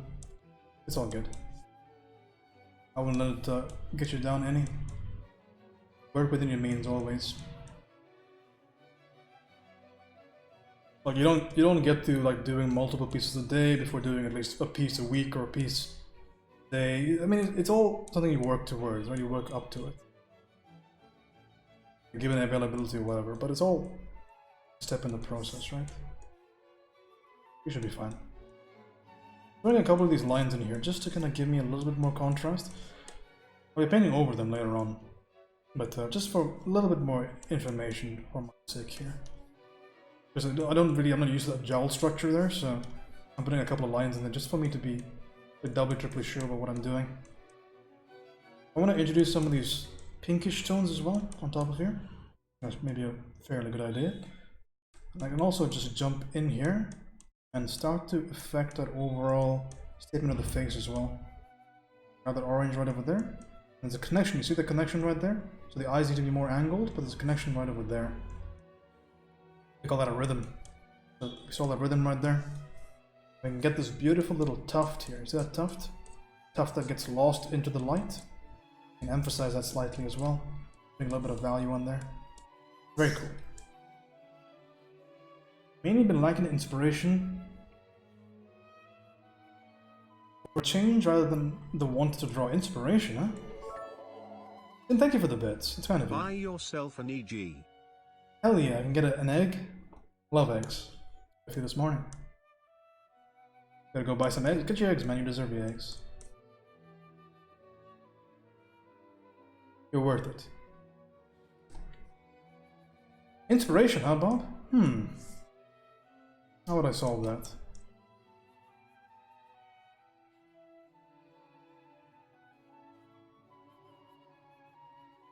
I guess it depends. It's a heavily dependent thing on what actually motivates you. For me, what always kind of gets me out of a rut, if I'm even feeling slightly in a rut, is I just listen to people that inspire me, that are way better than me. For example, I think the last time I was feeling even slightly down about my work, I listened to something that Peter Han was talking about the subject of mistakes. I thought that was really cool. I haven't eaten since morning and it's 5 p.m. Jesus, dude. Get just something to eat. But thanks for hanging out. I do appreciate you. Thanks for the bits. Have a good one.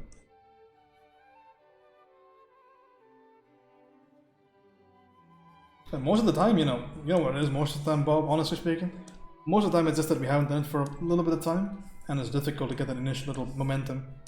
So honestly, the solution can easily be just do it, just do it. Child above style. Then eventually the justification kind of find itself. At least that's how I work half the time. Like, I give myself, one of the reasons I can stay so consistent these days is because I really understand the way that my motivation works, and I'm just such a bullshit outer sometimes with myself. Like, I come up with a whole bunch of excuses, but really, I know the fact of the matter is that the reason I'm not doing something is because I haven't been doing something most of the time. Like, the reason I haven't been sketching is because I haven't sketched in the past. So I don't even give myself that excuse. I'm like, yeah, no, let's just do it first. And then the excuse will just vanish.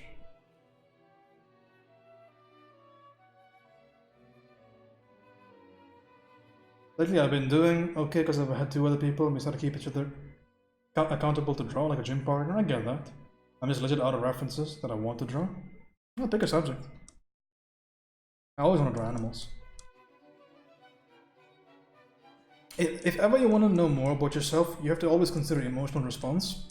So if you're on Instagram or if you're on Facebook or whatever you're on, you see artwork that you enjoy and that you are just completely enthralled by, then what is the subject of that artwork?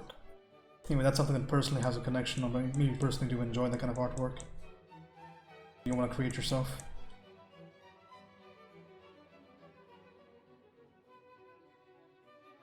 So it's easier, like Peppo talks about this all the time, it's like the value of something or the way that you understand how you feel about something is the way that you respond to it, especially after you see it, or after you experience it.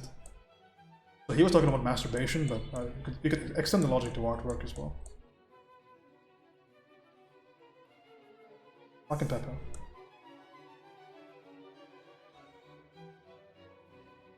That's why he doesn't jerk off, by the way. It's because he evaluates the pros and cons of jerking off, and he thinks he feels shame after he finishes.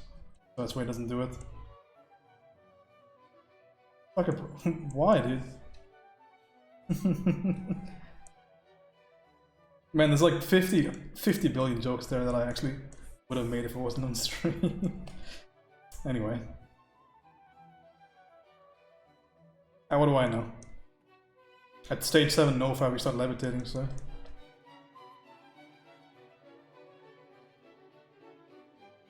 I shouldn't be talking.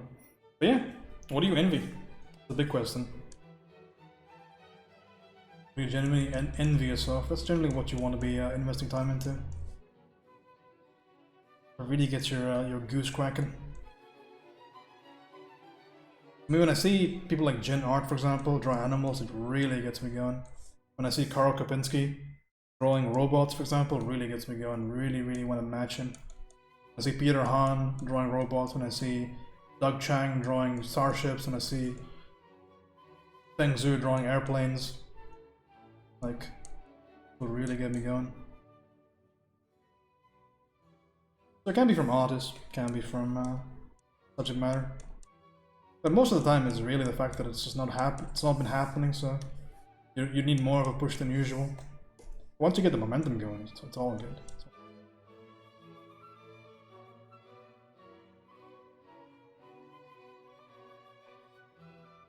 Yeah, either or, But the way I see it, all you need is a bit of an initial push. But honestly, you don't even need that much. It's like one of the many ways you can solve your problem. Honestly, one of the easiest ways to solve it is just to do the bare minimum, just force yourself to do the bare minimum every single day. Then it becomes immediately easier to do it the next day. Just do it the standard way that you can learn any task. I need to catch up with Creationary.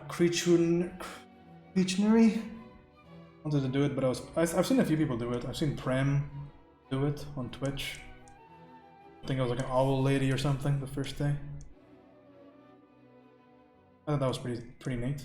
I'm not really interested in doing it, but it's interesting. I'm not a big fan of art challenges. He said as he does a challenge, but this is my own personal thing. I'm fine with that. I just want to do paintings. It's also just a day of my time. I want to do a month thing. Because to me, committing to something is an important thing, you know? When I commit to something, I want to do it. So I don't want to commit to something that I really don't have interest in, or I'm not going to complete. Because that, to me personally, every time I say I'll do something and I don't do it, it does have an effect on me. It does certainly affect my ability to just carry myself with confidence. So I'm very picky.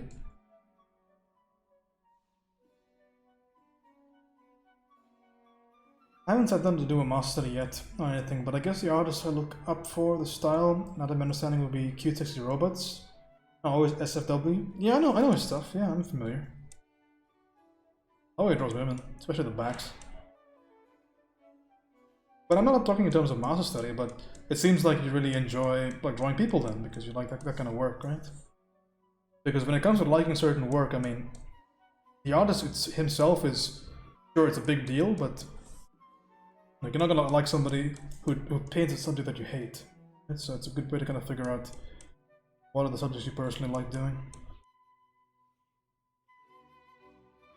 I figured you might be interested in trying a few of them because of the animal studies. You could turn this into creatures. Yeah, but not really.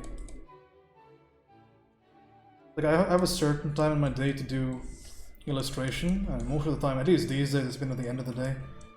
And also, I want to play a few video games, man. I've done zero gaming or whatever in the past months, and I want to at least play The Witcher or something before I leave. I played like 1 hour a day for yesterday. I had no time for it yesterday. Feels bad, dude. I'm turning into one of those fucking normies. I want to be the degenerate. Been major into drawing. People for the past couple of years now, I guess. Yeah, well, that's where you start. Start with some muscles, something in extreme shadow. Just pick it as simple as possible. I think that's where most people just fail. Is the idea that they pick stuff that's a little bit too complicated at the very beginning.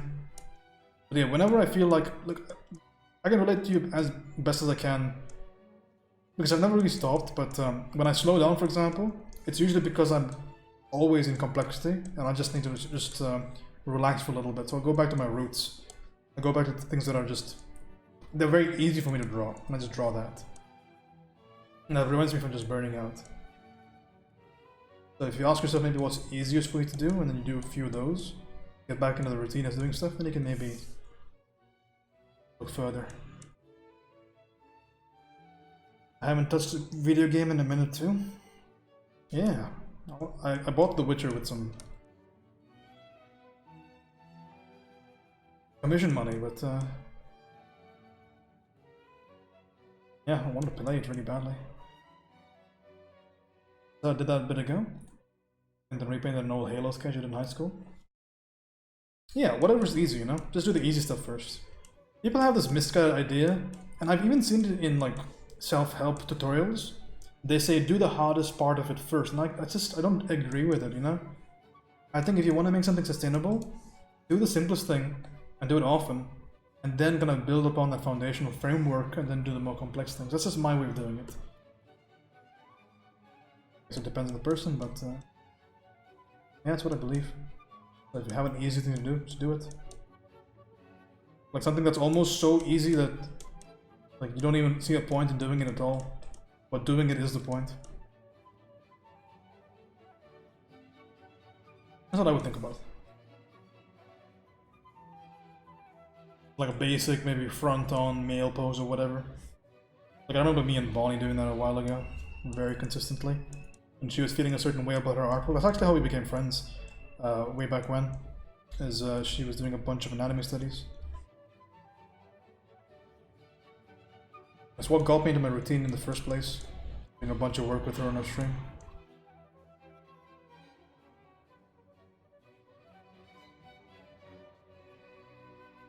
Yeah, I mean, whatever works, right? So everybody has their own little journey here.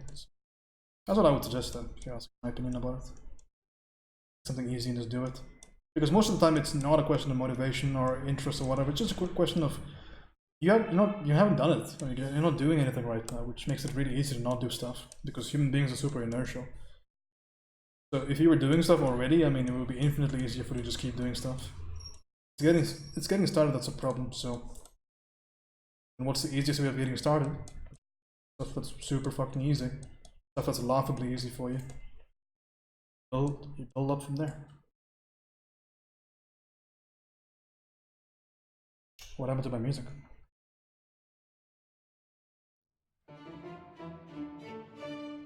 There it is.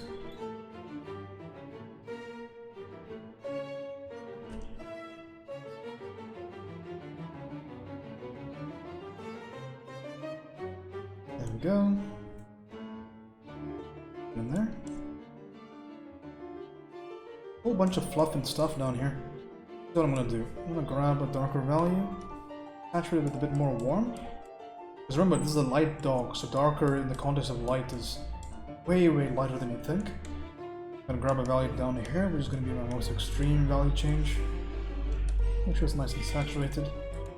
Over there, for example. Bottom of my floofer. I feel like he occupies too little space on my canvas, so I'm gonna actually raise him up. It's gonna be a lot bigger, my friend. Oh, look at you, you're so cute. Okay. Little idea over there, it gets shortened out. Now I can maybe play a little bit more about getting that context. Background. Grab a dark little orangey furrow. I feel a little bit of fatigue right now. But not debilitating amounts, just a little bit. My head feels a little bit light, but that's fine. That's from the talking, most likely.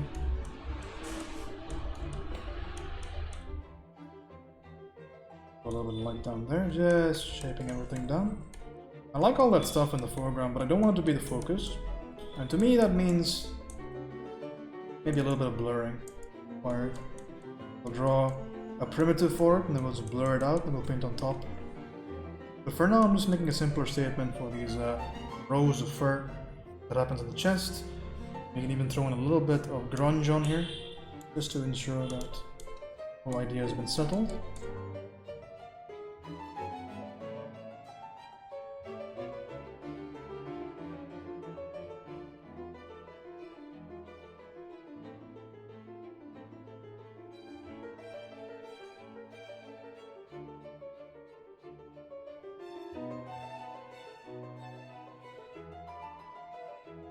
Grunge. It'll be painted over, but I want some grunge in there.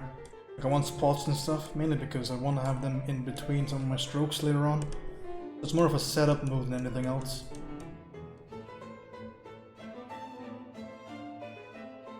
That just comes from knowing my process fairly well. Well, knowing this process at least, because I've done so many paintings of this recently, including 3 today, so pretty fresh in my mind.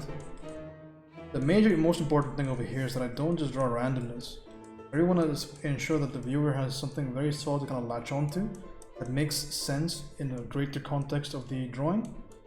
With that said, I want to just think about a few furrows here I can start to kind of paint in, because right now the design aspect is somewhat less than I would like it to be. So here's what I have planned for let me just draw what I have planned, just so I myself can remember it. So I want to have 2 furrows like that, like this and this, right over there. Then I want to have one side right over there, one side furrow. Goes right over there. Another one right over there, for example. Just a nice and clear statement. This goes into 2 on the side, which has a shadow in between. And we're going to have one central area over there that comes down. That's it. That's all the complexity. Again, it goes back to what I was saying earlier. It's like, your reference has no duty to you to appear good on your painting. It's got no obligation to look good. Right? So even though it looks good from a photograph because it can rely on intricate complexity, we cannot match that complexity by painting it. None of you even want to. Right? The point of most paintings is not to be a second-hand version of the photograph. So even for a study, which is based on the characteristics that make the photograph good, Even then you want to simplify those particular aspects to its simplest form, otherwise there's very little point in just sitting there. That's why more and more I think about the fact that people that struggle to get a good read early on, in like a little bit of time, I feel like there's something of a lack of simplification or understanding there. There's some lack there. I used to think that it's just some people are faster than others, but I don't think that's the case anymore. I do really think it's an understanding thing. Oh, fuck. I can't believe you've done this. Because when I slack, when I'm looking at my reference, when I slack, that's exactly what happens to my paintings. Like I just don't get a read until a very long time. I feel like, yeah, before I was like, yeah, people are just faster or slower, but I think I'm going to take a stronger stance on that towards the future. Especially because I'm going to be entering a very competitive area when it comes to my design school, so I'm going to have to cut out a lot of the nice bullshit that I've learned over the course of the last year. Not to say that all that stuff is negative, it's perfectly fine, and I think being positive and supportive is very important, but at the same time, one of the issues that you will find on a few communities, thanks for the follow by the way, Nayara, but something that you want to actively avoid in your friend circle, and in just the number of people that you know, something you want to always avoid is abject, just pointless positivity, because that is about as poisonous as people being negative to you for no reason, because it offers you nothing. It really does, and it's a scary thing because it happens way too often, I feel like. Especially on Twitch, for example, where everybody's very supportive, and it's awesome that they are, but if I hadn't met people like I know right now, like Anjir, for example, and James, and Pam, people that are very clear and very strict, and they're not just like ridiculously positive, I probably wouldn't have stayed in this community at all. I would have gone somewhere else. Because there's nothing for you there. You can't learn too much from that kind of interaction. If everything is good, then basically nothing is good. To improve, you must accept that there are certain aspects of what we do that are inadequate, right? Otherwise, what would they be to improve on?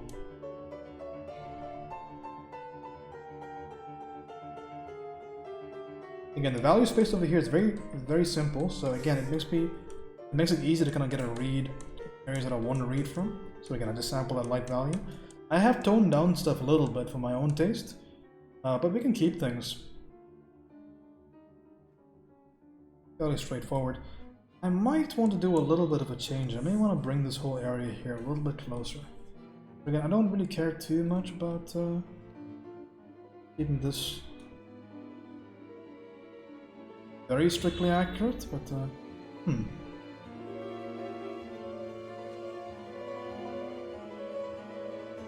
think a little bit more inwards. Have that interface be a little bit more square. I think I like that a bit more. There you go. And I'm gonna have a stronger kind of idea between these two areas over there. A little bit better. So you guys might be familiar with Artgerm. So I was part of Artgerm's community for a little bit of time. Way back when, I think this was it was early last year. And in one of the talks that we had, so he used to talk to the Discord community for certain times. And one of the things he mentioned was this idea of he called it a fapping community. Might be a little bit harsh, but his words, not mine. And yeah, that's where I first started thinking about it, and I realized that the most amount of growth that I've had was the people that were free to critique or free to be negative. It's totally fine. As long as it's not abject, if necessary. But I think most reasonable people would agree.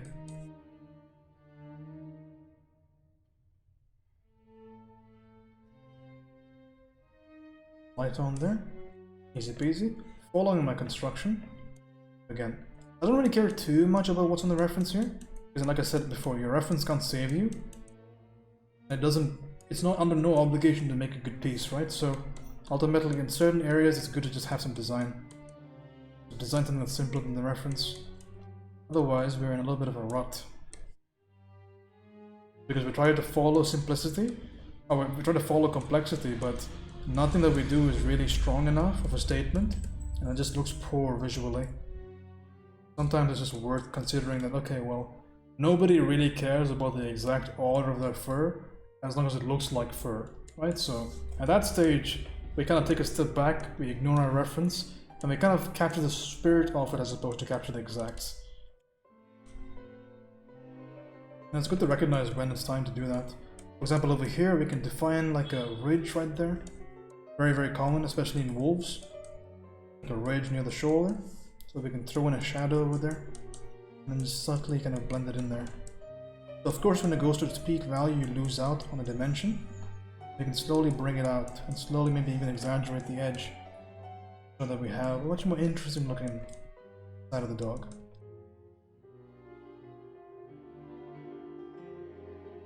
4 hours and 14 minutes. I have 40 minutes left from the challenge, plenty of time. So we've been doing 4 dogs. Finished 3 already. These ones I did fairly quickly, so. Oh, benefit. fuck. I can't believe you've done this. Moon, thanks for the follow, man. I do appreciate that. So, when it comes to putting fur and drawing it really quickly, right, there are a few things to consider. The first thing is, if you're going to go the route of doing it with texture brushes, gotta be very careful about something that people get wrong sometimes, and that's variance. Okay, so you're gonna be able to, you wanna have to try and vary your brush strokes a little bit at least when you're doing it, because if I do something like this, for example, this stuff becomes old really, really quickly. So first thing you can do within the brush itself is to vary the angle a little bit more. Secondly, you can do what I do, and you can just use a variety of brushes to get different kinds of strokes, and then I have so many of these that I have very easily accessible to myself, and I use a combination of all of these in conjunction with each other. So what happens is that you lose sight on what the actual edge is supposed to be, and that's really, really important, because you will be quite surprised about how clear and how incredible the mind is at trying to spot similarity. So we're really good at finding similar stuff, so it's important to mix that shit up. Of course, I can do different things, for example. So what I've been doing recently is I've been using smear brushes. So I'm using brushes like this to kind of smear a value. Smears whatever's on there. And I've been using this to kind of cut into shapes. So I'll cut in right there. You see how cool that looks?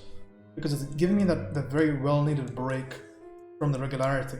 Right? And there's a little quick little thing you can do for any little furry clump to make it seem a little bit more believable. A little bit of a clump. So you know I painted a clump to begin with, but you kind of refer to a clump when you add in this little break in between. Because that's how hair really responds realistically, right? It bunches up, it clutches to itself. So a bit of an idea there. I painted a lot of furry creatures. One of the little things that really makes a big difference. So right over here we have a bit of a grungy area, right? So again, we're painting this for time, we can't really draw exact grunge, so again, we get a notion of the grunge. So what's ultimately happening there? First and foremost, right over there is a darker value. So we get a bit of darkness in there.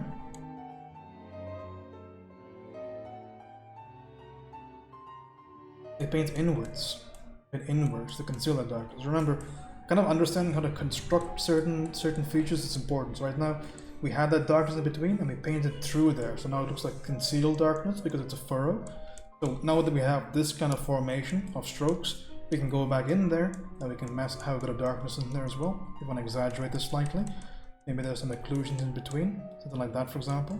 And if I want to do anything more than that, it's just a question of varying the brushes that I use over there, right? So I can use something like this, for example. If I want to show a difference, I need to change the value. So I change the value slightly. I can do all sorts of stuff. But the major thing to remember here is that this area is secondary to this area. So I can't just jump and put a billion different strokes over here. I got to be very conservative. Oftentimes what I just did there, that's enough. I'm not going to do anything more than that. Giving me what it's doing, what it needs to do. It's giving me that slight change. Topography in the mundaneness of the canvas. That's all I wanted to do. I don't want anything else. Again, we're going to design something over here.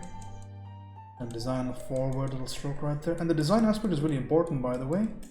Really, really important, because if you try and follow the reference on this stuff, you can get really lost. So make your best judgment, I guess, and then say, okay, you know what? I'm going to do something that looks like what's there, but not exactly what's there. You ever watched that video from Feng Zhu about painting trees?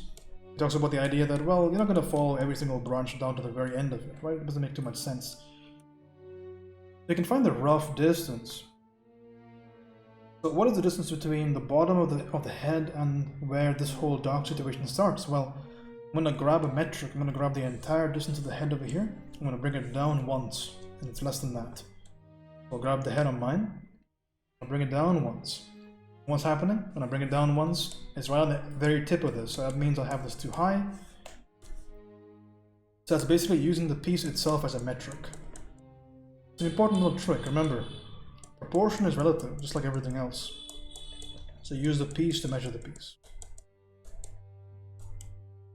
It's gonna go dark, I don't care about what happens over there. And we can make this nice and connected if you care about that. And make a little connected element over there, and I can make it connected, and then you paint over it. You'll see that kind of operation happening quite often if you like artists like Anthony Jones, for example. That's how they work really quickly, is that they'll establish like a connection or something like that, and they'll go back there and they'll make it fit with everything else because of strokes on top of strokes. So they construct something visually, and it looks really cool.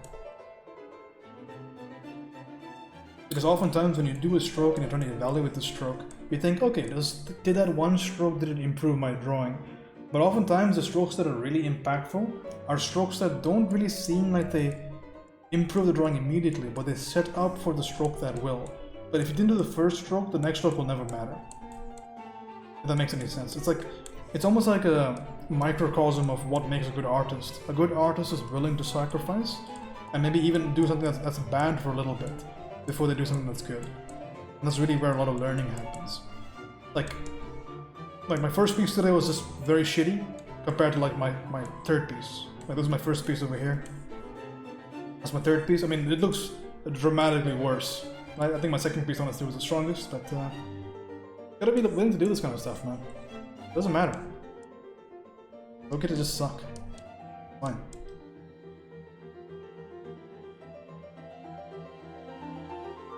One of the biggest things that I was holding to when I first started was that none of these pieces are going to be the pieces that people remember you for, right? If you treat every piece like a magnum opus, you're never going to get anything done.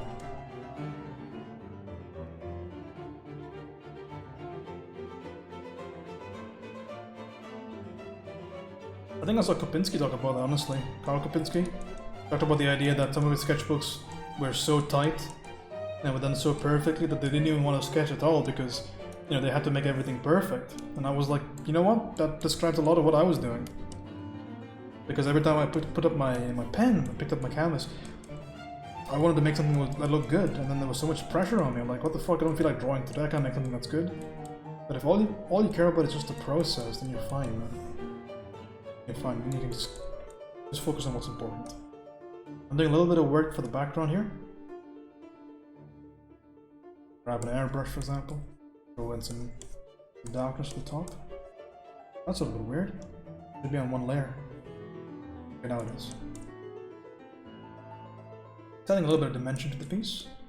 Should we handle that little front situation? Let's do that. We can do it with selection tool. So again, I'm going to abstract the fuck out of that. So what is that in essence? In essence, it is light upon dark. The dark itself is dark orange. The light itself is maybe a lightish desaturated orangish red, I would say. So we'll start at the very beginning. The very beginning is, I'm going to add dark like reddish orange, right? Dark ochreish orange. So we start right over there. I'm just going to make something there, because a lot of this is going to get blurred. So we start right there. Pull that sucker up.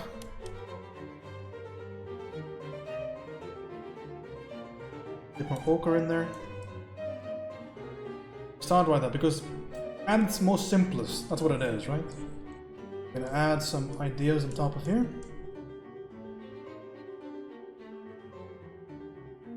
Make some random little shapes with selection tool. We fill these shapes with a little bit of grunge, and we fill with the light value. So lighter, more towards the red, a little bit more saturation. A bit more red maybe. Get in there. I kind of like where it's going so far. Again, not too much investment into what it looks like right now. Investing towards the future here.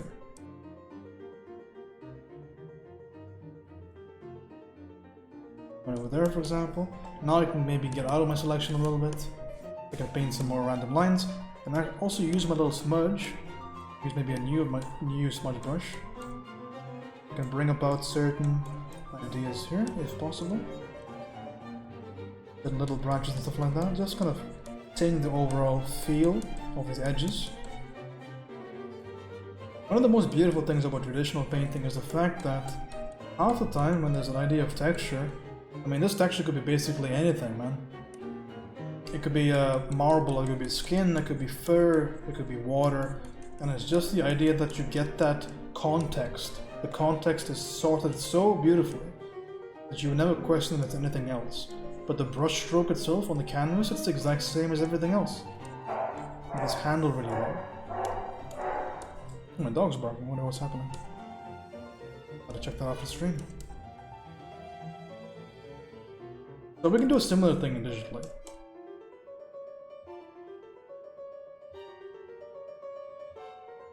Remember, all this stuff is getting blurred, so we're sitting pretty here. Again, I want these little bunches of light value, so I'm gonna grab bunches with my selection tool. I'm gonna go over it with a little bit of spitter spatter.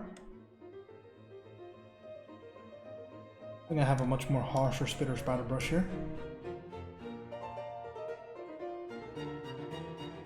Prem, how's it going, man? Good to see you.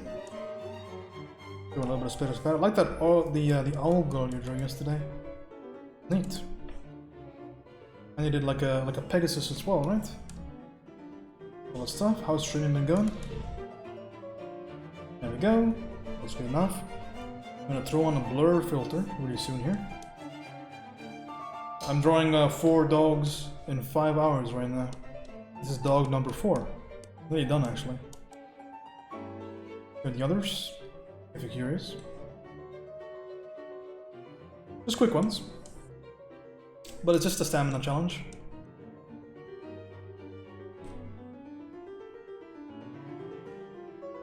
I feel like I've been too comfortable the last few days. So I'm just throwing a wrench in the works here. Good to see you, man. Go follow Prem. Fellow Indian artist. Cool dude, like him.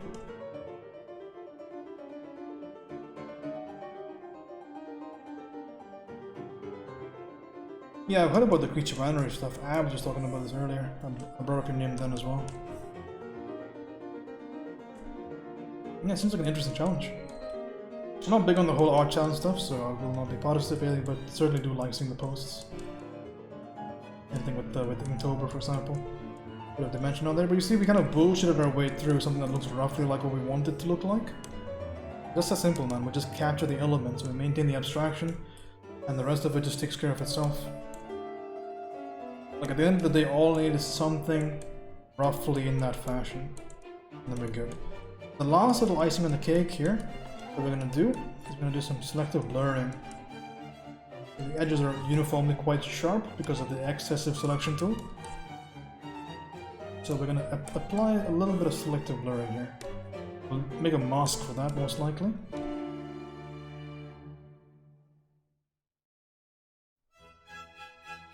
Ooh, Vivaldi.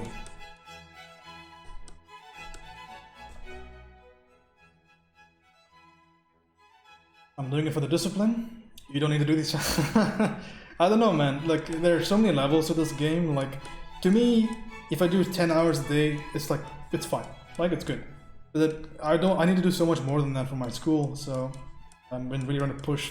Because after this, what's going to happen is I'm going to rest for maybe a few hours, and then I need to start my design sketching again. So, it'll take even more time.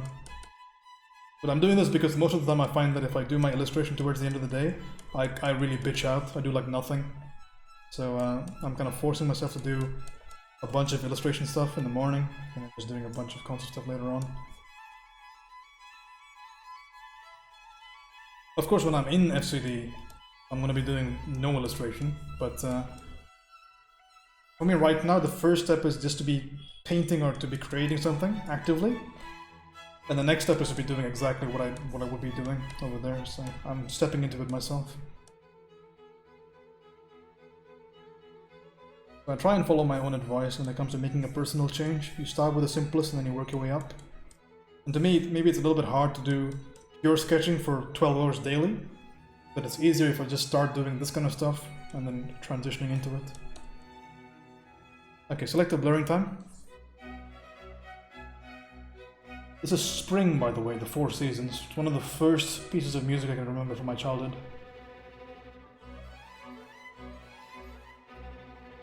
Throw a filter on there, gloss blur. What we're gonna do over here is we're gonna just paint into this filter.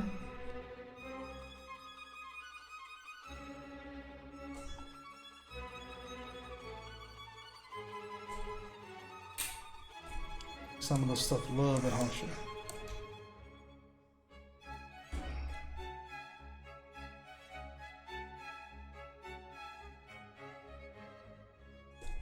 Go.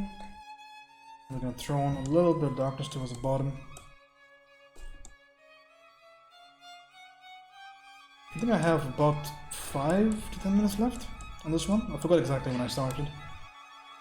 I think I started at 37 or 38. We're nearly done.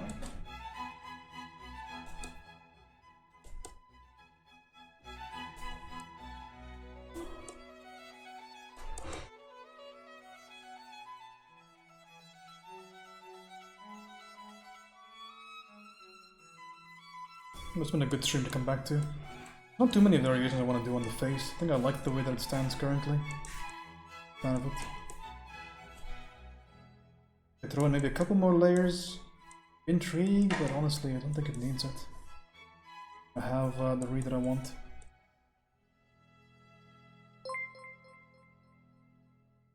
Dude, no! How's it going? Welcome, man. Good to see you. How's it going, Link? Good job on the copying. Nico, good to see you. Gherkin Merkin. Sarah, how's it going, Sarah? Was this you? Thank you, Noel. I appreciate that. My name is Indian Abroad, aka James, and I am a steady streamer. My major shtick here is I try to teach people what little I know about digital painting, about painting in general. And in that effect, I do a lot of quick little paintings on stream with a lot of commentary on them. I can't believe you've done this. Thank you, Noel. I appreciate that. So in that regard, today I've been painting 4 dogs in 5 hours. We're currently 4 hours and 30 minutes into this. I've painted these 3 dogs I thus can't far, believe you've done this. so about an hour each. I have about 5 minutes left on this one. Enough time to put in a little bit of a butterfly. Holy shit, Meg! Thank you for the raid, my goodness. Welcome, guys. Meg Annie one dab in the chat. You guys have the emote. How's it going, Meg? Good to see you. I can't believe you've done this. So lovely to have you in here. If you guys are not familiar with me, my name is Indian Abroad, also known as James.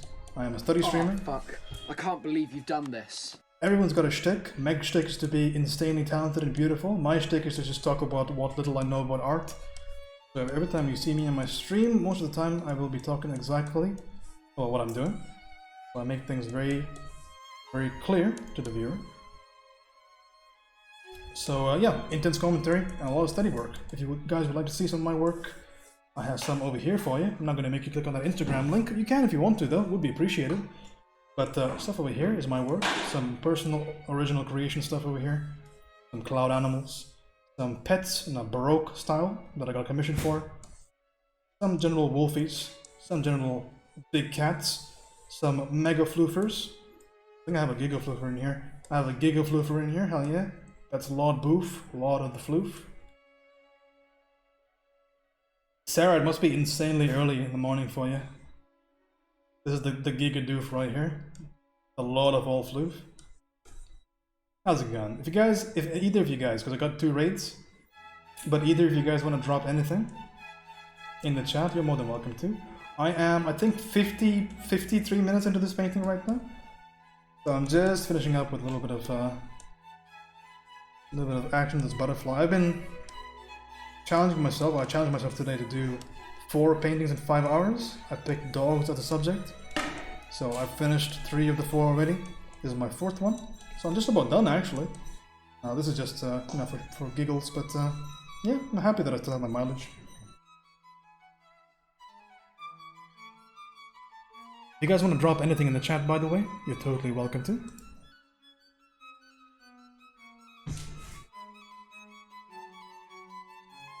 Yeah, the Mega Floofers were a lot of fun. Really, really enjoyed doing those. But yeah, I think there's been a lot of good information on the stream. But right now, I'm a little bit tired because it's been a while since I've done continuous illustration work. But it's been fun. Meg, what'd you do? Was today a study night? Are you gonna completely enthrall me with all that goodness? All that beautiful study goodness? An African buffalo? Dude, I can't wait to see it. Let me just quickly put some finishing touches on this, because I don't think I'll be working on this too much longer. You guys are catching me at the end of my stream. Been streaming for a little bit and been painting for just about the most of it. So this is actually, I have maybe 2 or 3 minutes left on this one. But I'm happy enough to call it right here. That's going to be number 4 for me. We did a 1-layer challenge. Interesting to say that, Meg, because all of these are 1-layer too. Really enjoy working on 1-layer.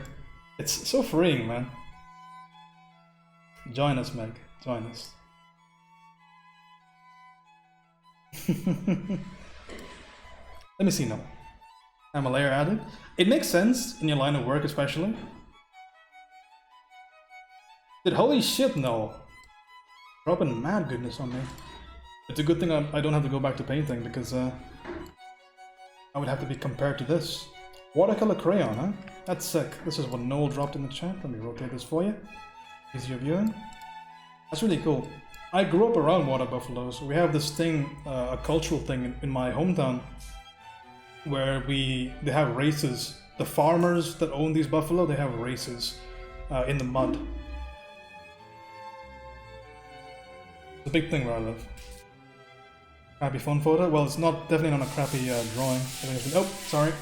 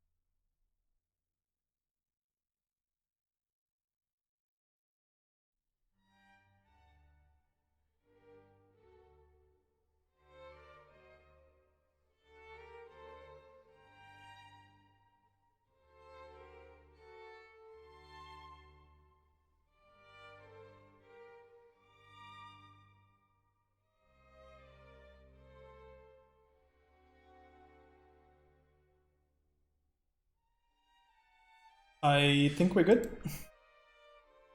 I hope we're good. Alright, well that's my last painting. I am donezo.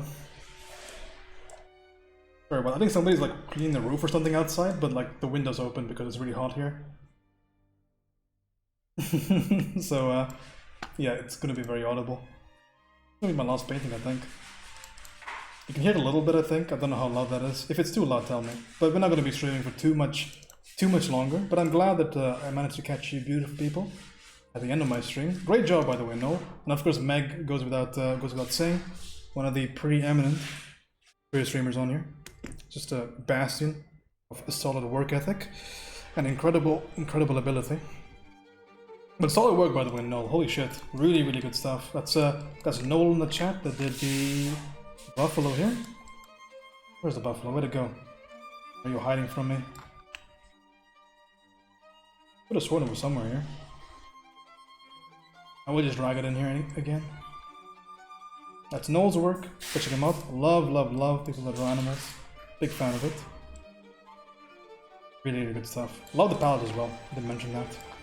Really cool stuff. Should drop your Instagram in here as well, so I can follow you. But yeah, that's it for me, guys, I think. So we did successfully complete the challenge. This was 4 hours and 35 minutes of drawing. Technically, I did take a 20-minute break to eat lunch, but hey, whatever. We got it done. I can't wait to do 6 drawings in 7 hours next. Paintings, it's gonna be a lot of fun. Also, there's a bird that lives in my house, if you can hear it. It's got a nest in one of my lights, and I don't want to upset its nest, so it's basically my roommate now. A little bulbul, if you guys are Indian and you know what that is. A little bulbul bird. New Year's resolutions to start posting it? Well, don't you worry about your posts, because they are excellent. Posting that. Don't deprive the world of your work. I just noticed you were streaming. Congrats to. Well, thank you. It's not like somebody gave me the challenge, it's a self-challenge, but I've done this kind of thing before. The last time I did this, I did tigers, so I did these 4 in 5 hours. No, I did these 4 in 5 hours. I like the overall range that we got in there. I think I picked some pretty good references. That was a lot of fun, man. I really enjoyed this. There you go. It reminds me of my old streams. My old streams, we used to do 3 studies, each of them 30 minutes, and that was my whole stream. A lot of fun. It was a while ago now. Now I'm on my way to design school, and you guys are on the way to your own incredible proceedings of life. But yeah, we'll never forget those simpler days, those simpler times. And I do appreciate those raids, by the way. Go follow Noel, go follow Meg. We appreciate you, but been a bunch of support today. But I think I am happy to call things over here. As much as I would like to keep streaming. It's been a very intensive 5 hours-ish of streaming, so I think I'm going to take a little bit of a nap before I continue painting for the rest of the day. But yeah, if you enjoy any of my work, you are more than welcome to follow me on social media and stuff like that. Mostly if you want to ask questions, if you think that wherever I'm at in art, I can teach you anything. If you're wondering how I did something, I very much encourage you guys to ask. That's really why I'm out here in social media to begin with. So you're more than welcome. And if you want to buy print and stuff like that, I do have a shop open, etc., etc. That's fine. You don't gotta do that. It's fine. Fine. Don't worry about that stuff. It's all good. All right. With that said, let's go find somebody's raid. But really appreciate the raids, guys. Very generous. Okay. That's all from me. Now we're gonna find somebody to hopefully. You guys better than I have. If you got any suggestions, you're more than welcome to toss them out. I'm thinking Jen or Kayla. Is Kayla still pushing for partner? You could rate her. Or you could rate Jen.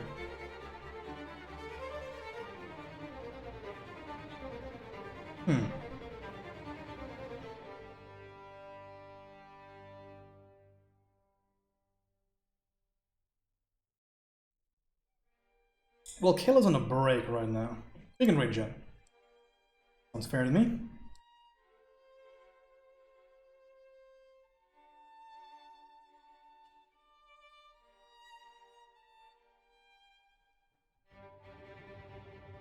Flip a coin, but I'm poor. I'm just gonna do this much. I think I did it right. Did I do it right? I did it right. Alright, ladies and gentlemen, do appreciate you hanging about. Sorry for the noise in the background, something's happening outside. But yeah, we did it. We did the 4 drawings in 5 hours, so maybe you're gonna have to up the ante next time. Lies, listen, Joe. But I do appreciate all the support today, all the follows, all the subs and stuff like that. Very, very kind of you guys. It's been good to come back to streaming. But yeah, I will leave you in Jen's capable hands. Make sure to go give her a follow and be kind to her as you have been to me. And have a wonderful rest of your day, wherever you might be. So yeah, see ya.